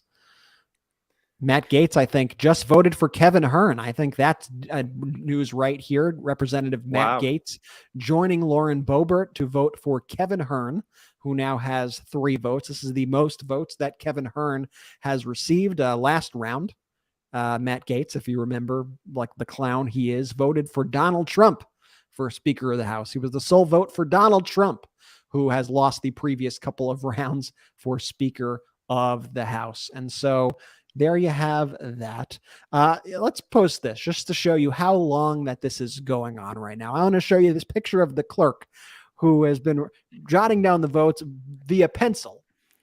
I love that our government runs on the most old school of things. And the clerk is running out of pencil. She's literally running out of pencils. There's like an inch left of pencil. And this is a tweet from the incredible Adam Parkamenko. That pencil started this morning, right? That was from this morning. That pencil is being worn down. Somebody fly in a new pencil over here, everybody. At this point, I think Republicans would be better off. You know those memes of like the white dudes with Oakley sunglasses, just like who always manage to be in your in your comments. I think there's the shot of the pencil, which is really, it's like a nub at this point. Tony, you basically look like the people who trolled me in my comments when you put those glasses on. It's spot on. I think they'd be better off picking one of those people out of a hat, a Twitter troll, and just there we go. There. Like, I think literally any one of these people on this meme would have a better shot right now of becoming Speaker of the House than Kevin McCarthy does. Let's say Kevin and Tony, you look just like I gotta say. And now we're up to 6 votes for Donalds, 3 votes for Hearn as the count continues. And McCarthy. Let me make an observation here. 7 for Donalds now. Yes, Jordy. Let me make an observation here. So Byron Donalds, right? He doesn't vote in the first go around because he's negotiating over the rules package with leadership. Who's leadership at this point? But it seems to me like the ultra, super extra mag, however you want to describe them, the Gaetzes, the Boeberts, that fraction of the party lost faith in Byron and doesn't, expect him to be a player on their side much longer. So now they're looking to a different Kevin Hearn. So we have to actually toss out my never Kevin phrase from earlier today. and go back Jordy, to you, it's Brett, never unclear that McCarthy. Byron Donalds wants the job. I don't think he's ever Exactly, said right? that he wants No. the gig. 1000%. What's the reporting of him negotiating a package? Who's reporting that? Because that's significant. And the reason Punch why Bowl, Punch Bowl News. Punch Bowl. The reason why that is significant is because they have to get Byron Donalds not to vote for himself, right? Like that's where they're at. They have to get Byron Donalds to go back to McCarthy because he went from McCarthy to Jim Jordan, and then he's now voting for himself. So that is why this imagery of not just me looking like, the sunglass guy, but the imagery of Byron Donalds actually moving his vote from himself back to Kevin McCarthy, that's movement towards Kevin McCarthy because there's been nothing but movement away from him so far. There's been no movement back. So, because again, the one thing that the speaker controls more than anything is the rules committee. I mean, that's what dictates and how the House of Representatives operates. I know you don't usually see someone with a red hat and glasses like this actually talking about So it how makes you so special, government Tony. works. But here's the thing. Like I was saying earlier, Jordy brought it up a couple times, WWE. I coined the phrase last year in 2021. We are at the intersection of WrestleMania and real life. That is where we are at in our timeline. And even in pure fashion with the sunglasses here and the people that would watch professional wrestling and think that it's real. I mean, it is real. They're athletes. They're smashing each other with chairs. But the theatrics, the drama of it is all bullshit. It's not real. It's just a show. It's just entertainment. And it appears, I want to chime go in ahead. to say, it appears that Hearn has voted for Kevin McCarthy. So you See, have and that's significant. Back to the Byron Donalds thing, because Kevin Hearn now probably will not be renominated because he did not vote for himself. He voted for Kevin McCarthy. That is a sign that they don't want to be nominated. I'd like to just put this in historical perspective. So with Kevin McCarthy losing his bid for speaker for the 9th time, that means that we are likely going to head into a 10th round of voting. This has not happened since 1833, people. 1833. Nearly 200 years since this last happened in the United States of America. I mean, how embarrassing. How embarrassing. How humiliating. What a mockery of our institutions. What a humiliation for the Republican Party. I hope the American people are watching this, and I hope that they take this into account as they head to the polls come the next election and say, I cannot believe that I gave power to these people who are unfit to even do a single thing. I mean, just what an absolute clown show that we are witnessing. This party is an absolute chaos. Absolute chaos. And now we have Donalds with 8 votes. We have Hearn with 3 votes. There's Hakeem Jeffries standing up to vote for himself. And once again, a standing ovation from the Democrats. It feels like you'll get 212 again. I'm just saying. I know I keep repeating that, but it's almost like it's repeating itself for the 9th time already that the Democrats are going to hold strong. You know, I can't imagine that the media, if this were reversed, what they would be saying. You know what I mean? If absolutely that the Democrats couldn't come together to find a speaker and it was the Republicans who were holding fast, it's almost like that they would be saying completely different things than what they're saying about Republicans, acting as if this disarray and this ineptitude and it just there's Jim Jordan as I say those things. Fitting. Yeah, well, I call him Jim. I don't report sex crimes, Jordan. That's his official name on my show. But it absolutely is astonishing to me that this has not gotten to the American people. I know a lot of pro-democracy folks out there and people who are actually interested in how their government operates and how it affects their daily lives and what is actually truly at stake for national security alone in us making sure that we form 118th Congress, right? Most people understand this is kind of important stuff, but there are a lot of people out there that have no clue what's going on in Washington, D.C. They have no clue. They don't know that it is the Republicans that can't form a Congress. They don't even probably know that they don't have one. What would you bet? What would you bet if there was a decent poll of the American people, of the percentage of people out there? And it's not exactly their fault. This is a media problem. This is an information problem. What is the percentage, Jordy, you think would be of people who would not know that we do not even have a Congress at this point? I've seen enough of those TikTok videos to not have too high of hopes, but I know the people watching this do. Well, right. Here's more. Here's just a quick update from Jake Sherman at Punchbowl News, who says Donald is now back on the floor after a lengthy meeting. Will be interesting to see what he does now that he has returned to the floor. Let me give you the latest tally here. McCarthy at 102, Jeffries at 101, Donalds with 8 votes, and Kevin Hearn, who was newly nominated by Lauren Boebert, at 3 votes. Once again, if you're just tuning in, this means that Kevin McCarthy has now lost 9 times. And there you see Byron Donalds there on the floor walking in. Let's see if we get a sense of how he votes when he comes back, but you see him speaking on the floor with some other representatives. McCarthy, man, he cannot win this one. Kevin McCarthy does not have the votes. He does not have the votes. So here's what will happen. We will either see a 10th vote today, or they will adjourn, and we will pick this back up another day. I mean, if only I had a job where I could just pack it up in the middle of the day and say, adjourn, fellow employees, vote to adjourn. We good for the day. We've been working for 2 hours. We didn't get anything done. What do you say? We just go back home, kick back, order some pizza, chill out. That's what the Republican Party is doing. They're making a mockery of the entire system right now. I mean, what an absolute joke. We will see what happens. Like I said, they could vote to adjourn. They could not vote to adjourn. They could do a 10th vote. They could do an 11th vote, a 12th vote, 13th vote. They could keep this going as long as they want at this point. They are, in essence, holding not only the Republican Party hostage right now, they are holding the entire United States House of Representatives hostage right now. So we will see. What would be interesting to see is if they do vote for adjournment, if the defectors vote to adjourn, or if they keep it going and keep the humiliation happening for Kevin McCarthy. They go, no, we're going to keep voting. We're not done with you, Kevin. We're going to keep voting no every single time, over and over and over again, because you cannot seem to get the hint that we don't like you. It's not about anything in specific, anything particular. Give us everything you want, okay? We've already extracted every single concession we can out of you. Everything we wanted, you've given us.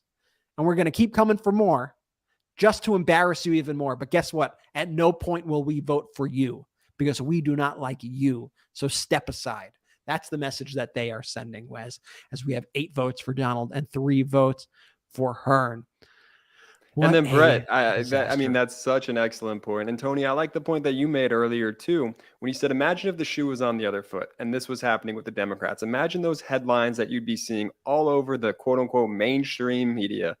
And it's just such a sham how they treat these two parties, that when they give the Republican Party baby gloves. No offense to babies out there, but it's really just such an astonishing thing to witness play out. And ultimately, I just think, as Democrats, as just people who are just genuinely pro-democracy, you have to hang your hat on the fact that you look at the Democratic Party and how strong and resilient they are being, vote after vote after vote after vote, engaged, ready to vote, knowing who they're going to vote for, i.e. Jeffries, and just continuing to show up, because that's 90% of the job, and they're doing a great job at it right now.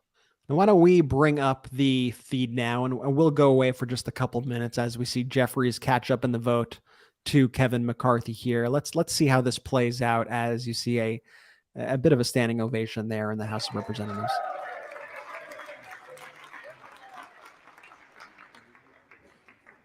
McCall, McCarthy, McLean,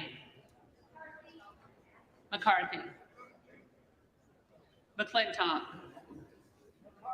McCarthy, McCullum, Jeffries, McCormick, McCarthy, McGarvey,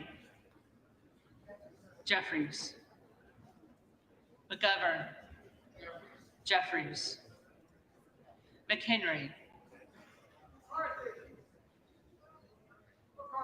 McCarthy, Meeks, Jeffries, Menendez,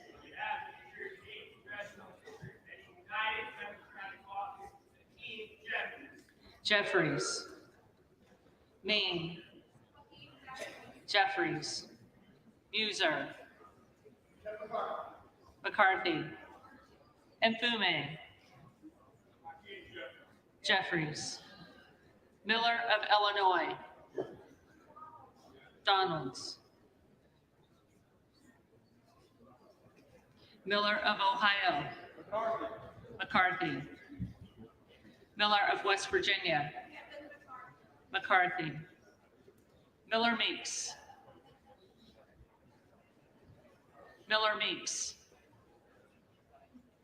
Mills, McCarthy, Molinaro, McCarthy, Molinar, McCarthy, Mooney, McCarthy, Moore of Alabama,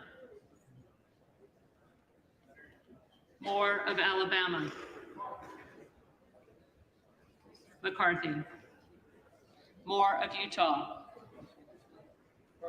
McCarthy, Moore of Wisconsin, Jeffries, Moran, McCarthy, Morelli, Jeffries, Moskowitz, Jeffries, Moulton, Jeffries, Mervan, Jeffries, Mullen, Jeffries, Murphy, McCarthy, Nadler, Jeffries, Napolitano, Jeffries, Neal, Jeffries, Magoo's, Jeffries, Nels, McCarthy, Newhouse, McCarthy, Nickel, Jeffries, Norcross, Jeffries, Norman, Donalds, none of Iowa, McCarthy,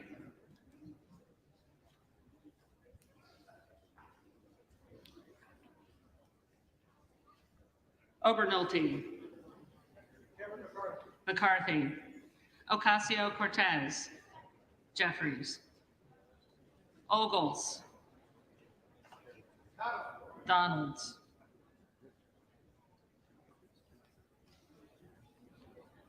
Omar, Jeffries, Owens, Owens, Pallone,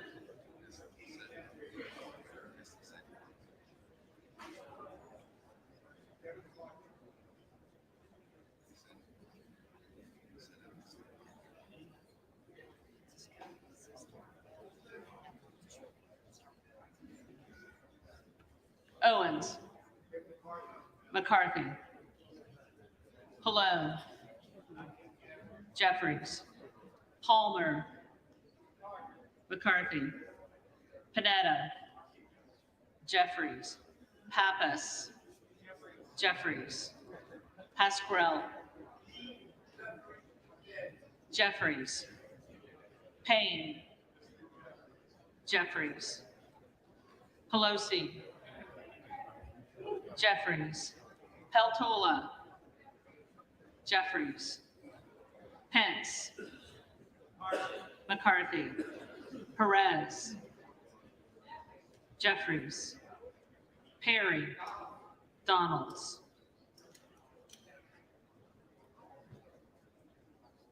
Peters, Jeffries, Pedersen, Jeffries, Hakeem Jeffries now surpasses Kevin McCarthy in the vote tally.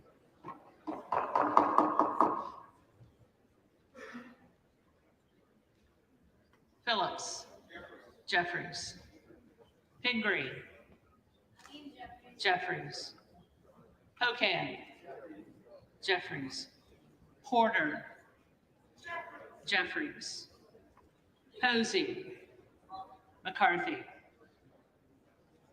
Presley, Jeffries, Quigley, Jeffries, Ramirez, Jeffries, Raskin, Jeffries, Reschenthaler, McCarthy, Rogers of Washington, McCarthy, Rogers of Alabama, McCarthy, Rogers of Kentucky, McCarthy, Rose, McCarthy, Rosendale, Donalds, Ross, Jeffries, Rouser, McCarthy, Roy, Donalds, Ruiz, Jeffries, Ruppersberger, Jeffries, Rutherford, McCarthy, Ryan, Jeffries, Salazar,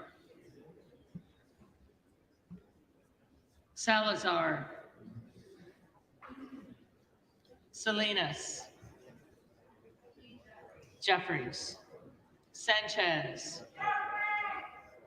Jeffries, Santos, McCarthy, Sarbanes, Jeffries, Scalise, McCarthy, Scanlon, Jeffries, Schakowsky, Jeffries, Schiff, Jeffries, Snyder, Jeffries, Skolton, Jeffries, Schreier, Jeffries, Swikert, McCarthy, Austin Scott,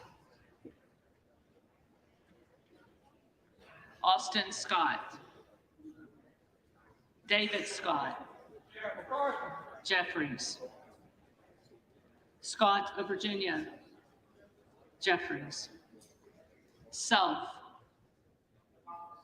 Donalds, Sessions, McCarthy, Sewell, Jeffries, Sherman, Jeffries, Sherrill,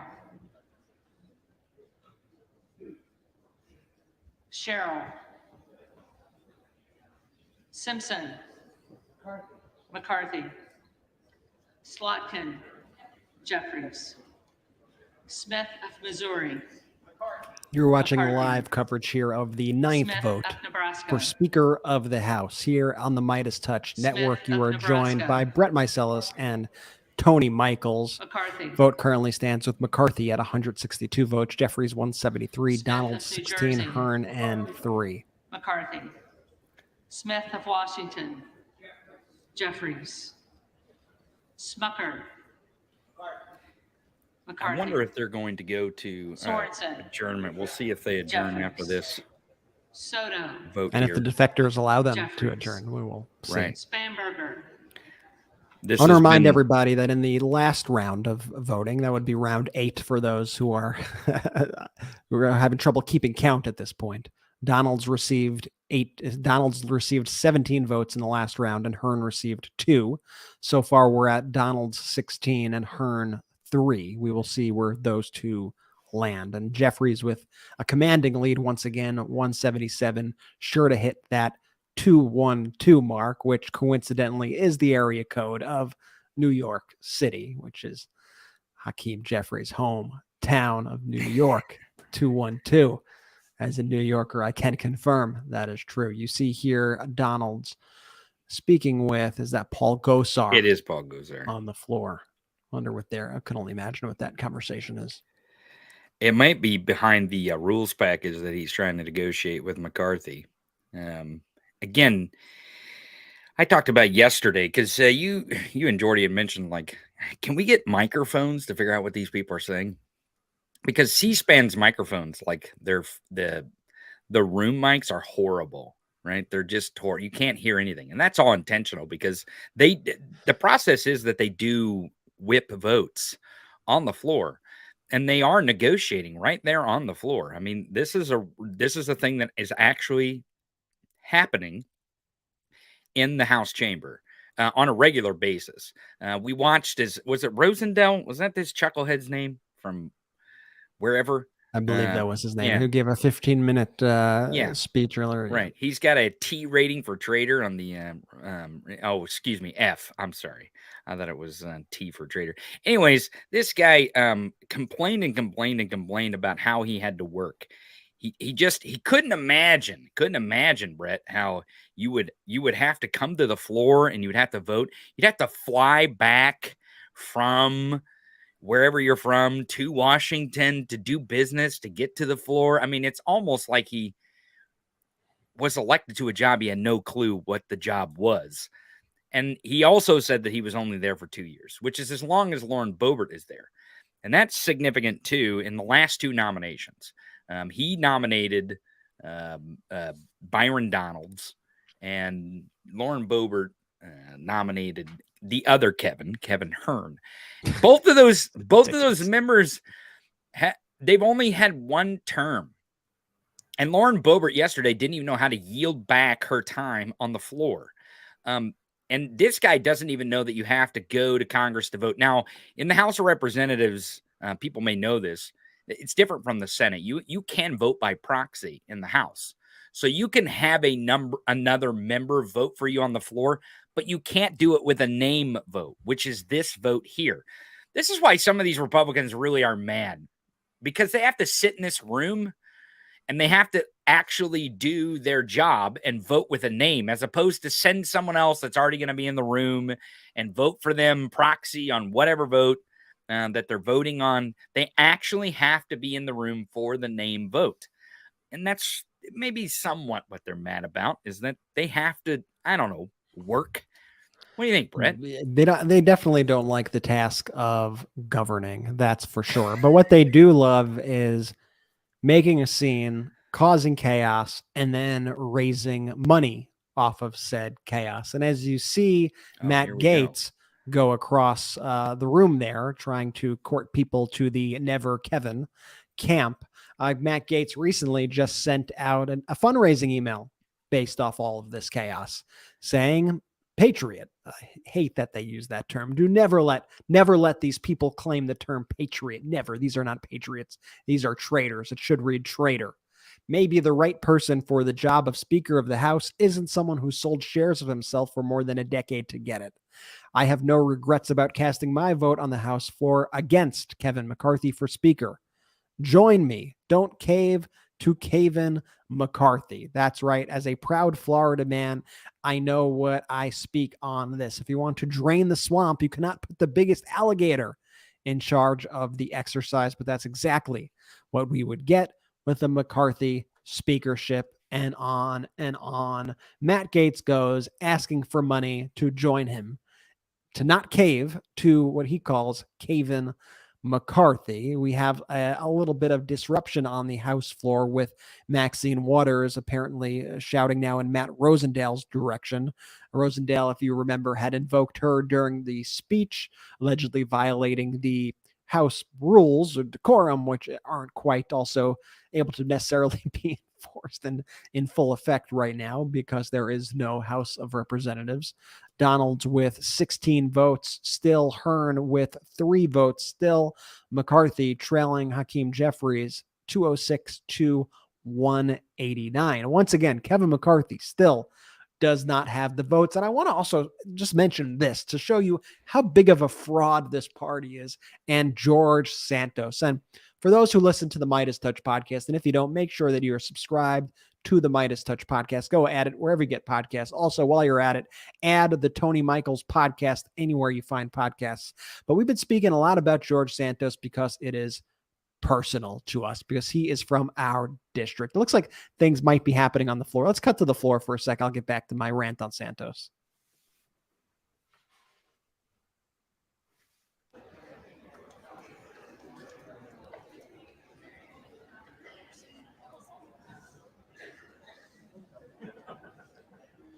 Arrington.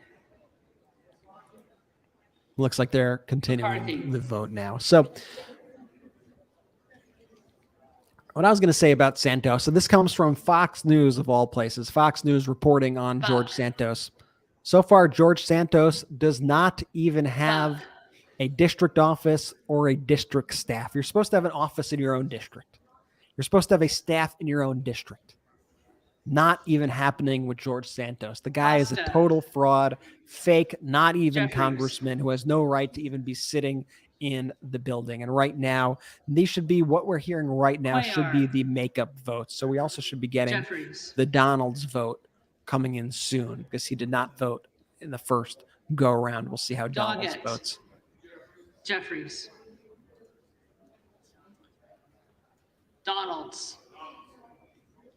Donald's votes for himself for speaker, bringing him to 17 votes, tying where he was in the previous round at 17. Which, again, I think that's significant, Brett. And the reason why is because he's trying to negotiate this rules package, which would indicate that he would go back to McCarthy column, which, again, he's trying to, and that's what he was probably talking to Gosar about, because we know Gosar is one of the votes against McCarthy.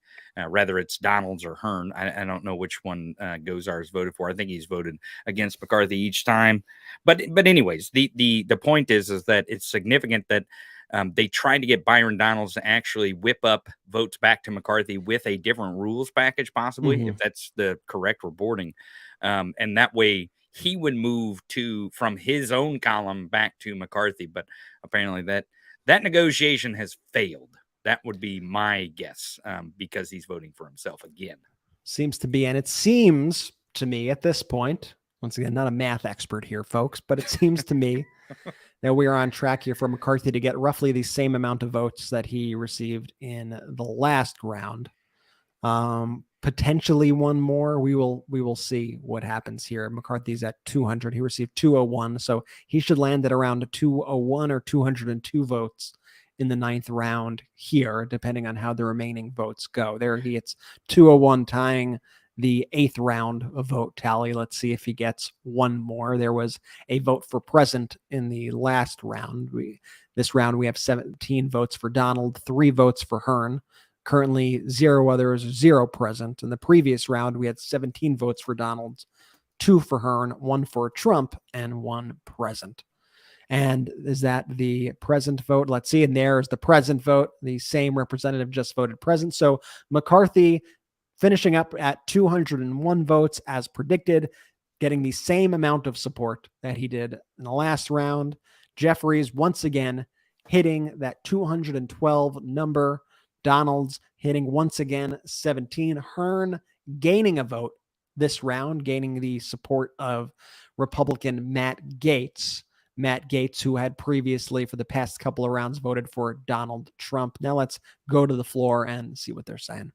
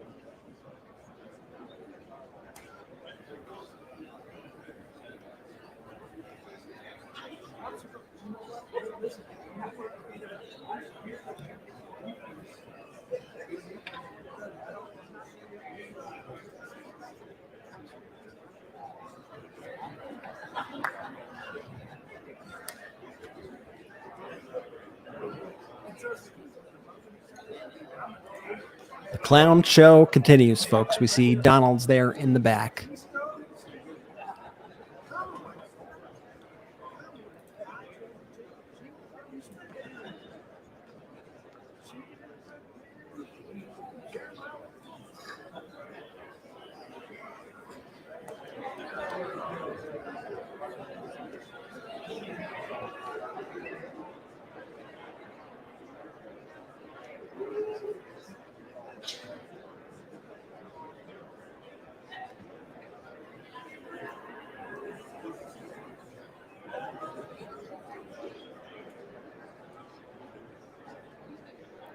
Since this vote is coming to a close here, I think everyone's voted here. They're just doing the official tally, so that's why that pencil's getting so short.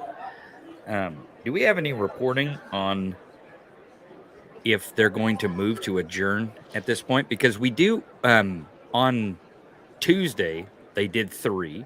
Yesterday they did 3.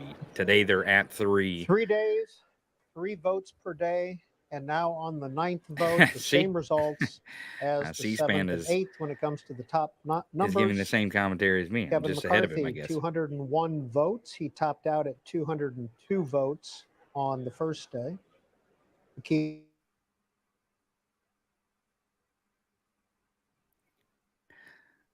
So I think there's going to be the same result in the numbers, Brett. Like, we're 3, 3, and 3. Does that make sense? Maybe we're the week of 3s.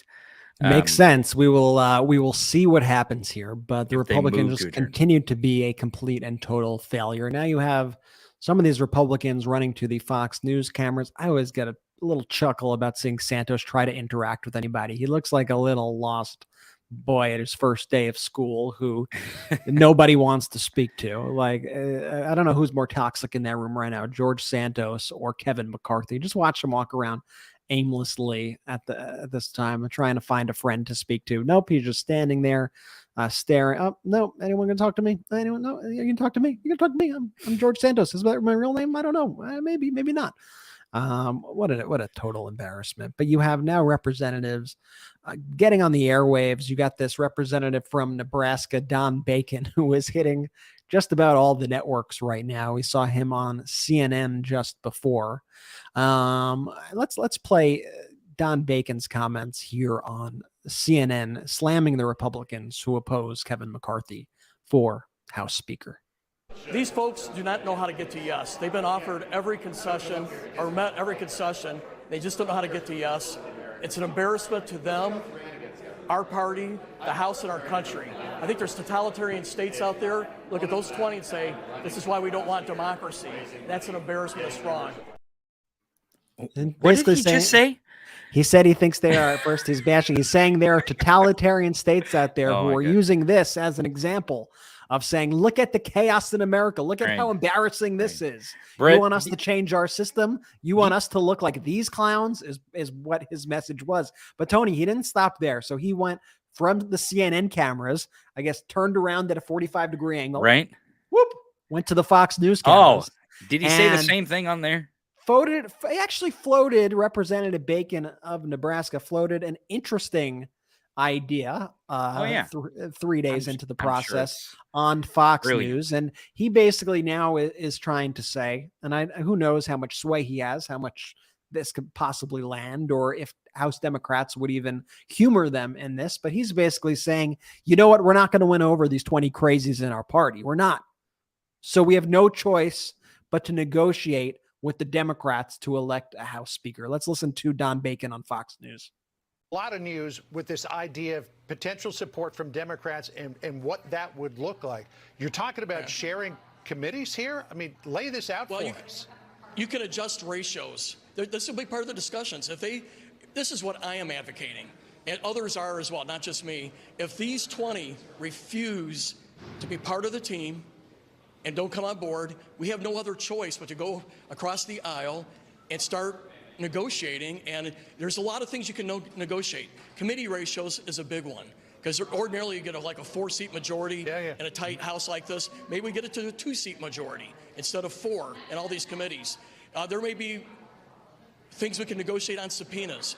There's also on rules, like how to do motions to recommit. there's a lot of things that we could look at to see if we can come up with a more bipartisan House. And by the way, we need to do that. If you think we can get past totally partisan bills out of the U.S. House, and that a Democrat Senate is going to pass them with a filibuster and get it to the president and get his signature, it's not going to work.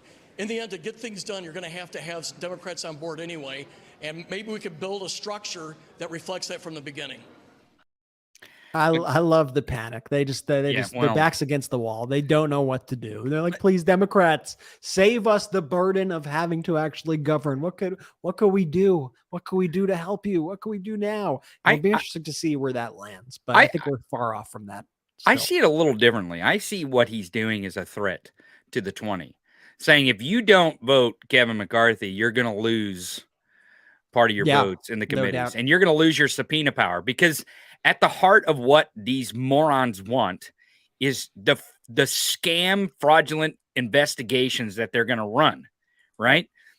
They want Jim Jordan on judiciary for a reason. They want him to have a gavel on that committee for a reason, is so that he can yell and scream every day and get Fox News clips every single day about Hunter Biden and a laptop and getting rid of Joe Biden and blah, blah, blah, yakety schmackety, on and on it'll go.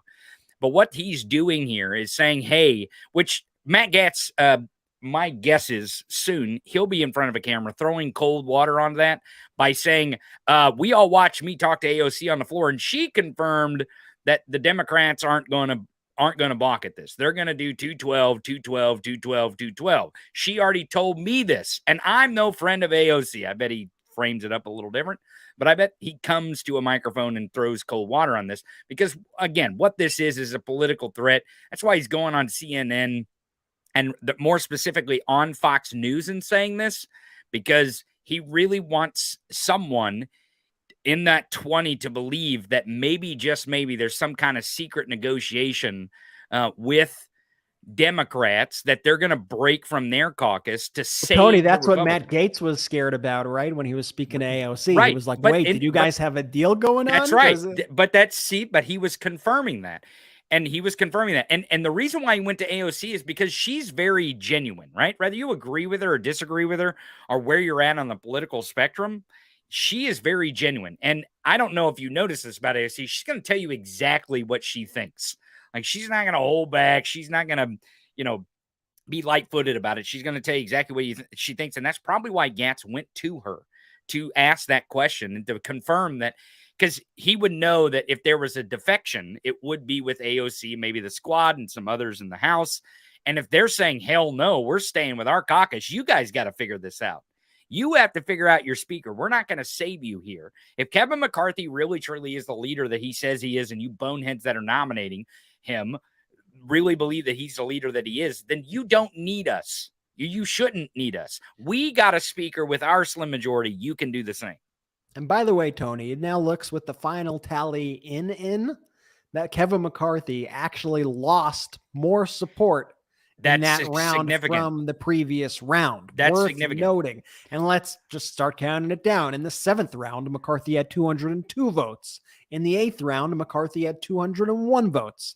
In the 9th round, Kevin McCarthy now is at 200 votes as his support continues to dwindle. This actually, Brett, I don't mean to jump on you there, but my guess is with this losing a vote and going to 200, this would give more reason for Republicans to want to adjourn. And the reason why is because there is some crack somewhere inside Kevin McCarthy actually withdrawing, because that's how this ends. That's how this ends is Kevin McCarthy withdraws and promises probably a resignation of his congressional seat. And here's the thing, if he gets to be a kingmaker, if Kevin McCarthy gets to say, well, I chose my successor, right? Like, that's the one thing that he has left that he could do, is to withdraw and to say, well, I want this person, and that person become the speaker. Then he could say, well, I wasn't the speaker, but I chose the person who is the speaker, and I'm a kingmaker. That's really all he has left here. And Tony, it appears that, the fortune for Kevin McCarthy is not going in the right direction, because reporting right now coming in is that Colorado Representative-elect Ken Buck has had to travel to a medical appointment, and he was a McCarthy vote. So he may be the reason why McCarthy has now gone down in votes. McCarthy has just lost a vote from the floor, which also probably changes the total. We will have to do a count and see. So it should be now, we should be somewhere around 432 casting ballots now. And it appears that we are going to a 10th vote. We will have to see. But Ken Buck was asked for his vote, and it looks like he is absent. And that is a shift for McCarthy in a bad direction. If McCarthy lost, he needs every single vote. And this is why they were complaining earlier, because in a name vote, they have to be present. They cannot vote proxy. So you almost predicted it, Tony, by saying how they couldn't vote proxy. And now here we are just moments later seeing that come to fruition. And I also would like to point out now just this clip of Representative Good, a Republican. This is a stern no Kevin vote. And this is what he had to say to describe the past few days of the Republican control of the House. This is how he sees it. Let's play the clip of Representative Good on Fox News. Let's be honest, most of what Congress does is bad. Most of what we do to the country while claiming to do it for the country is bad. These last couple of days have probably been the most productive couple of days I've spent in my first 2 years in Congress. You know, we shouldn't be in a hurry. He called it the most productive couple of days that he spent in his first 2 years of Congress. Brett, if democracy was your enemy, if it truly was your enemy, which it is for a lot of these fascists, if it really was your enemy, the thing to do is to grind it to a screeching halt, because democracy is not fascism's friend. It's not authoritarianism's friend. We're witnessing that live and in action here. And that is what this shitbox really is excited about, is that his enemy, democracy itself, is being grind to a screeching halt, and they will not be able to get anything done, meaning that there will be no accomplishments that will come from actual democracy. We're watching in right now at the historic failure of Kevin McCarthy. For those just tuning in, Kevin McCarthy has lost now 9 consecutive times. He is one of the biggest losers. We already knew that, but now it's official in the record. One of the biggest losers in American history. This has not happened now going into the 10th vote in nearly 200 years. We've not gone to a 10th vote for Speaker of the House, and Kevin McCarthy only losing voters as every vote Fred, goes. I want to point out, did you see the clerk there? She's exhausted. She's exhausted. She was standing there and she was like, I don't know. I have no idea what's going to happen. They're absolutely astonished. Even the chamber staff. Ellie Mistal points out, so spot on. Has it occurred to McCarthy that being the kind of person who wants to be speaker so bad he's willing to endure 9 consecutive votes against him is precisely why people don't trust him to be speaker? Such a good point. You know, it really sums it up. Like everything we're witnessing right now with McCarthy and his whole handling of this process in a vacuum, this alone shows why he doesn't deserve to be speaker.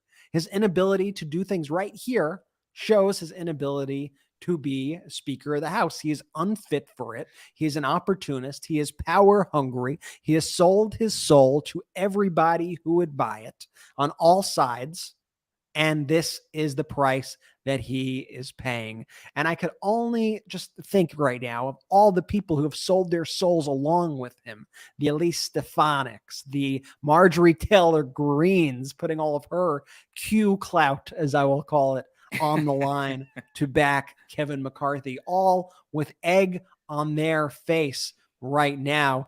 There you have, is that Matt Gaetz speaking with, is that Debbie Wasserman Schultz? That's an interesting pairing. Once again, we need microphones on the floor. Well, I think this is probably more Matt Gaetz trying to figure out if there is a plan. Again, I just said from was it who was it that was speaking on Fox News? Which one of these traders was speaking on Fox News that was saying that that there's going to be a Democratic deal? This is Matt Gaetz. That was Don Bacon. Yes, Don Bacon. So Matt Gaetz is walking across the aisle to see if there is any hint, any whiff of any kind of deal for any Democrats to switch and to finally get a Speaker of the House, because they're really concerned. The people who are afraid here are not the people voting for McCarthy. I don't know if it's been noticed here, but the people who are afraid here are not the people voting for McCarthy. It's the people voting against him. And the reason why is because they kept with the rules and they kept with the demands, and he gave them everything they wanted until they kept moving the goalpost till the very end. And eventually he said, that's enough. I'm done. You're not getting my entire speakership. I have to have some power as the speaker. And that's when they formed this coalition against him of enough people who would vote continually to make sure that he didn't become speaker. But they're concerned because of you, folks. You're the audience. They're concerned that you are going to notice that they are not making good on their promises to have all the committees and all the sham investigations. And Tony, we're now getting word that the House is expected to move into, yes, you heard this right, the 10th round of voting for House Speaker. Let's tune in to the House floor. Which the Honorable Hakeem Jeffries of the state of New York has received 212.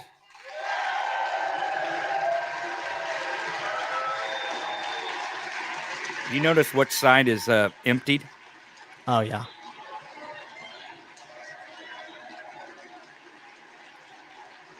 They're in cloakroom trying to probably get an adjournment here, I would imagine. If you look at the Republican side of the House here, there's not many members there. The Honorable Kevin McCarthy of the state of California has received 200. Honorable's doing a lot of heavy lifting.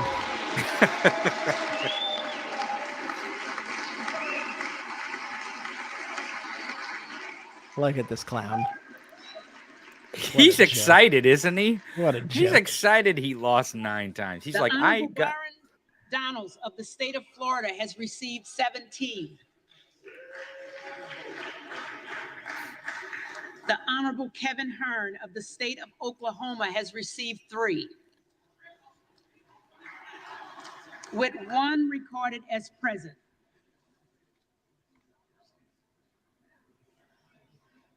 No member-elect having received a majority of the votes cast, a speaker has not been elected.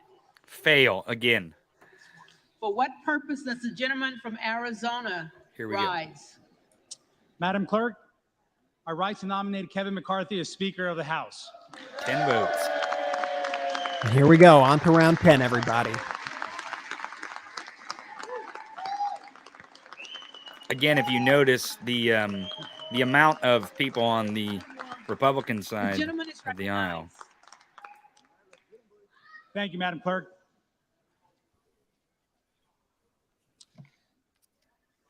The American dream is a dream.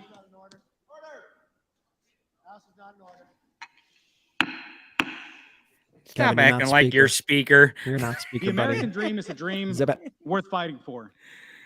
And I know in my hearts of hearts that Kevin McCarthy is the man to lead us as we work to fulfill that dream for everyone in every state and in every district.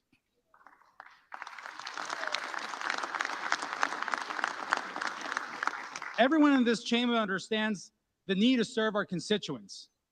It's who elected us. You see the and it's kid next our to him? By the time we're done with voting, he's going to be a Kevin senior understands citizen. this Watch as him well as grow up anyone. before our eyes. He has dedicated his life. I was just thinking, to how many spreading years is opportunity Kevin for going to all sit there and through smile the private sector while and the he's public sector? rejected as speaker? You know, this place is a special place for me. My first time on the Hill was back when I was an intern in 2003. My mom visited, and I remember walking her around the halls of Congress as if I owned the place. Well, just a few days ago, I got to walk my mom around one more time this special place, but now as a member-elect of the United States House of Representatives. So this guy just got elected, right? Is that what I'm gathering? They're down to the barrel of people just getting elected to nominate him. There might not be people left to nominate him. It might just be the same old folks. The American dream is alive. Good point. I believe it. I've gotten to know Kevin McCarthy well. He secured a The Republican 10th ballot majority will be in the will United States tie a House speaker and election laid out a in plan to deliver 1834. for the American people. Be the eighth All the way longest back. There's election one thing that I in know about U.S. Kevin history. McCarthy. He cares about the American people. He cares about our country and is here not to be somebody, but to do something. And that has been laid out in his commitment to America, to fight for an economy that is strong, America. a nation The projection that is just a future dripping, that is isn't it? built on freedom, and a government that is accountable. This I The can seventh strongly longest get behind. election in U.S. history. The seventh. This country gave me and my family an opportunity. What was the? An opportunity to achieve the American dream. Friends, I was born in Mexico. So the people who are members of Congress who Best way that cast I the can ballots the tell you who last I am time is through a that a short ballot conversation I had with my dad for speaker lasted when I this told long him I was gonna run included for Davy office. Crockett, This James K. conversation, of Polk, course, Franklin Pierce, in and Espanol, John Quincy in Adams. Spanish. Born on a mountaintop in My dad asked me, Tennessee. Juan, where else could we Greenest have our state in story? the land. You remember that song? We come to this country, we immerse in the culture, we learn English, we go through the long journey and become U.S. citizens. He said, I drive a bus my whole life, and now my son has a shot at becoming a member of the United States Congress. Where else in the world could we have our story? You'd already be a member of Congress. You didn't have such worthless leadership. You'd be sworn in already. Yes. The house is not in order. Come on, Kevin. But where else in the world could any of us have our story? Regardless of our background, regardless of where we come from, what side of the aisle we sit on. We have the privilege and opportunity to sit here today as part of a historic moment, fighting for what we believe. The answer of where else is nowhere else, only here. I trust Kevin to fight for that American dream because he's a product of it. We're all a product of it. He gets it and understands that a government accountable to the people There's Matt Gaetz is the talking best to tool to ensure that our future generations continue to have a real shot at the American dream. So let's be proud of our stories. Let's be grateful to God for it all. And let's get to work to ensure that everyone has the same opportunity to write their own story. Being a representative isn't a job title. It's a job description. The eyes of the world are on us as we are airing our grievances. That's the cost of leadership. The leadership that comes from this body. So let's act like it. Let's step up to that calling that our country needs and our districts expect from us. I am confident we will resolve this issue and will stand united to fight for the values that matter to the American people.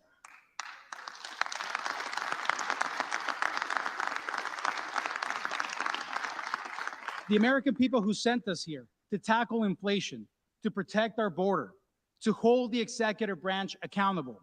It's time to do the job we were entrusted to do, to get results for the American people that sent us here. And the best person to lead us in this journey and in this fight to defend the American dream for all is Kevin McCarthy. For And the it's 10th happening time, again, no. folks. And I am proud to boy. stand here before you today as the first naturalized citizen in the history of Arizona to win a congressional seat. Proud of the work of my parents, my dad, who drove a bus for most of his life, my mom, a homemaker. We grew up in a 2-bedroom apartment. Didn't own a home until I was in college. But my story is not unique.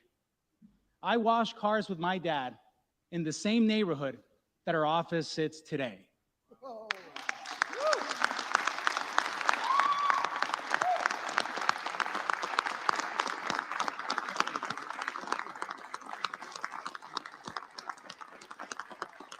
We're not here celebrating one particular story. We're here celebrating the American opportunity. only found here, being born from this body as well, as the opportunities of our country have gone. And all of you in this room have that story. I strongly believe that we all have a car wash story, the story where we began. And in spite of all the challenges, in spite of all the obstacles, we are here. And each one of us are a testament to the opportunity and the greatness of this country. And that is why we are here. And I strongly believe that Kevin McCarthy is the person to lead this body in this new fight, this next 118th Congress. So, at the direction of the Republican Conference, I advance the name of Kevin McCarthy as the next Speaker of the House of the 118th Congress. I feel like we've heard that before. Oh, shit. So it continues. Kevin McCarthy puts on his fake smile. They all applaud as Kevin McCarthy gets ready to lose for the 10th consecutive time. I want to point out that if you watch the screen, they switched to Matt Gaetz negotiating again or talking to Democrats. Again, he's fishing to see if there's any kind of plan that Bacon, Representative Bacon, said on Fox News. California rise. Madam Clerk, I rise again to nominate Hakeem Jeffries for Speaker of the House. That's how it's done, people. That's how it's done, short and sweet.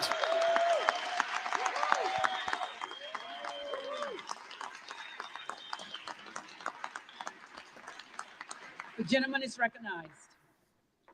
Madam Clerk, I want to thank my colleague on the other side of the aisle for sharing his American dream story and for his family for being here with him at his side. It is our hope that this chamber gets down to the business so he and all the new members in this chamber can be sworn in to do the work of the people.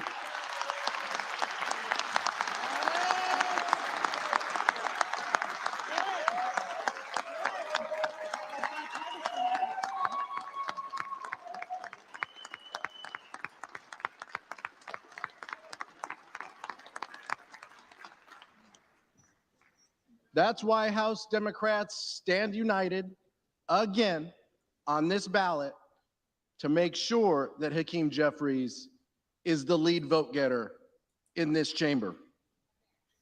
And it's also why it's important, just like I relayed a few days ago, Madam Clerk, the importance of the character of Hakeem Jeffries, who he is, his story, and why he should be given an opportunity to lead this chamber. In New York, after the 5th grade, you can't get on a bus to go to school anymore. You have to take alternate means. You can walk or you can take a train. In 6th grade, he and his brother would walk to the train station, take the train, get off the train, and walk to school. Now, there's a little disagreement in the Jeffries household as to how many days his father took him on that route before he let him navigate that route with his younger brother. The character it takes for an older brother in 6th grade and his fourth grade little brother to go to school each and every day in New York, to be on their own, to handle themselves, and to handle each other. That's the character of this man. That's the character of a leader you want in this chamber. He's going to be the one who walks with you, who sees you through the day, who makes sure your priorities are his priorities. And at the end of the day, when it's just you and he's going to make sure we all do the business of this body, and we all get home for our families. There is nothing more important than the work that we do in this chamber for the American public. Safeguarding priorities like Social Security and Medicare, making sure that our families are taken care of, making sure that the families in our communities are taken care of. And what we've seen in this chamber is tough. It's tough to watch. It's tough to imagine what would happen in this chamber today if we were debating Social Security and Medicare? What would happen? What would the votes be? Where would people stand? That's why it's important that Hakeem Jeffries leads this body. On behalf of the Democratic caucus, I am nominating the leader of the governing party in this chamber, Hakeem Jeffries from New York. Did you catch that there at the end? The governing party. The party who knows how to govern. Now, the messaging, I think we should all take note of from the Democrats here. I think every time they speak, they try to bring it back to the things that actually matter to people and speak about. Does the gentlewoman from Florida Let's listen to rise? this. Madam Speaker, I would like to rise to nominate Byron Donalds for Speaker of the House. The gentlewoman is recognized. I've known Byron for roughly about 4 years now, and being that he's from the state of Florida, I can tell you that I've come to know him on both the campaign trail and personally. But I want to clarify something real quick to my colleagues across the aisle. What you're seeing with this discussion does not mean that we are dysfunctional. And in no way, shape, or form will a Democrat ever hold the gavel to a Republican-controlled House. They're really trying to misdirect, aren't they?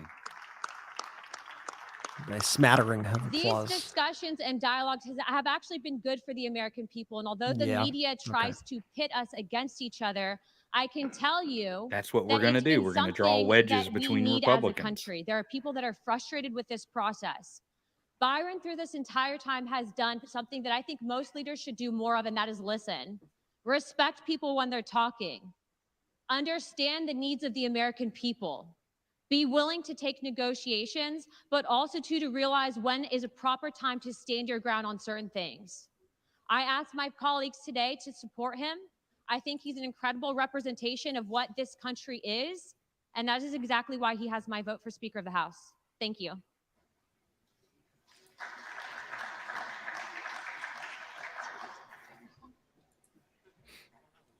For what purpose does the gentlewoman from Colorado rise? Madam Clerk, I rise to nominate Kevin Hearn of Oklahoma for Speaker of the House. The gentlewoman is recognized. It's as simple as that, folks. Let's start getting somewhere with this. Realize the facts. Kevin McCarthy does not have the votes. Let's elect a Republican who can unify our conference, who is a true leader. I'm casting my vote for Kevin Hearn, and I hope you will as well. I yield. Bobert sticking with Hearn and sticking it to Kevin McCarthy once again. Again, she doesn't even know how to. I'm not even. It's ridiculous. The clerk's like, yeah, whatever. Because she just walks away. She does it wrong and just walks away. And the clerk's like, yeah, okay, whatever. And there you have it. Looks like we're back in the same situation that we've been in over and over and over again. Kevin McCarthy gets a nomination. Byron Donalds gets a nomination. Kevin Hearn gets a nomination. It looks like we're slated for nothing to change here because nothing has changed since the last vote. There's been no deals made. There's nothing that's happened. It's just the same old Republican chaos, the same old BS, the same old, they just have no idea what the heck that they are even doing here. I mean, this is a total embarrassment. Hakeem Jeffries over there. Hakeem Jeffries is the person coming out strong from this with a united Democratic front supporting him with all 212 votes, not just one time or twice or three times, but in all votes so far. Hakeem Jeffries has received the full support of the Democratic caucus out here. It doesn't seem like that's going to change either from Aguilar's speech. They're going to continue to be united.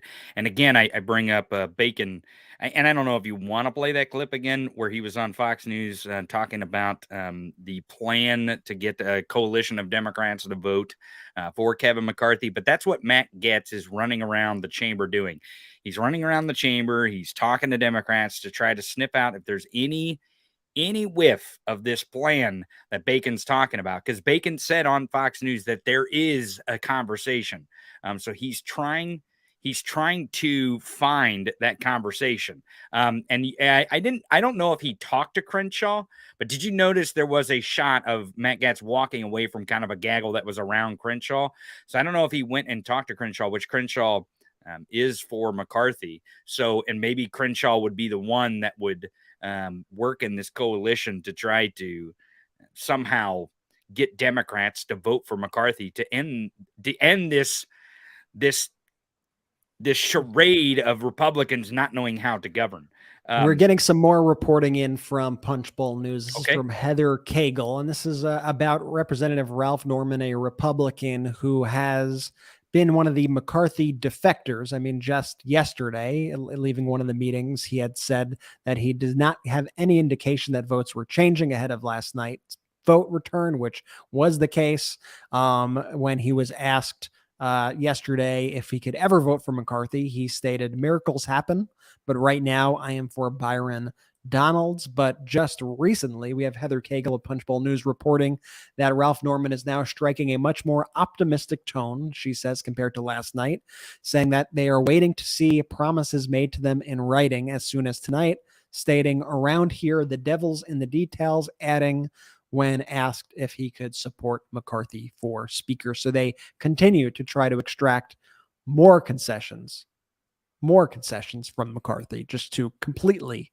gut his power entirely. We see Elise Stefanik there, who had run as a moderate when she ran for Congress and then became Donald Trump's sidekick, in essence, had completely sold her soul, and then also sold her soul for this McCarthy vote. And we will see where this ends up for her. I wonder if she's sitting there being like, "Hey, what the hell? Like, nobody's nominating me."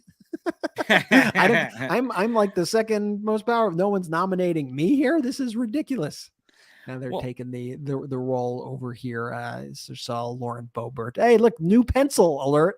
New pencil alert on the House floor. Man, That they looks... wore out the last one. They wore out the last one. It was all the way down to the nub. Matt Gaetz going around. Matt Gaetz has been trying to court people more than just about anybody on the floor. We see him out there on the floor really trying to shake things up. Unlike really anybody else, we don't see McCarthy or really McCarthy supporters doing that, right? Well, it is Boebert and forgive me for anyone who hears me say the word Gaetz, because I call him Gaetz. The reason why mainly is because I know it would piss him off if he heard someone saying his name wrong. So just waiting for the time that he hears a clip of me saying his name wrong and he points it out.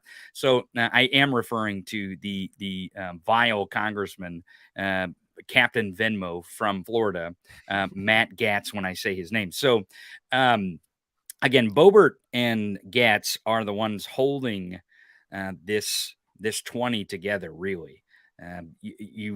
You know that there are clips from weeks before where Marjorie Taylor Greene actually did go to the McCarthy camp before we got to this moment, before the holiday. And Lauren Boebert and Matt Gaetz were talking about how, oh, Marjorie Taylor Greene, she's a rhino and all this talk, then trying to get her to come back to this side of defection, right? But Kevin McCarthy made her too many promises. But that may be what we're seeing here, is that if Punchbowl is right, if there is negotiations with that Byron Donalds, because he was thrown in this mix here, is negotiating for rules, and they are getting some of the defectors, right, from the Boebert Matt Gaetz camp. That would be why Matt Gaetz looks a little worried here as he's meandering around the floor, trying to figure out if there's something afoot or if he still has his 2021 members of their caucus going to vote against Kevin McCarthy. Because really what they need, if Kevin McCarthy can pull this out, what he really needs is not just the votes from the 20 column to move towards him, but he also needs some of them to either be no votes or be present votes. He's not going to get enough to probably work his way into speakership to get there if he does, which if she's saying tonight, that means we're going to probably vote for a long time here. If I'm just pointing that out. We go into tonight. This tweet if there's from Mason joking around. If you notice on the bottom of the lower third here, he added a 1 to the 10th speaker. So it reads, Representative McCarthy does not have the votes. 110th speaker vote possible today. and that could be. That's certainly is a possibility at the rate we're going. I mean, the Republicans just have no way to figure this out currently. I mean, they have so far, Kevin McCarthy has basically given up almost everything. I don't know what else there is for him to even give up at this point. You have the Democrats who aren't willing to hand him a lifeline. Not now. We'll see what happens in the future. Well, and that's probably because they know that they do not have a plan. Why would Democrats concede the speakership to Kevin McCarthy if they know for sure that there is no plan for McCarthy to become speaker? There's absolutely no way. There's no plan for anyone to become speaker at this point. Why would Democrats coalesce unless they know they can help choose a speaker, right? Because I mean, what is it in it for Democrats, Brett, to give away their votes in their caucus and to break with the caucus to make Kevin McCarthy speaker? What is in it for them?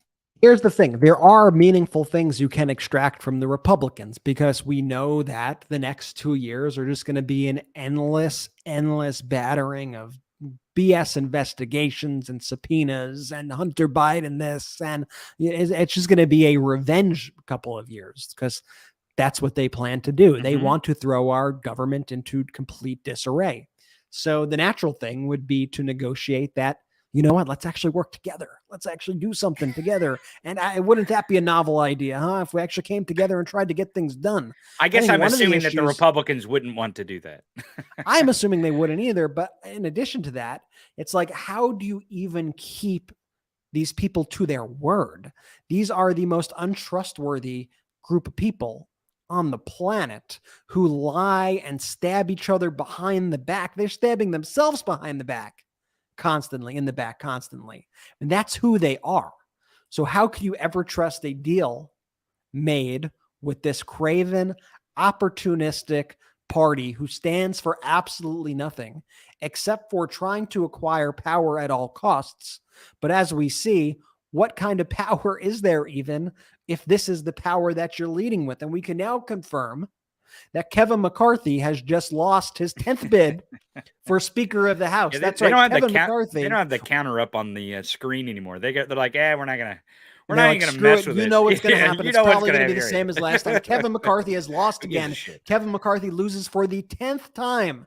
Kevin McCarthy not only has not gained a single vote since voting began on Tuesday, he continues to lose votes. We'll see where he lands this round. In the previous round, he finished with 200 votes. We'll see if he finishes here with 200 or if he loses with less. But this is such an incompetent political party, such an embarrassing and humiliating display. I mean, I'm running out of fingers to count the amount of times that we're voting. We're going into double digits, people. Well, unbelievable. And they're even trying so hard when they do get a microphone. They're trying so hard to make their disarray seem like production, right? They're like, oh no, this is the way it's supposed to work. We're supposed to go 10 rounds to vote for speaker. It's not like we had weeks and weeks and weeks to negotiate the rules and negotiate these things as Kevin McCarthy was moving his stuff into the speaker office. I mean, it's not like, we had all that time to work this stuff out to make sure we had these votes when we came to the floor, so that we looked unified, so that we looked like a competent government. No, this is competent government where you can't choose a leader. No one can decide in your caucus. You have the traitors basically running the narrative of, we can't have a speaker because we don't want the leader that you've put up. I mean, and they can't find one. I think yesterday McHenry was floated, and even in the Sean Hannity clip from Fox News last night, he brought that name up, and Lauren Boebert said no immediately to even McHenry of North Carolina. So I don't see any end in sight here until Kevin McCarthy actually withdraws. No, it's going from bad to worse for McCarthy. And here's some other reporting too by Manu Raju of CNN saying that this speaker fight could ultimately be pushed to next week at this point, because you have at least 4 Republican members who have to leave town on Friday because they have some serious family issues to attend to. So say sources. So they're going to be losing 4 Republican members. So this could continue on, could stretch not only to tomorrow, but to Monday. This is like the never-ending vote. And Kevin just cannot afford to lose any votes right now.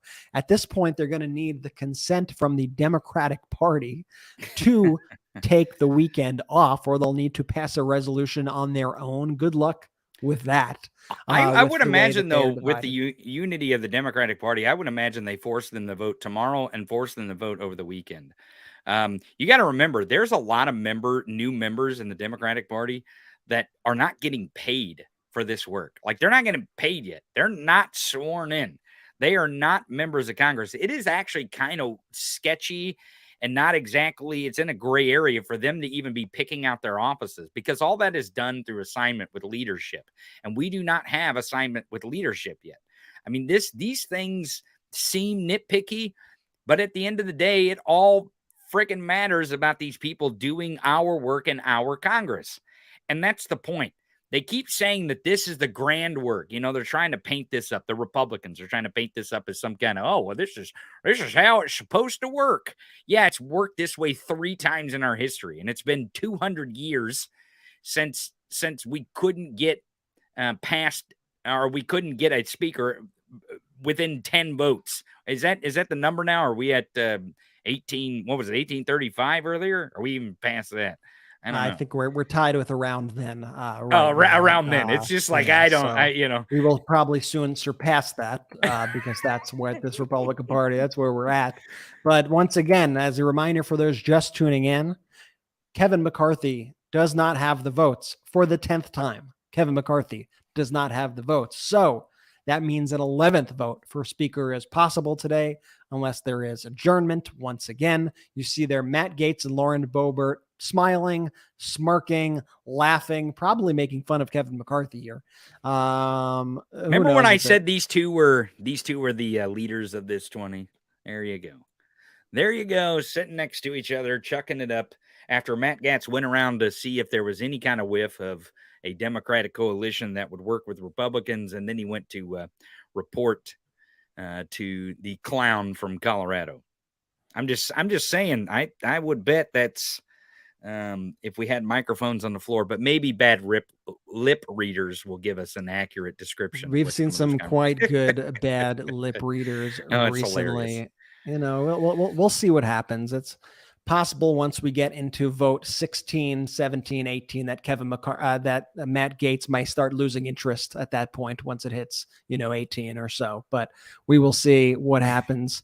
How many do you think it goes to? How many do you think it goes to? I don't know, man. That ASIN graphic, and I apologize for that joke. That ASIN graphic could be correct. It could be 110. We could be at 110. We could keep going. I mean, they just need to figure their stuff out. It's really extremely embarrassing. We saw the other night Kevin McCarthy try his grand strategy. This is the only thing I know about Kevin McCarthy's strategy so far. His grand strategy was to hold the pizza hostage. They ordered pizza to celebrate. What? After Kevin, you didn't see this? They ordered pizza for the Republicans to celebrate, and Kevin McCarthy directed the pizza to his office and said anyone who wanted pizza could come to his office to get it, and didn't let the entire group have it. The office that he doesn't actually have, the that office he moved that into? he's squatting Wait a second, because in the last few weeks we've had a big story about pizza and pizza boxes, and there was a story about Romanian officials arresting Andrew Tate. Was he like, you know what, that's probably a pretty good idea, maybe I'll go with the Romanian officials strategy and get pizza boxes involved in this, or something with Republicans and pizza? Although pizza sounds good right It does. now. I haven't eaten all day, so everything sounds good right now. Well, it's been 5 hours and almost 5.5 hours now. Let's check in on the floor of the House and see what's going on as Kevin McCarthy once again loses for the 10th time. Let's see what's going on. Let Brett go order some pizza. Let him go order some pizza.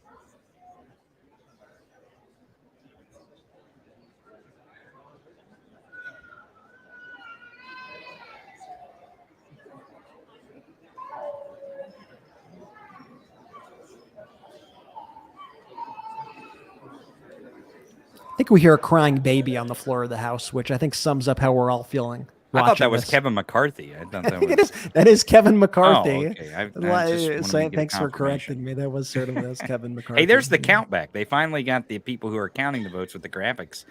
They must. Hearn, something to note here, everybody. Hearn racking up 2 more votes now. He started off getting a couple votes, then got 3 the last round. Now he's up to 5.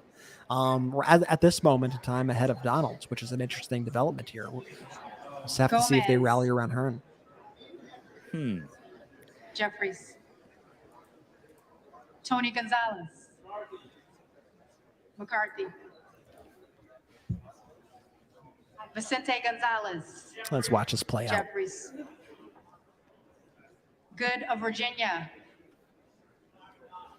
Donalds. Gooden of Texas. McCarthy. Gosar. Donalds. Gottheimer. Jeffries. Granger. Granger. McCarthy. Graves of Louisiana. McCarthy. Graves of Missouri. McCarthy. Greene of Tennessee. McCarthy. Greene of Texas.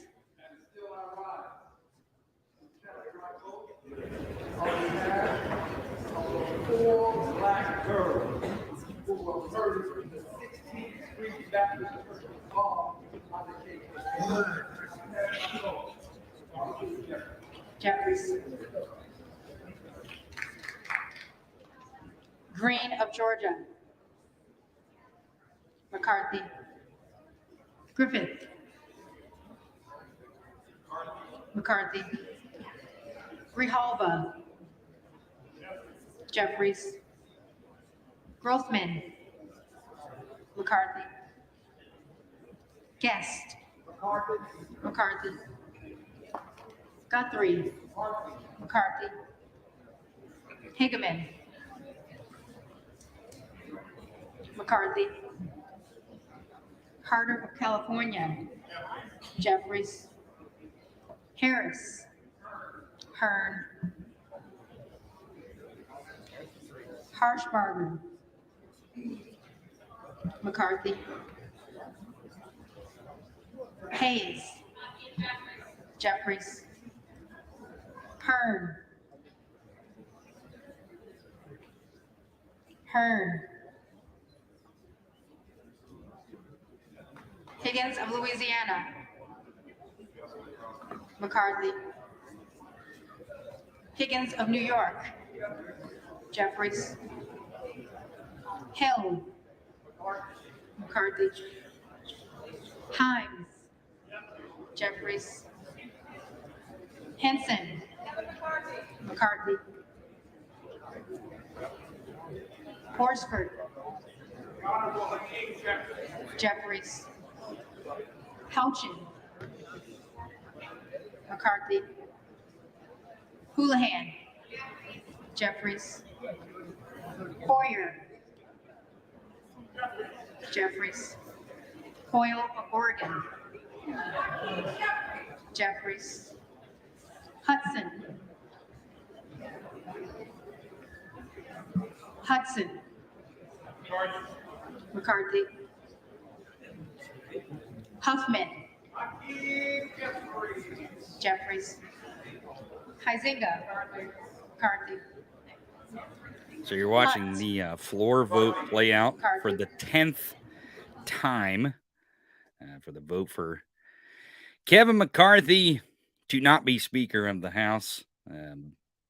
We already see that he's going to fail this vote with Donalds having 4, Hearn getting up to 6. So the vote is moving between Donalds and Hearn here. They're moving away from Byron Donalds, which has been the foil for Kevin McCarthy for quite some time. I am Tony Michaels with your coverage here on the MeidasTouch Network. Thanks for joining us for the 10th round of Kevin McCarthy's great loser streak. It's not surprising, though, that these Republicans would have a great losing streak. They are the party of losers, and the party of no. So it is fitting that they keep telling Kevin McCarthy, no, you're not our top loser. It's just not going to happen. Or maybe they're saying, no, you are. I don't know. You decide. It's been a long day. We're almost at 5.5 hours of this coverage. We are watching history here. And the reason why is because it's been since the 1830s that a House of Representatives, our House, the People's House, it's taken them 10 votes, 10 ballots to find a Speaker of the House. While you're here on the MeidasTouch Network, why don't you go down and subscribe? You should subscribe here at the MeidasTouch Network for the coverage. And also, if you would do me a favor, go over to my YouTube channel, Tony Michaels Podcast, subscribe there. You're going to keep up with all the coverage here on the MeidasTouch Network, and we do a show every single weekday, 2 hours at noon Eastern, every single weekday, Monday through Friday, over at the Tony Michaels Podcast. Thanks for joining our extended coverage here, and I don't know how long this is going to extend, to be quite honest with you. It could be we do 12 votes, 14 votes. I have no idea.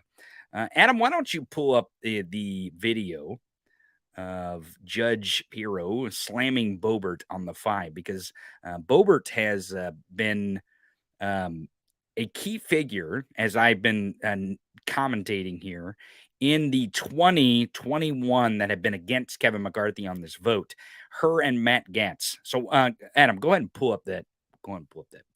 How are you feeling about all this? I'm angry about it. You know why? They're making the Republicans look ridiculous. First of all, I like Kevin McCarthy. Okay, why wasn't this done ahead of time? Why are we doing this in front of the public? We look like a bunch of fools, okay? And Lauren Boebert, you know, with all due respect, I mean, the woman barely won her race. You're holding out until Kevin falls. What is the alternative? What do you want? What is the option? What can people agree on? You want the Republicans to vote to get the Democrats to get a Speaker of the House? Can you imagine Nancy Pelosi saying, let me get some Republicans so that I can be the Speaker? I can put them on committees. This is an embarrassment. And I got to tell you that it's gone on long enough. It shouldn't have happened this way. He's done everything. You're lowering the threshold to boot him to one person to get a vote, to boot him out of Congress.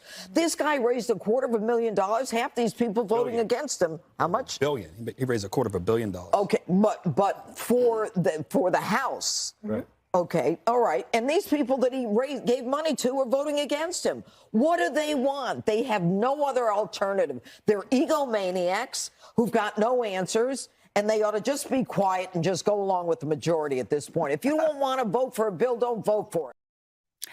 And again, this is a name vote, not a bill vote. And they're picking leadership. That's why the Republicans keep making this about them. If you've noticed, when they come to the floor to nominate Kevin McCarthy or the foil or the opposition, whether it be Donalds or Hearn at this point, we've seen that Jim Jordan was the nominee. Andy Biggs was on the first vote. They make it about them and about their rules. And the Judge Weinbach's here is making the point that you don't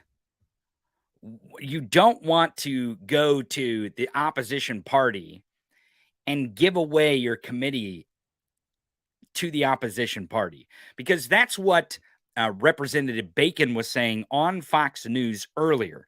Salty, can you play me the Bacon clip from earlier, and we'll see where these members of Congress are talking about this. If we can get that clip here, Representative Bacon goes on CNN, floats some ideas, but then goes to Fox News and floats this idea that they're going to give away part of their committee assignments to Democrats, maybe even some subpoena power, which is a shot across the bow about the Hunter Biden laptop fraudulent investigation and the sham investigation into Hunter Biden's laptop.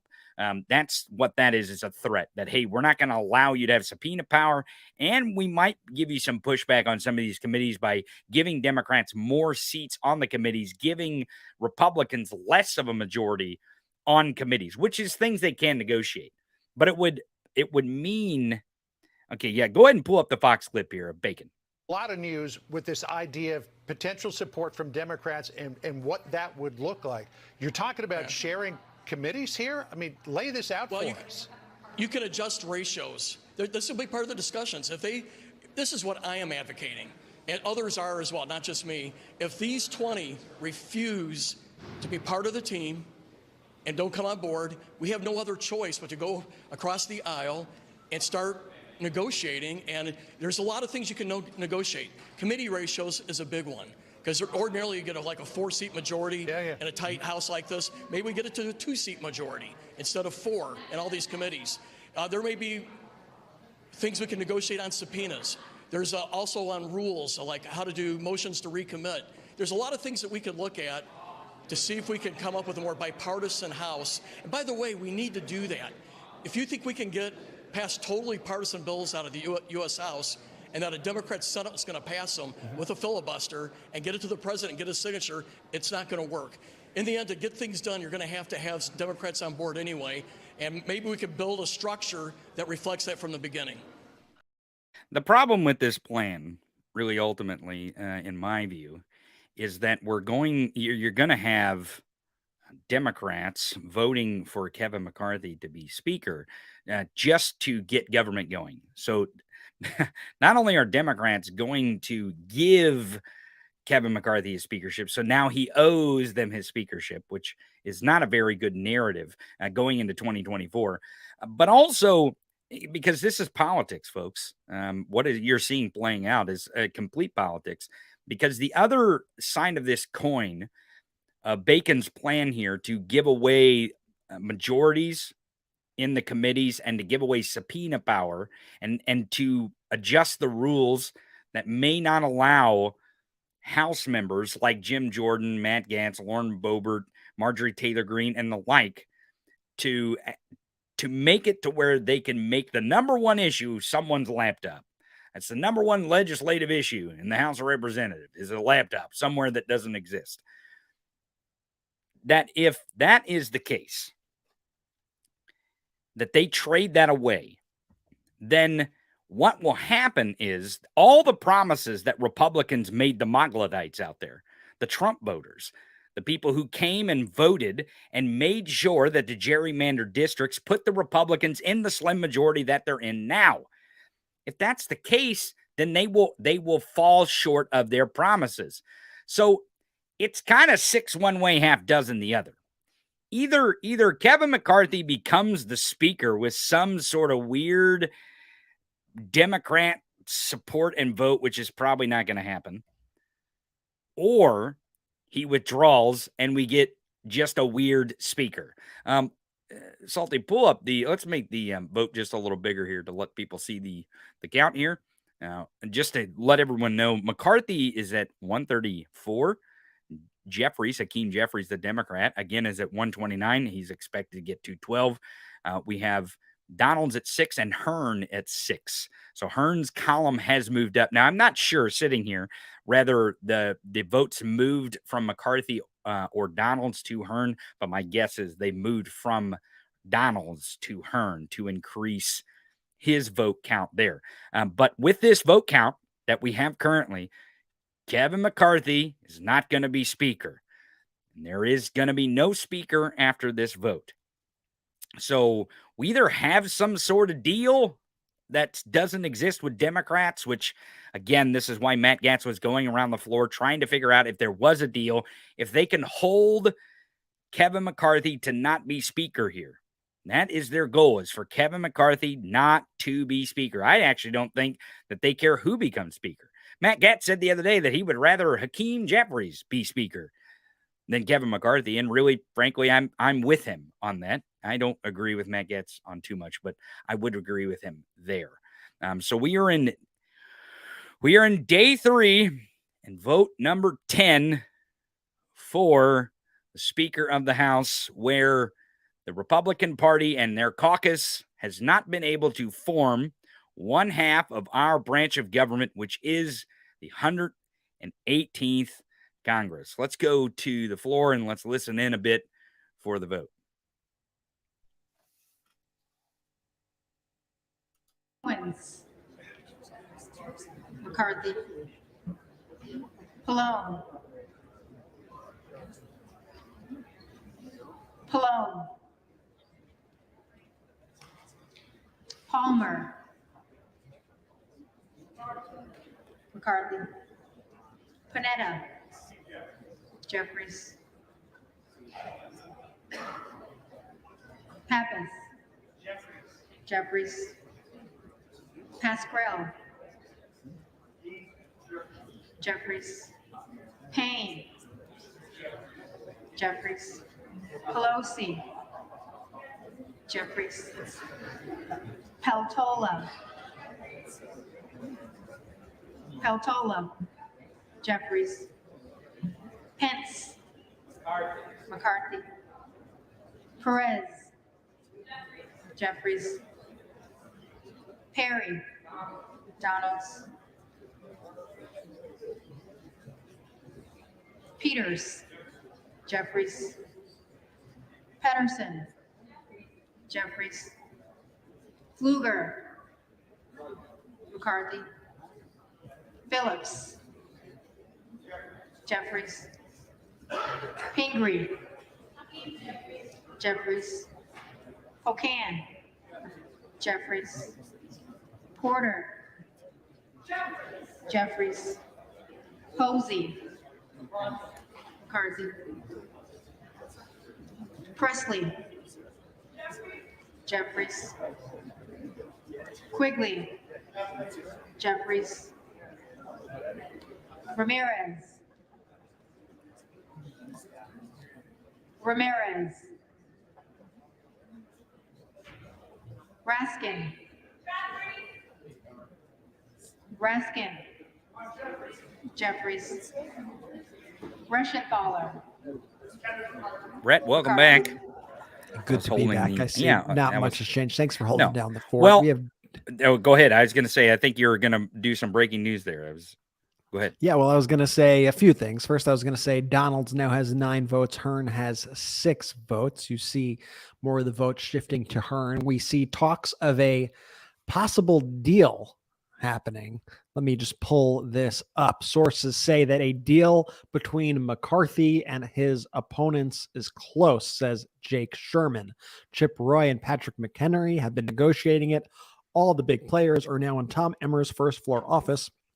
Ralph Norman, who we had mentioned before, says he expects an offer in writing tonight.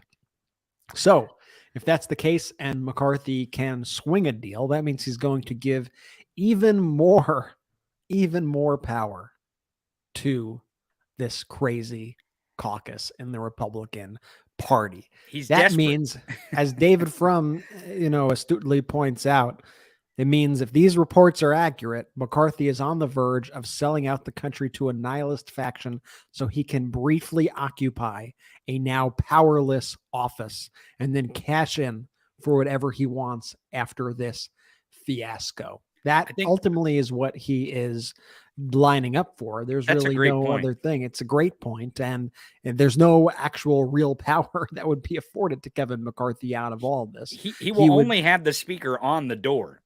That'll be the extent of his power, is that he has the office, the actual physical space that a speaker occupies. And potentially not even for all that long. Meanwhile, the problems for the Republican Party and their dear leader, Donald Trump, just keep getting worse as we now, as we are reporting on this broadcast, are getting word from Bloomberg that Jack Smith, special counsel Jack Smith, is set to make charging decisions possibly in a matter of weeks, say sources. This should be interesting. We'll read 2 years after the U.S. Capitol attack and with the 2024 election cycle looming, special counsel Jack Smith and his team of Justice Department prosecutors are combing through new testimony and evidence.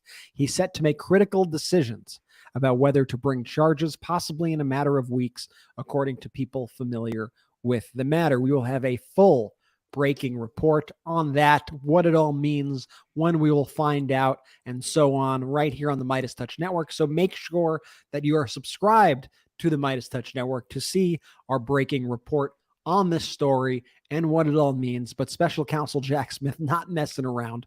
More bad news for traitor Donald Trump. I also want to give a huge right now shout out to everybody for watching us, the entire pro-democracy community who's stuck with us through all 10 plus rounds here of voting. And if you support independent media like this, the kind of media that calls traitors, we do things our way, and we thank you for joining us. Consider joining us on Patreon. We got a great Patreon at patreon.com/MeidasTouch. You can get great exclusive bonus content. There's even an option for you to be a producer of the MeidasTouch podcast that we do twice a week on this network. You get your name in the credits, but even if you can't, I want to thank you for all your support. But if you can, go to patreon.com/MeidasTouch to help fuel this network and keep it growing. We are now competing with, and in many cases, in most cases, beating the viewership of the major corporate networks out there. And that is all thanks to you. Also, remember, make sure you subscribe to this channel right now. Subscribe here. Go to the Tony Michaels podcast channel. Make sure that you subscribe to Tony Michaels. Subscribe to the MeidasTouch podcast, the Tony Michaels podcast, if you love this coverage.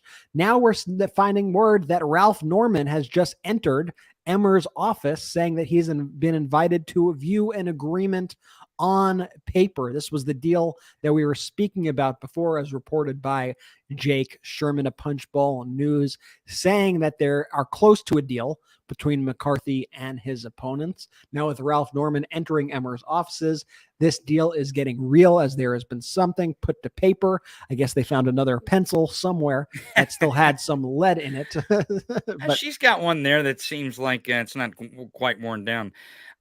I wonder what the word tonight means. Jake Sherman is reporting the word tonight, an offer expected tonight. I mean, that's, you know what I mean? Like, what does tonight mean? Are we going to go like 15 rounds before it is tonight? Because it's 5:43 Eastern time now, as you look at the House floor here.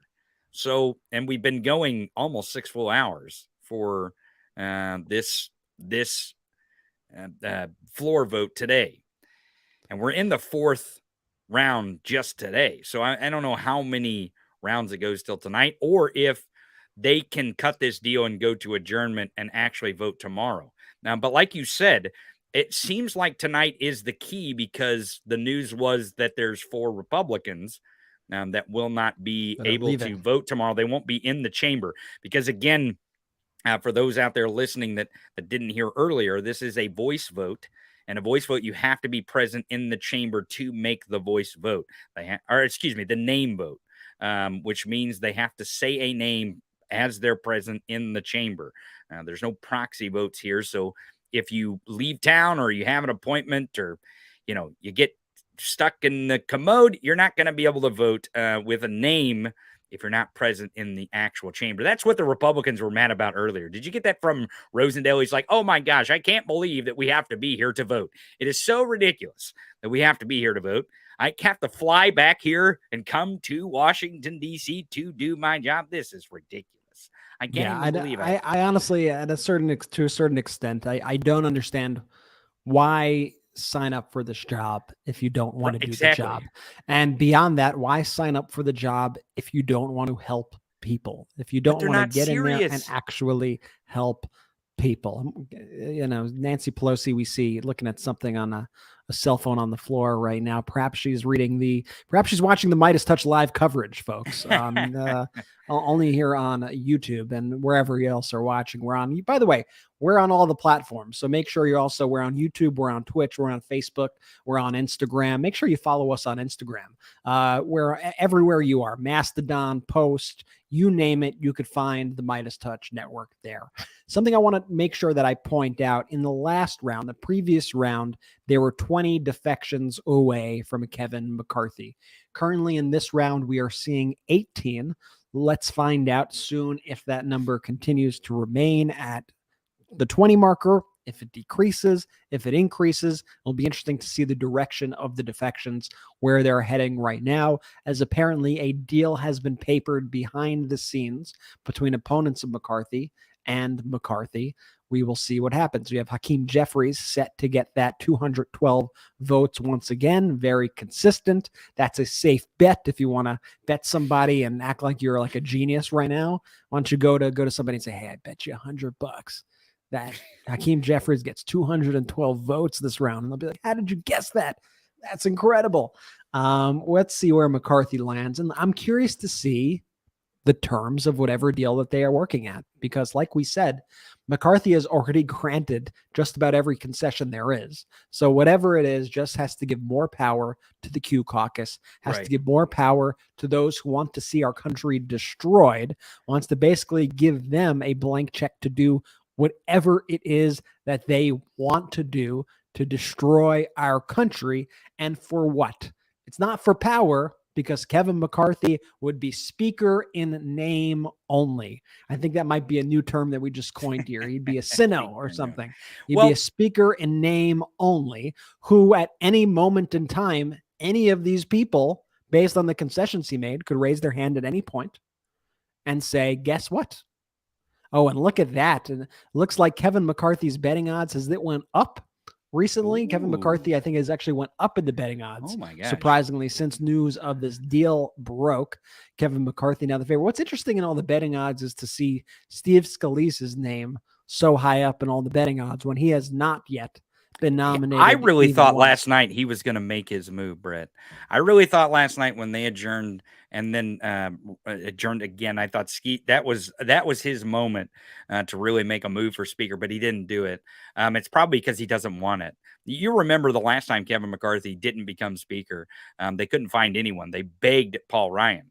And the negotiation that Paul Ryan made, which I forget which member it was in the Republican caucus that brought this up when they were nominating someone. I believe it was Rosendale, but they brought up the ability to get rid of a speaker. And they kept saying, oh, Nancy Pelosi did this. Nancy Pelosi did not do that. Paul Ryan did that. If you go back and look at the rule change, Paul Ryan made sure that there was not the ability for them to get rid of him. He's like, look, if you are going to force me to be speaker, you cannot vote me out. I get to be the speaker for the entire term. So that was the rule that Paul Ryan made, not Nancy Pelosi. So I just want to be clear on that. And that is one thing that Kevin McCarthy is going to trade away here. And I believe that is going to be the nail in Kevin McCarthy's coffin. Here's why. In September, we all know that the CR expires in September, which will shut the government down. And if you think this caucus that can't pick a speaker is going to be able to keep government open, oh boy, do I have oceanfront property in Arizona to sell to you. Tony, it's why the omnibus bill was so important Correct. to get out, because they knew damn well that this Republican-run Congress could not pass a piece of legislation. They knew that they were incompetent, and not only the Democrats knew they were incompetent, but the Republicans in the Senate knew Mitch that McConnell. these Republicans were utterly incompetent. So they made sure to pass the omnibus so that we don't quickly suffer one of those government shutdown votes. You see on the screen there, you see Lauren Boebert there with Donalds. You also seen Matt Gaetz that was close to Donalds talking to him as well. So it looks like they're pretty upset that they're going to get foiled on this 20. And there, Donalds just voted for himself once again. And we are approaching here the end of the 10th voting round. I know that we have some captions up in case some folks want to read the C-SPAN feed, but that says that the 11th speaker vote is possible today once this is over. This is actually the 10th voting round that we are witnessing. Which if they do have an 11th and it is the same as the 10th round, if the vote is clearly alike, it's similar in that it's not going to change for the 20 that are voting, 20 or 21 are voting against Kevin McCarthy. I would suspect we're going to have a 12th as well. I won't be able to stick around for all 68 rounds here tonight. No, Tony, no. But I will say that once this deal is made, I would imagine these members keep their votes the same until this deal is done. and they can come to the floor and do a full vote with this deal, not pretend that it's real and change your vote and then move in that direction. They're going to have to make sure. I would expect these votes to be the same until they actually have that deal. And it is the opposite of the deal in the clip that Representative Bacon was floating on Fox News. This is the opposite direction. So Representative Bacon was floating the idea that they would... George Santos. Yeah, this guy. Look at him. This guy. this fucking guy. Okay, so he was negotiating. He was saying that Democrats would negotiate in the favor of the Democrats. And just as I said, that clip there goes Santos voting for McCarthy before he runs away, storming out, running away. Well, So we have the situation where they thought maybe they could get Democrats. They would give Democrats more power in committees, possibly have less subpoena power for Republicans. And that was a threat. That was a public threat saying, hey, if you don't figure out a deal, we may make a deal, right? So it looks like and appears that they're going to make a deal. And the deal to be made is with the 20 for McCarthy. If McCarthy can make the deal here, which that's what is Jake Sherman is reporting. So the deal would be that part of those 20 would vote for him, and part of that 20 may vote no, or no vote or vote present. And that would and there goes Jeffries hitting his 212 vote mark for the 10th time. And we have the same number of defections from McCarthy as before. With 21 people defecting from Kevin McCarthy. Let's go to the House floor right now and hear what they say as they wrap up the vote. At this time.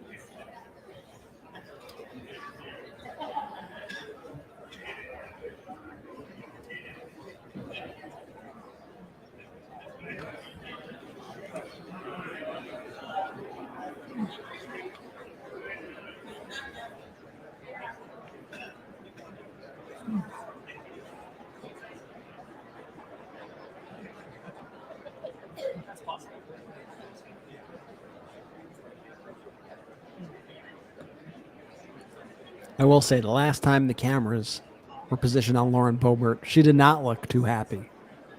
No. Well, and that's the point I was trying to make earlier with Matt Gaetz running around with this kind of it felt like his tail was stuck between his leg when he's going back and forth between the Democratic side and the Republican side. That's a sign, not that it's going well for the 20. That was a sign that it was going not well for them.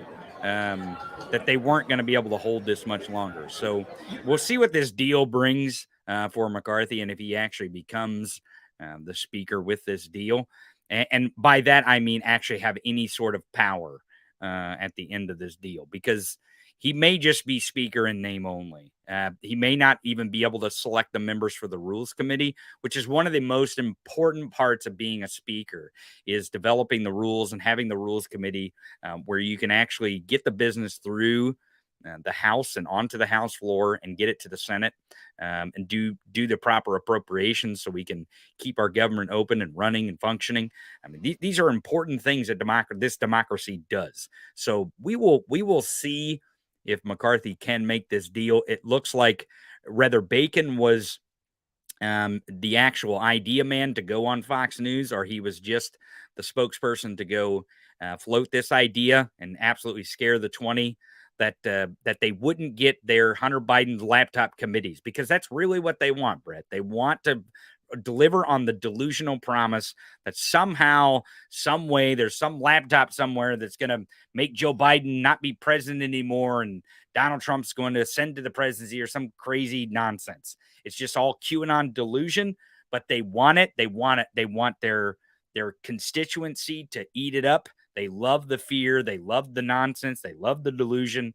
And it's a QAnon world. We're just living in it. And they want to do that. So they would much rather trade away and give Kevin McCarthy the speakership. In my mind, that's what they would prefer to do, and actually receive the ability to do that charade and those sham investigations, as opposed to the opposite, which would be Democrats coming to the Republican side and gaining more control in those committees, not allowing the Republicans to do the sham investigations the way that they want to do the sham investigation. So that's my guess, because their ultimate thing is just distraction and projection and delusion.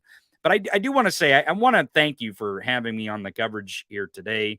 I know I've been on the MeidasTouch network here with the select committee, and that coming to an end. Now it's almost like we have a new a new thing, because Republicans can't do government, that we have to cover day in and day out, just like we did the select committee. So I really appreciate you having me here today. And I want to thank the audience for putting up with my foul mouth today. If you like my foul mouth, though, please go over to my channel on YouTube. Go to the Tony Michaels podcast on YouTube, subscribe to my channel, hit the bell notifications. You can also go to theTonyMichaels.com, and you can follow us anywhere. We broadcast live every single weekday, noon Eastern, 11 Central, 9 Pacific, on YouTube, Twitter, and Twitch for 2 full hours. We also simulcast from the MeidasTouch Facebook page. So if you're watching on Facebook, you can see us there, or you can go to my Facebook page at the Tony Michaels. But all the links to everything are at theTonyMichaels.com. That's theTonyMichaels.com, or just type the Tony Michaels podcast. You'll find it. You'll find the stuff. You'll find the stuff. I curse enough that I'm on Google now. Did you know I'm Googleable? I didn't. You're muted there. What was that? Look at that. The great Tony Michaels, everybody. Thank you for being here and holding down the fort. I appreciate you having it. It's this is a weird time in history. And I know Jordy said earlier the WWE, and I always say on my show, it's the intersection of WrestleMania and real life. And this is really what they strive on. And by they, I mean these 20 members. Matt Gaetz, Marjorie Taylor Greene, and Lauren Boebert may be the most extreme of them as far as wanting the drama, but this is truly what they strive in, is not governance, not seriousness, not policy making, but absolute drama and reality TV. And they brought professional wrestling, again, the intersection of WrestleMania and real life, to our real lives and to our government. And this is the result when we do not pay attention to democracy, and we let down our guard, and we do not engage in democracy and make sure that chuckleheads like these morons that have the majority of the House do not gain control of our government. And it's not just the United States House, folks. It is very important to stay vigilant over the next 2 years. We have very important work to do. Even though we stopped the red wave in 2022, we kept the Senate. We kept those vital Secretary of States and governor's races. It is so important that you stay engaged. And that's one reason why you want to stay here on the MeidasTouch Network. You want to come over and visit our channel, The Tony Michaels Podcast, and visit any pro-democracy speech anywhere and support that speech by at least listening and giving it some sort of support. Whether you're retweeting it or liking it or subscribing to it, whatever that is, it's very important, because that's how we engage in our democracy. And that is how we push it forward, and we push back on fascism. And really, ultimately, we get it to crawl back underneath this rock. So thank you, Brett, for having me. I appreciate everything. Tony Michaels out, folks. The great Tony Michaels, everybody. Huge shout out to Tony. Huge fan of everything that he does. Huge fan of the Tony Michaels podcast. Yeah, you guys probably know Tony if you've watched our January 6th committee hearing coverage. He did a great job hosting that. And guess what, everybody? We're going to have, you heard it here first, Ben Meiselas coming back to the show shortly. I'm sure everybody is excited to get Ben's latest take. We are going to hear from Ben soon. We also have the latest MeidasTouch podcast coming at you after this, live at 8 p.m. Eastern, 5 p.m. Pacific. Be sure to set your notifications right now. You could go over there right now to set your notifications. The video after we're done covering this vote through the night, it will automatically redirect to the podcast, where we will either be continuing to cover the votes for speaker here if it's still going on, or we will dissect what we heard today and bring you the latest news. Some things that I am excited to share with you and to speak about more is that Special Counsel Jack Smith is expected now to have charging decisions made within the next few weeks, sources tell Bloomberg News. So we will be following that. We'll be letting you know when we think that those decisions will be made public. More on that tonight on the MeidasTouch podcast and right here on the MeidasTouch YouTube channel. So make sure that you are subscribed right now to the MeidasTouch YouTube channel so you do not miss a thing. What a day, everybody, here as we wrap up the 10th vote. The 10th time that Kevin McCarthy is labeled a loser. Loser, McCarthy. Losing 10 times in a row. We're now up to 21 defections, with a possible deal being papered in the back rooms between McCarthy opponents and Kevin McCarthy. We will see what happens with that. And just to show you how seriously these despicable traitors are viewing this experience, just how disgusting these people really are. Earlier, we saw one of these QAnon representatives, one of these fascist authoritarians in the Republican Party, say, actually, the past couple of days have been the most productive Congress has ever been. Isn't it amazing? They love the chaos. They love to see when our government is not working. They want to see America completely destroyed. That's what they want to see. And if you go over to Donald Trump and Donald Trump's Truth Social, here's what Donald Trump is posting right now. Donald Trump posting a ridiculous, disgraceful, disgusting, and deranged post showing himself as Speaker of the House. I don't even know what Photoshop this is, what gesture this is that he is making as Speaker of the House with his mouth open, tongue out, holding his stomach. This is what Donald Trump is putting out to the world right now, saying that he could be Speaker of the House. Absolutely disgusting and deranged, unserious. I mean, this person had access to the nuclear codes. This person was president of the United States. This person is extremely, extremely disgusting, belongs nowhere near our government, should be taken as the threat and disgusting traitor that he is. Lots going on. I also want to bring up right now, everybody, Fox News, as I like to call them, the propaganda network known as Fox. You have Judge Jeanine Pirro, and I use the term judge extremely, extremely lightly. She is furious, as is the Fox host, at the Republicans who are not going along with Kevin McCarthy as Speaker of the House. She lashed out at Lauren Boebert live on the air just recently, having complete meltdown on the air over the Republican incompetence. Let's play that clip. How are you feeling about all this? I'm angry about it. You know why? They're making the Republicans look ridiculous. First of all, I like Kevin McCarthy. Okay, why wasn't this done ahead of time? Why are we doing this in front of the public? We look like a bunch of fools, okay? And Lauren Boebert, you know, with all due respect, I mean, the woman barely won her race. You're holding out until Kevin falls. What is the alternative? What do you want? What is the option? What can people agree on? You want the Republicans to vote to get the Democrats to get a Speaker of the House? Can you imagine Nancy Pelosi saying, let me get some Republicans so that I can be the Speaker? I can put them on committees. This is an embarrassment. And I got to tell you that it's gone on long enough. It shouldn't have happened this way. He's done everything. You're lowering the threshold to boot him to one person to get a vote, to boot him out of Congress.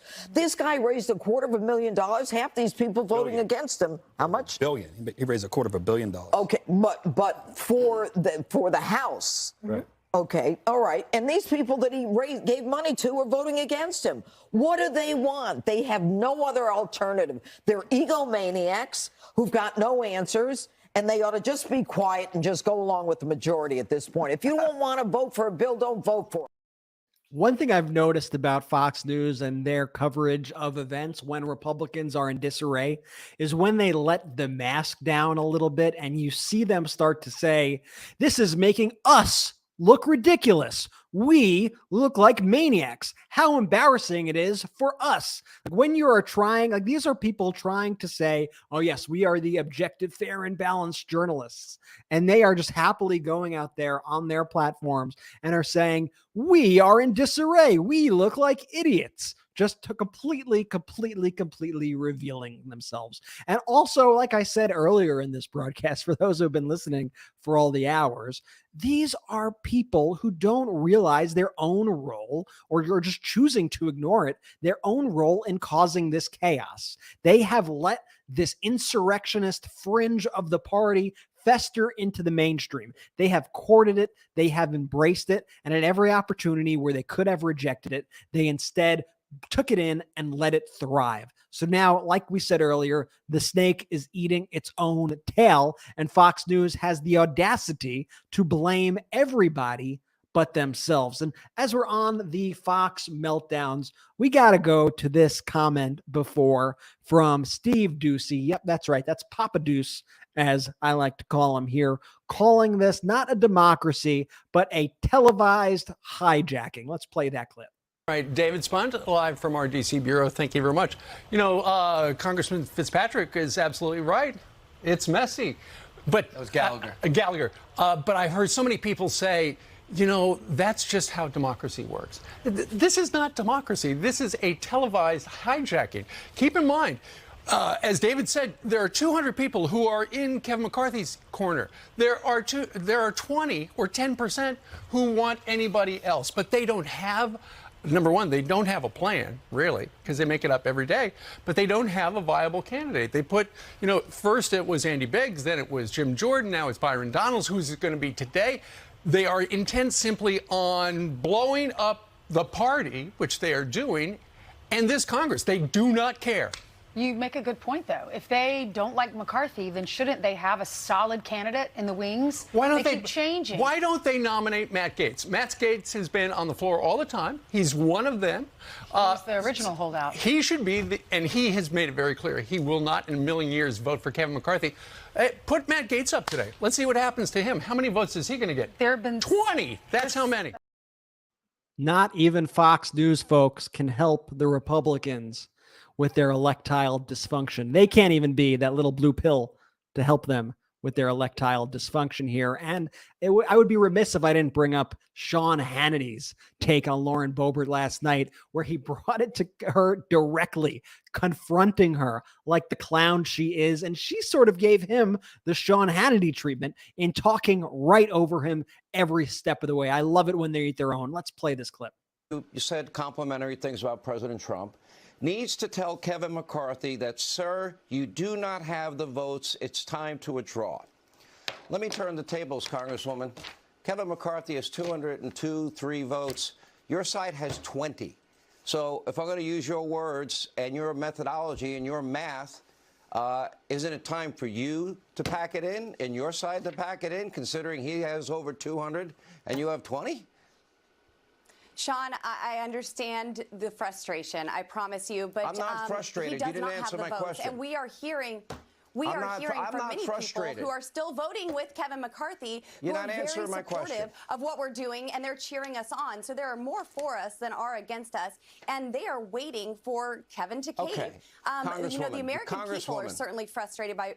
I'm frustrated by you not answering a direct question. You said to President Trump, you said earlier today that President Trump needs to tell Kevin McCarthy, does not have you don't have the We votes. need to come up Hold with a on. Can I consensus finish? candidate to elect a Can I Speaker finish? of the House. You don't have the votes, and it's time to withdraw. He has 203. Your side has 20. Why is it time for him to withdraw and not you when he has so many more votes?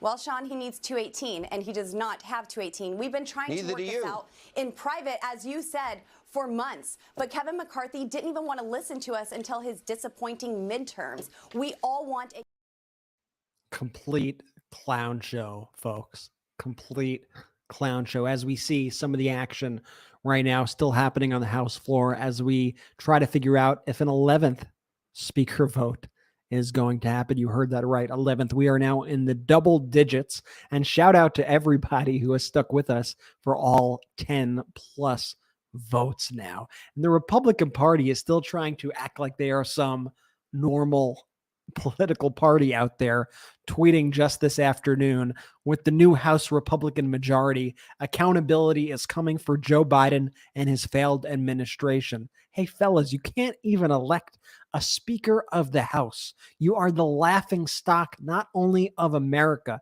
but of the entire world.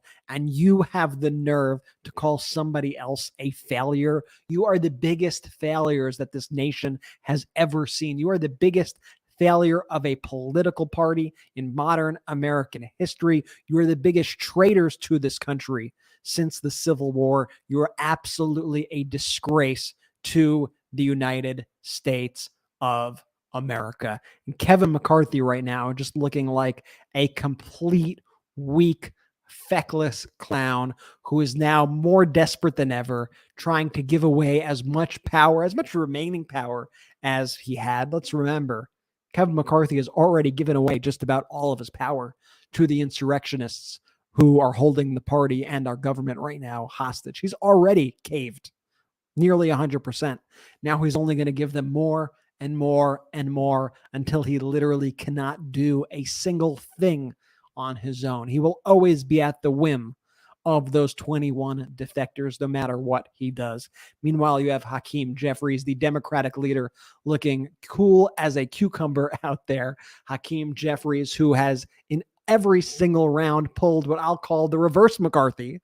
That's actually getting the votes of your entire party every single time. He's now gone 10 for 10 with getting 212 votes. The last count for the 10th round had Hakeem Jeffries at 212 votes, Kevin McCarthy at 200 votes, Donalds at 13 votes, Kevin Hearn getting some additional support here in the previous round, now up to 7 votes. He was nominated by Lauren Boebert, and then 0 for others, and 1 representative voted present. That's where we remain. That's where we are at until further notice. And there's even some of these other Republicans who are starting to get a little upset by the fact that at least the ones who actually want to govern, the ones whose names you don't hear in the media every single day, not the non-crazy ones that still exist. You see this Congressman Jim Baird, he at least stated that every day that passes where we fail to elect a speaker is a day his colleagues cannot assist his fellow veterans with VA claims, help seniors get Social Security, or fulfill any commitments to the American people. But with the Republican Party, I guess that's just the point. They do not want to help the American people. So the ones that are objecting to this, the defectors, the ones that are punishing Kevin McCarthy here, who refuse to vote for speaker here, they're fine with letting the government be in disarray. They're fine with there being no government running. Because remember, as we approach now the 2nd anniversary of the attacks at the Capitol on January 6th, insurrection does come to mind. Insurrection does come to the forefront of everything that is going on. 2 years ago, we witnessed an insurrection in the form of a violent attack, an attempted overthrow, an overturning of our elections. And now we are seeing this destruction of our government come from within as we have no House of Representatives. Let's tune in and let's see what's going on the House floor right now.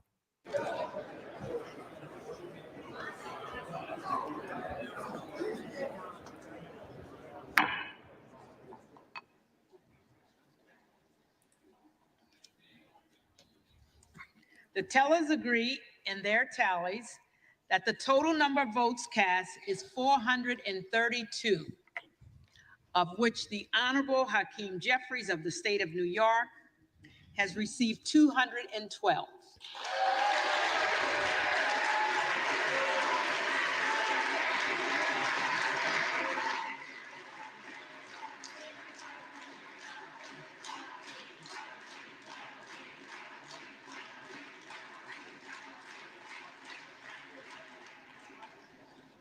Dems are still fired Kevin up. McCarthy of the state of California has received 200.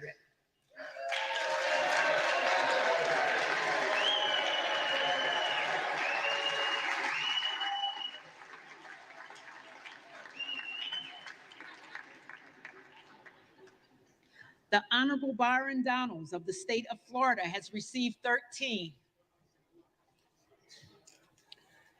The Honorable Kevin Hearn of the state of Oklahoma has received 7.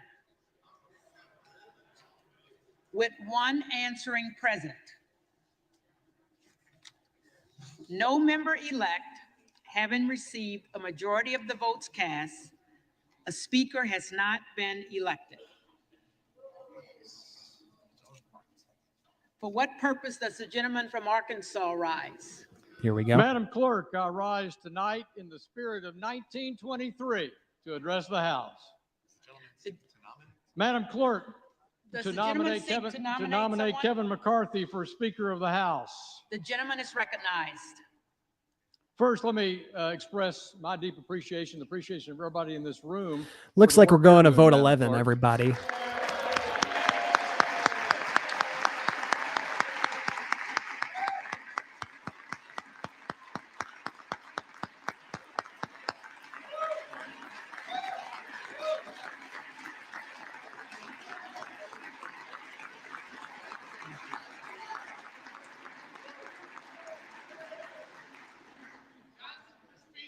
Our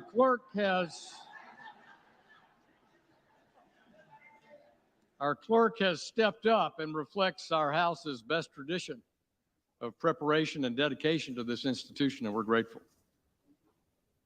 From the first Speaker of the House, the Honorable Frederick Muhlenberg, to the one that will be elected next, Kevin McCarthy. The role of Speaker of the House is one of the most beloved in American history. The Speaker's mission is to carry out the principled goals and objectives of his or her party, while at the same time protecting this institution and the traditions of the People's House.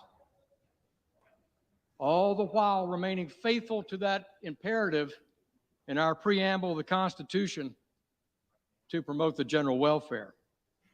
It's a difficult job. It takes a special personality with deep affection for the House, robust courage, a sense of humor, and great amounts of humility and patience. I've watched Kevin McCarthy for longer than my 8 years serving in this chamber. And I can say without hesitation that Kevin has brought these foundational traits of leadership to bear for good of this institution and for the good of the American people. It's said that a nation not in control of her finances cannot control her destiny. And I agree. And from our many conversations over many years, I have no doubt that our next speaker, Kevin McCarthy, agrees. In the Republican commitment to America, Leader McCarthy charged our Republican conference with taking on his two biggest concerns facing this world and this nation: China and our domestic national debt and deficit. Over the past 2 years, let's break we have out that lost debt our way on graphic of Donald Trump Printing when they too talk much about money spending. Let's at put our up the central truth. bank and spending here in Congress like drunken sailors. This bad policy palooza has gone into overdrive in the past 2 years with some $5 trillion of new spending demanded by President Biden and now delivered by the House minority. You could see the truth right here own about budget Donald chair Trump and how he famously said there's ran up both the effectively debt no and the limit deficit to to what record Americans levels. spend, borrow, and spend. Of course, this is madness, and it's not anchored in any economic tenet. And there's not a single one of us here that isn't demanding a return to fiscal discipline. And who can deliver fiscal discipline? Kevin McCarthy. On the point of spending, let me show you a list of everyone who's written me in the 2nd Congressional District who's asked me to cut spending. I'm holding up a blank piece of paper. No one has asked me to cut spending in writing. And there are not many people who get a lot of mail in this House to cut spending and to set spending priorities. In contrast, we get hundreds of letters asking us to increase spending. But we're at a critical point in this nation's fiscal health, and there's one person to help see us through it: Kevin McCarthy. How do I know? Because he said it himself, and he's identified how to do it. In 2018, then Majority Leader Kevin McCarthy brought a balanced budget amendment to the floor of this House.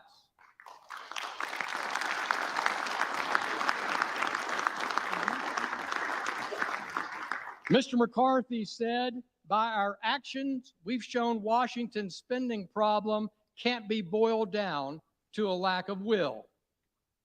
It's a problem of structure and process, and everyone knows the process of government funding in Washington is broken.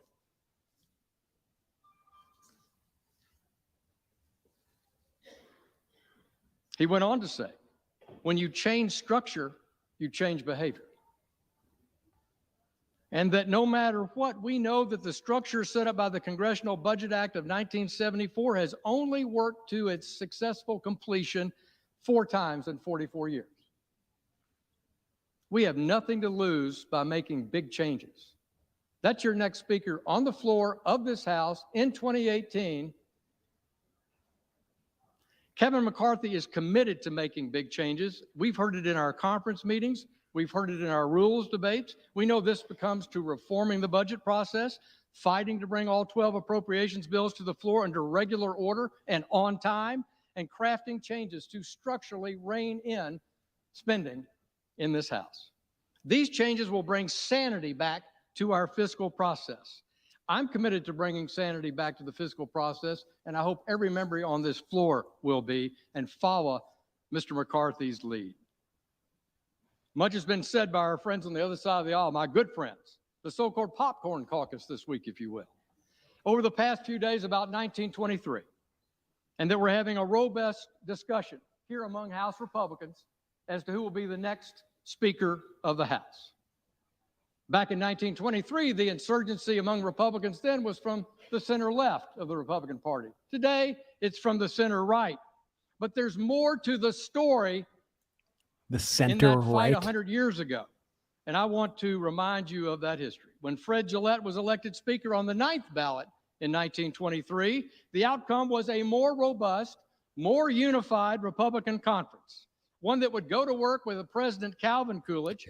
While this representative decides to just completely BS about the budget and Republicans on the budget, let's look at the facts here quickly. We can look at the federal deficit trends over time, and you can see that during the presidency of Trump, how the deficit absolutely spiked.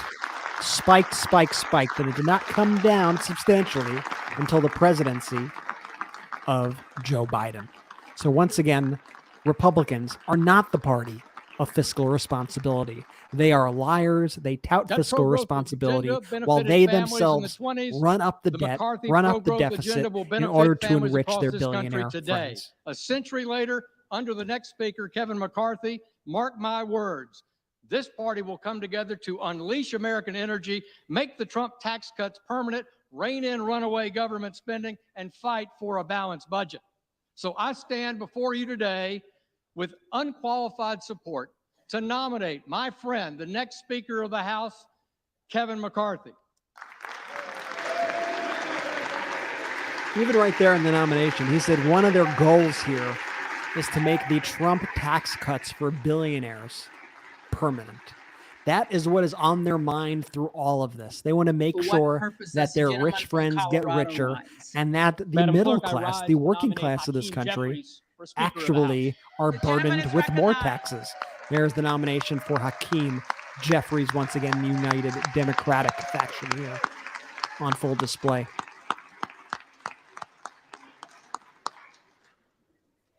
Madam Clerk, we've heard a lot today, yesterday, the day before, about the potential history that may be made in this chamber.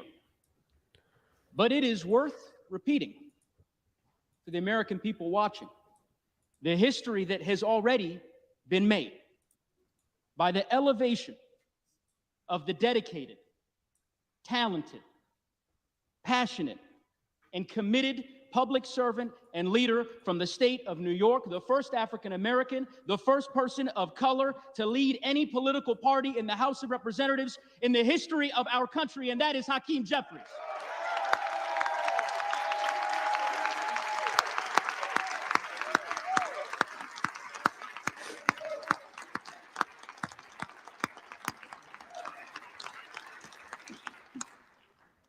Madam Clerk, it is with great pride that I rise to nominate the gentleman from New York, the man who has been the lead vote getter 10 times and counting to be the Speaker of the House.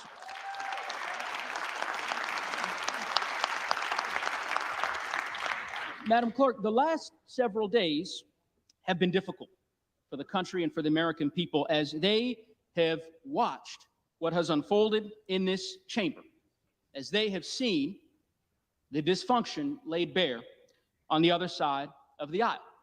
And I suspect that some Americans watching will recall the dysfunction of years past. My colleague on the other side of the aisle talked about history, Woodrow Wilson, Calvin Coolidge, and the like. I'd like to take folks through more recent history, because I can tell you that as a member from the great state of Colorado, this is not their first rodeo as far as dysfunction is concerned. 4 years ago today, I was sworn in with my colleagues from the class of 2018 during what became the most difficult and the longest government shutdown in the history of our country. Why? Because of the dysfunction and the chaos on the other side of the aisle. The country then did what it has so often done. It looked to House Democrats to govern and to lead, and under the leadership of one of the greatest speakers in the history of the country, Nancy D'Alessandro Pelosi, that is exactly what we did.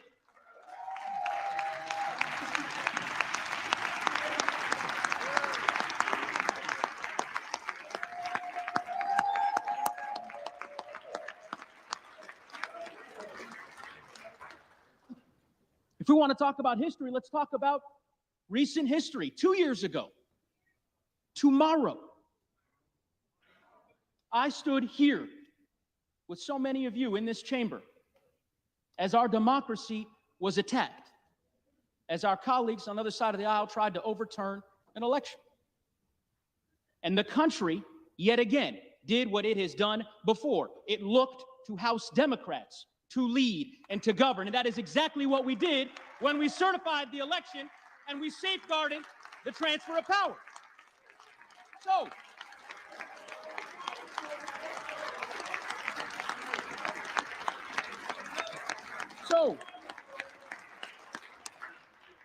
So here we find ourselves again in unprecedented times in the early days of the 118th Congress.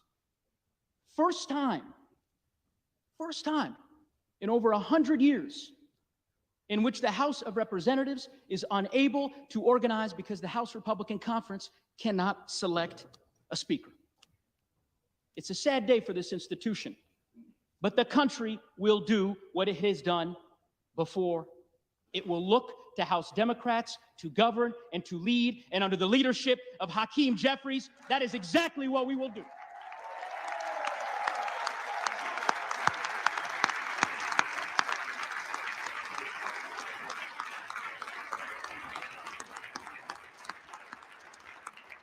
Now, you have heard from so many over the course of the last 3 days about the wisdom, the leadership, and the talents of this extraordinary leader from Brooklyn.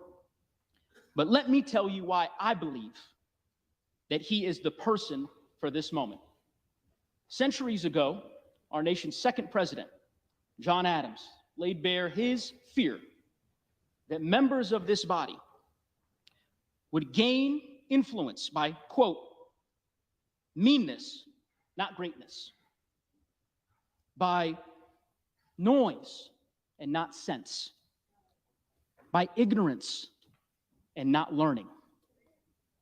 Hakeem Jeffries' leadership is rooted in greatness and not meanness. It is rooted in learning and not ignorance. His approach is rooted in common sense and not the empty and jaded cynicism and noise that we see so often in our political sphere. He is a leader for our times, which is why I believe he is the leader for this time. The bottom line, my colleagues, is this. It is 6:30 p.m. here in Washington, D.C. The House of Representatives, this sacred institution, needs a leader. It needs a speaker. It needs a leader who will inspire us. A leader who knows that our best days are yet ahead. A leader committed to our communities and our Constitution and our country. And I am here to tell you that leader is Hakeem Jeffries of the great state of New York.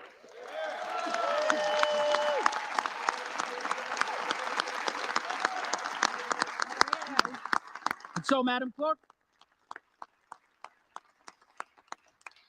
it gives me great honor as the chairman of the House Democratic Communications and Policy Committee to nominate Hakeem Jeffries for Speaker of the House.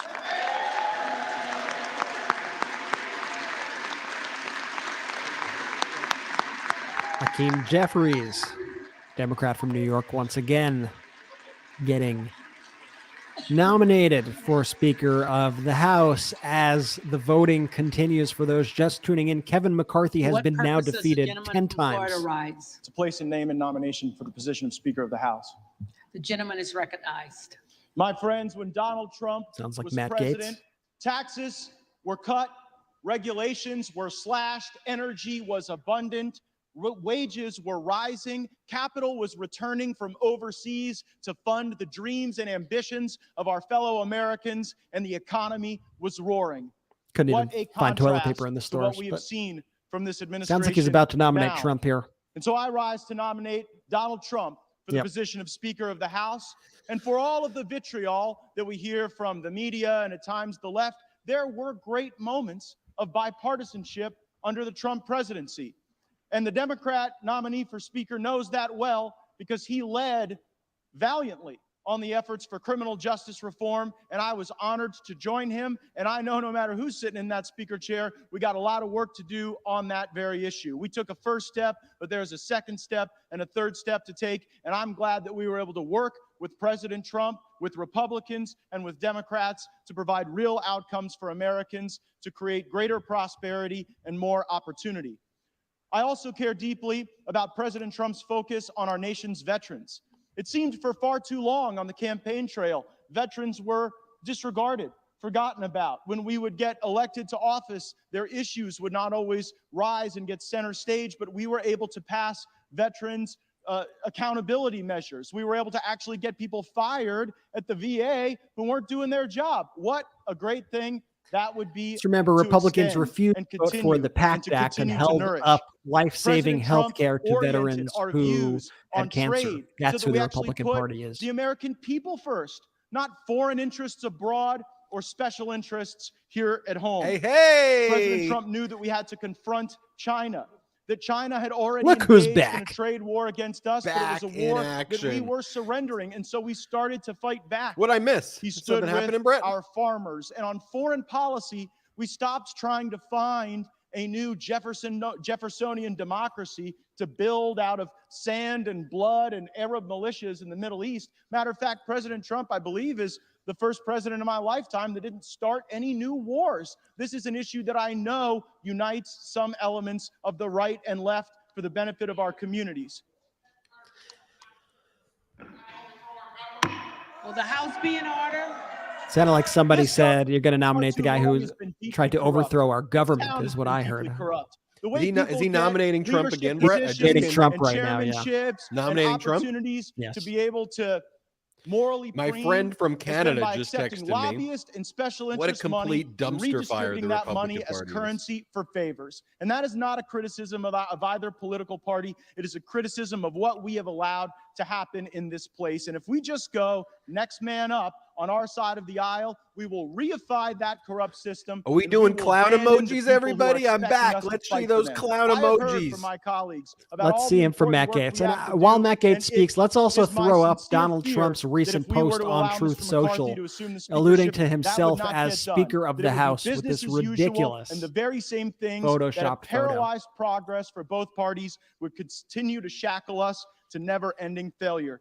We can be better than that. We can raise our gaze. There it is. indeed. This is what you missed, Ben. This is the latest Donald Trump We post also prior to Matt Gaetz's have to restore speech. That's to the something that Speaker's Donald office Trump is an actual posting person on that his ought to be social in the media Speaker's platform, huh? office, not the squatter who is currently there. And if the architect of the Capitol is listening, I sent a letter, and I would like to know what the basis is to allow somebody to occupy the Speaker's office who comes in second place 10 straight times. Is there like some basis in law or rule or precedent for that? There's the letter And that so I Matt Gaetz nominate wrote to the President architect Trump of the Capitol. because we must make our country great again, and he can start by making the House of Representatives great again. Clown show. So Matt Gaetz, who had voted for Trump a couple of times throughout these For what 10 purpose votes, does the gentleman from Virginia and then rise? switched to Kevin Hearn, has now nominated Donald Trump for Speaker of the Madam House. Chair, I rise for the purpose of placing a name in nomination. The gentleman is recognized. Tan suit Madam alert. Chair. What a privilege we all are enjoying tonight. We are all enjoying as elected members of this great body. The People's House, as it has been said. And what a great representation of the constitutional republic in which we enjoy living, the greatest country in the history of the world, as we play out as the people's representatives in selecting the all-important position of the Speaker of the People's House. I was out in the southeast balcony here just a few moments ago, looking out at the Supreme Court, looking at the flag flying above this Capitol building, looking at the Jefferson and Madison, both Virginians, by the way, libraries of Congress, and pausing to do what probably most of us recognize we fail too often to do, to take it in, this high privilege, this distinct honor that we have to be the people's representatives from our respective districts in this House, here in this Congress. This is the greatest nation in the history of the world. With all of our imperfections and all of our imperfections as people and as a nation, no nation in the history of the world has freed more people, has rescued more people, has ministered to more people, has evangelized more people than the United States of America. And that would be a good time to respond with some applause. There's a reason. Did he just do a please clap? That was a please clap. Trying to get into this country. I can use some Many of applause, them please. illegally Please clap due for to the me. policies of the current administration. But people from all over the world are literally taking on a treacherous journey, risking life and limb, subjecting themselves to abuse to try to sneak their way into our country because they know this is the greatest country in the history of the world. No country in the history of the world has provided more upward mobility, more advancement opportunity to people of all races, all nationalities, all ethnicities like the United States of America.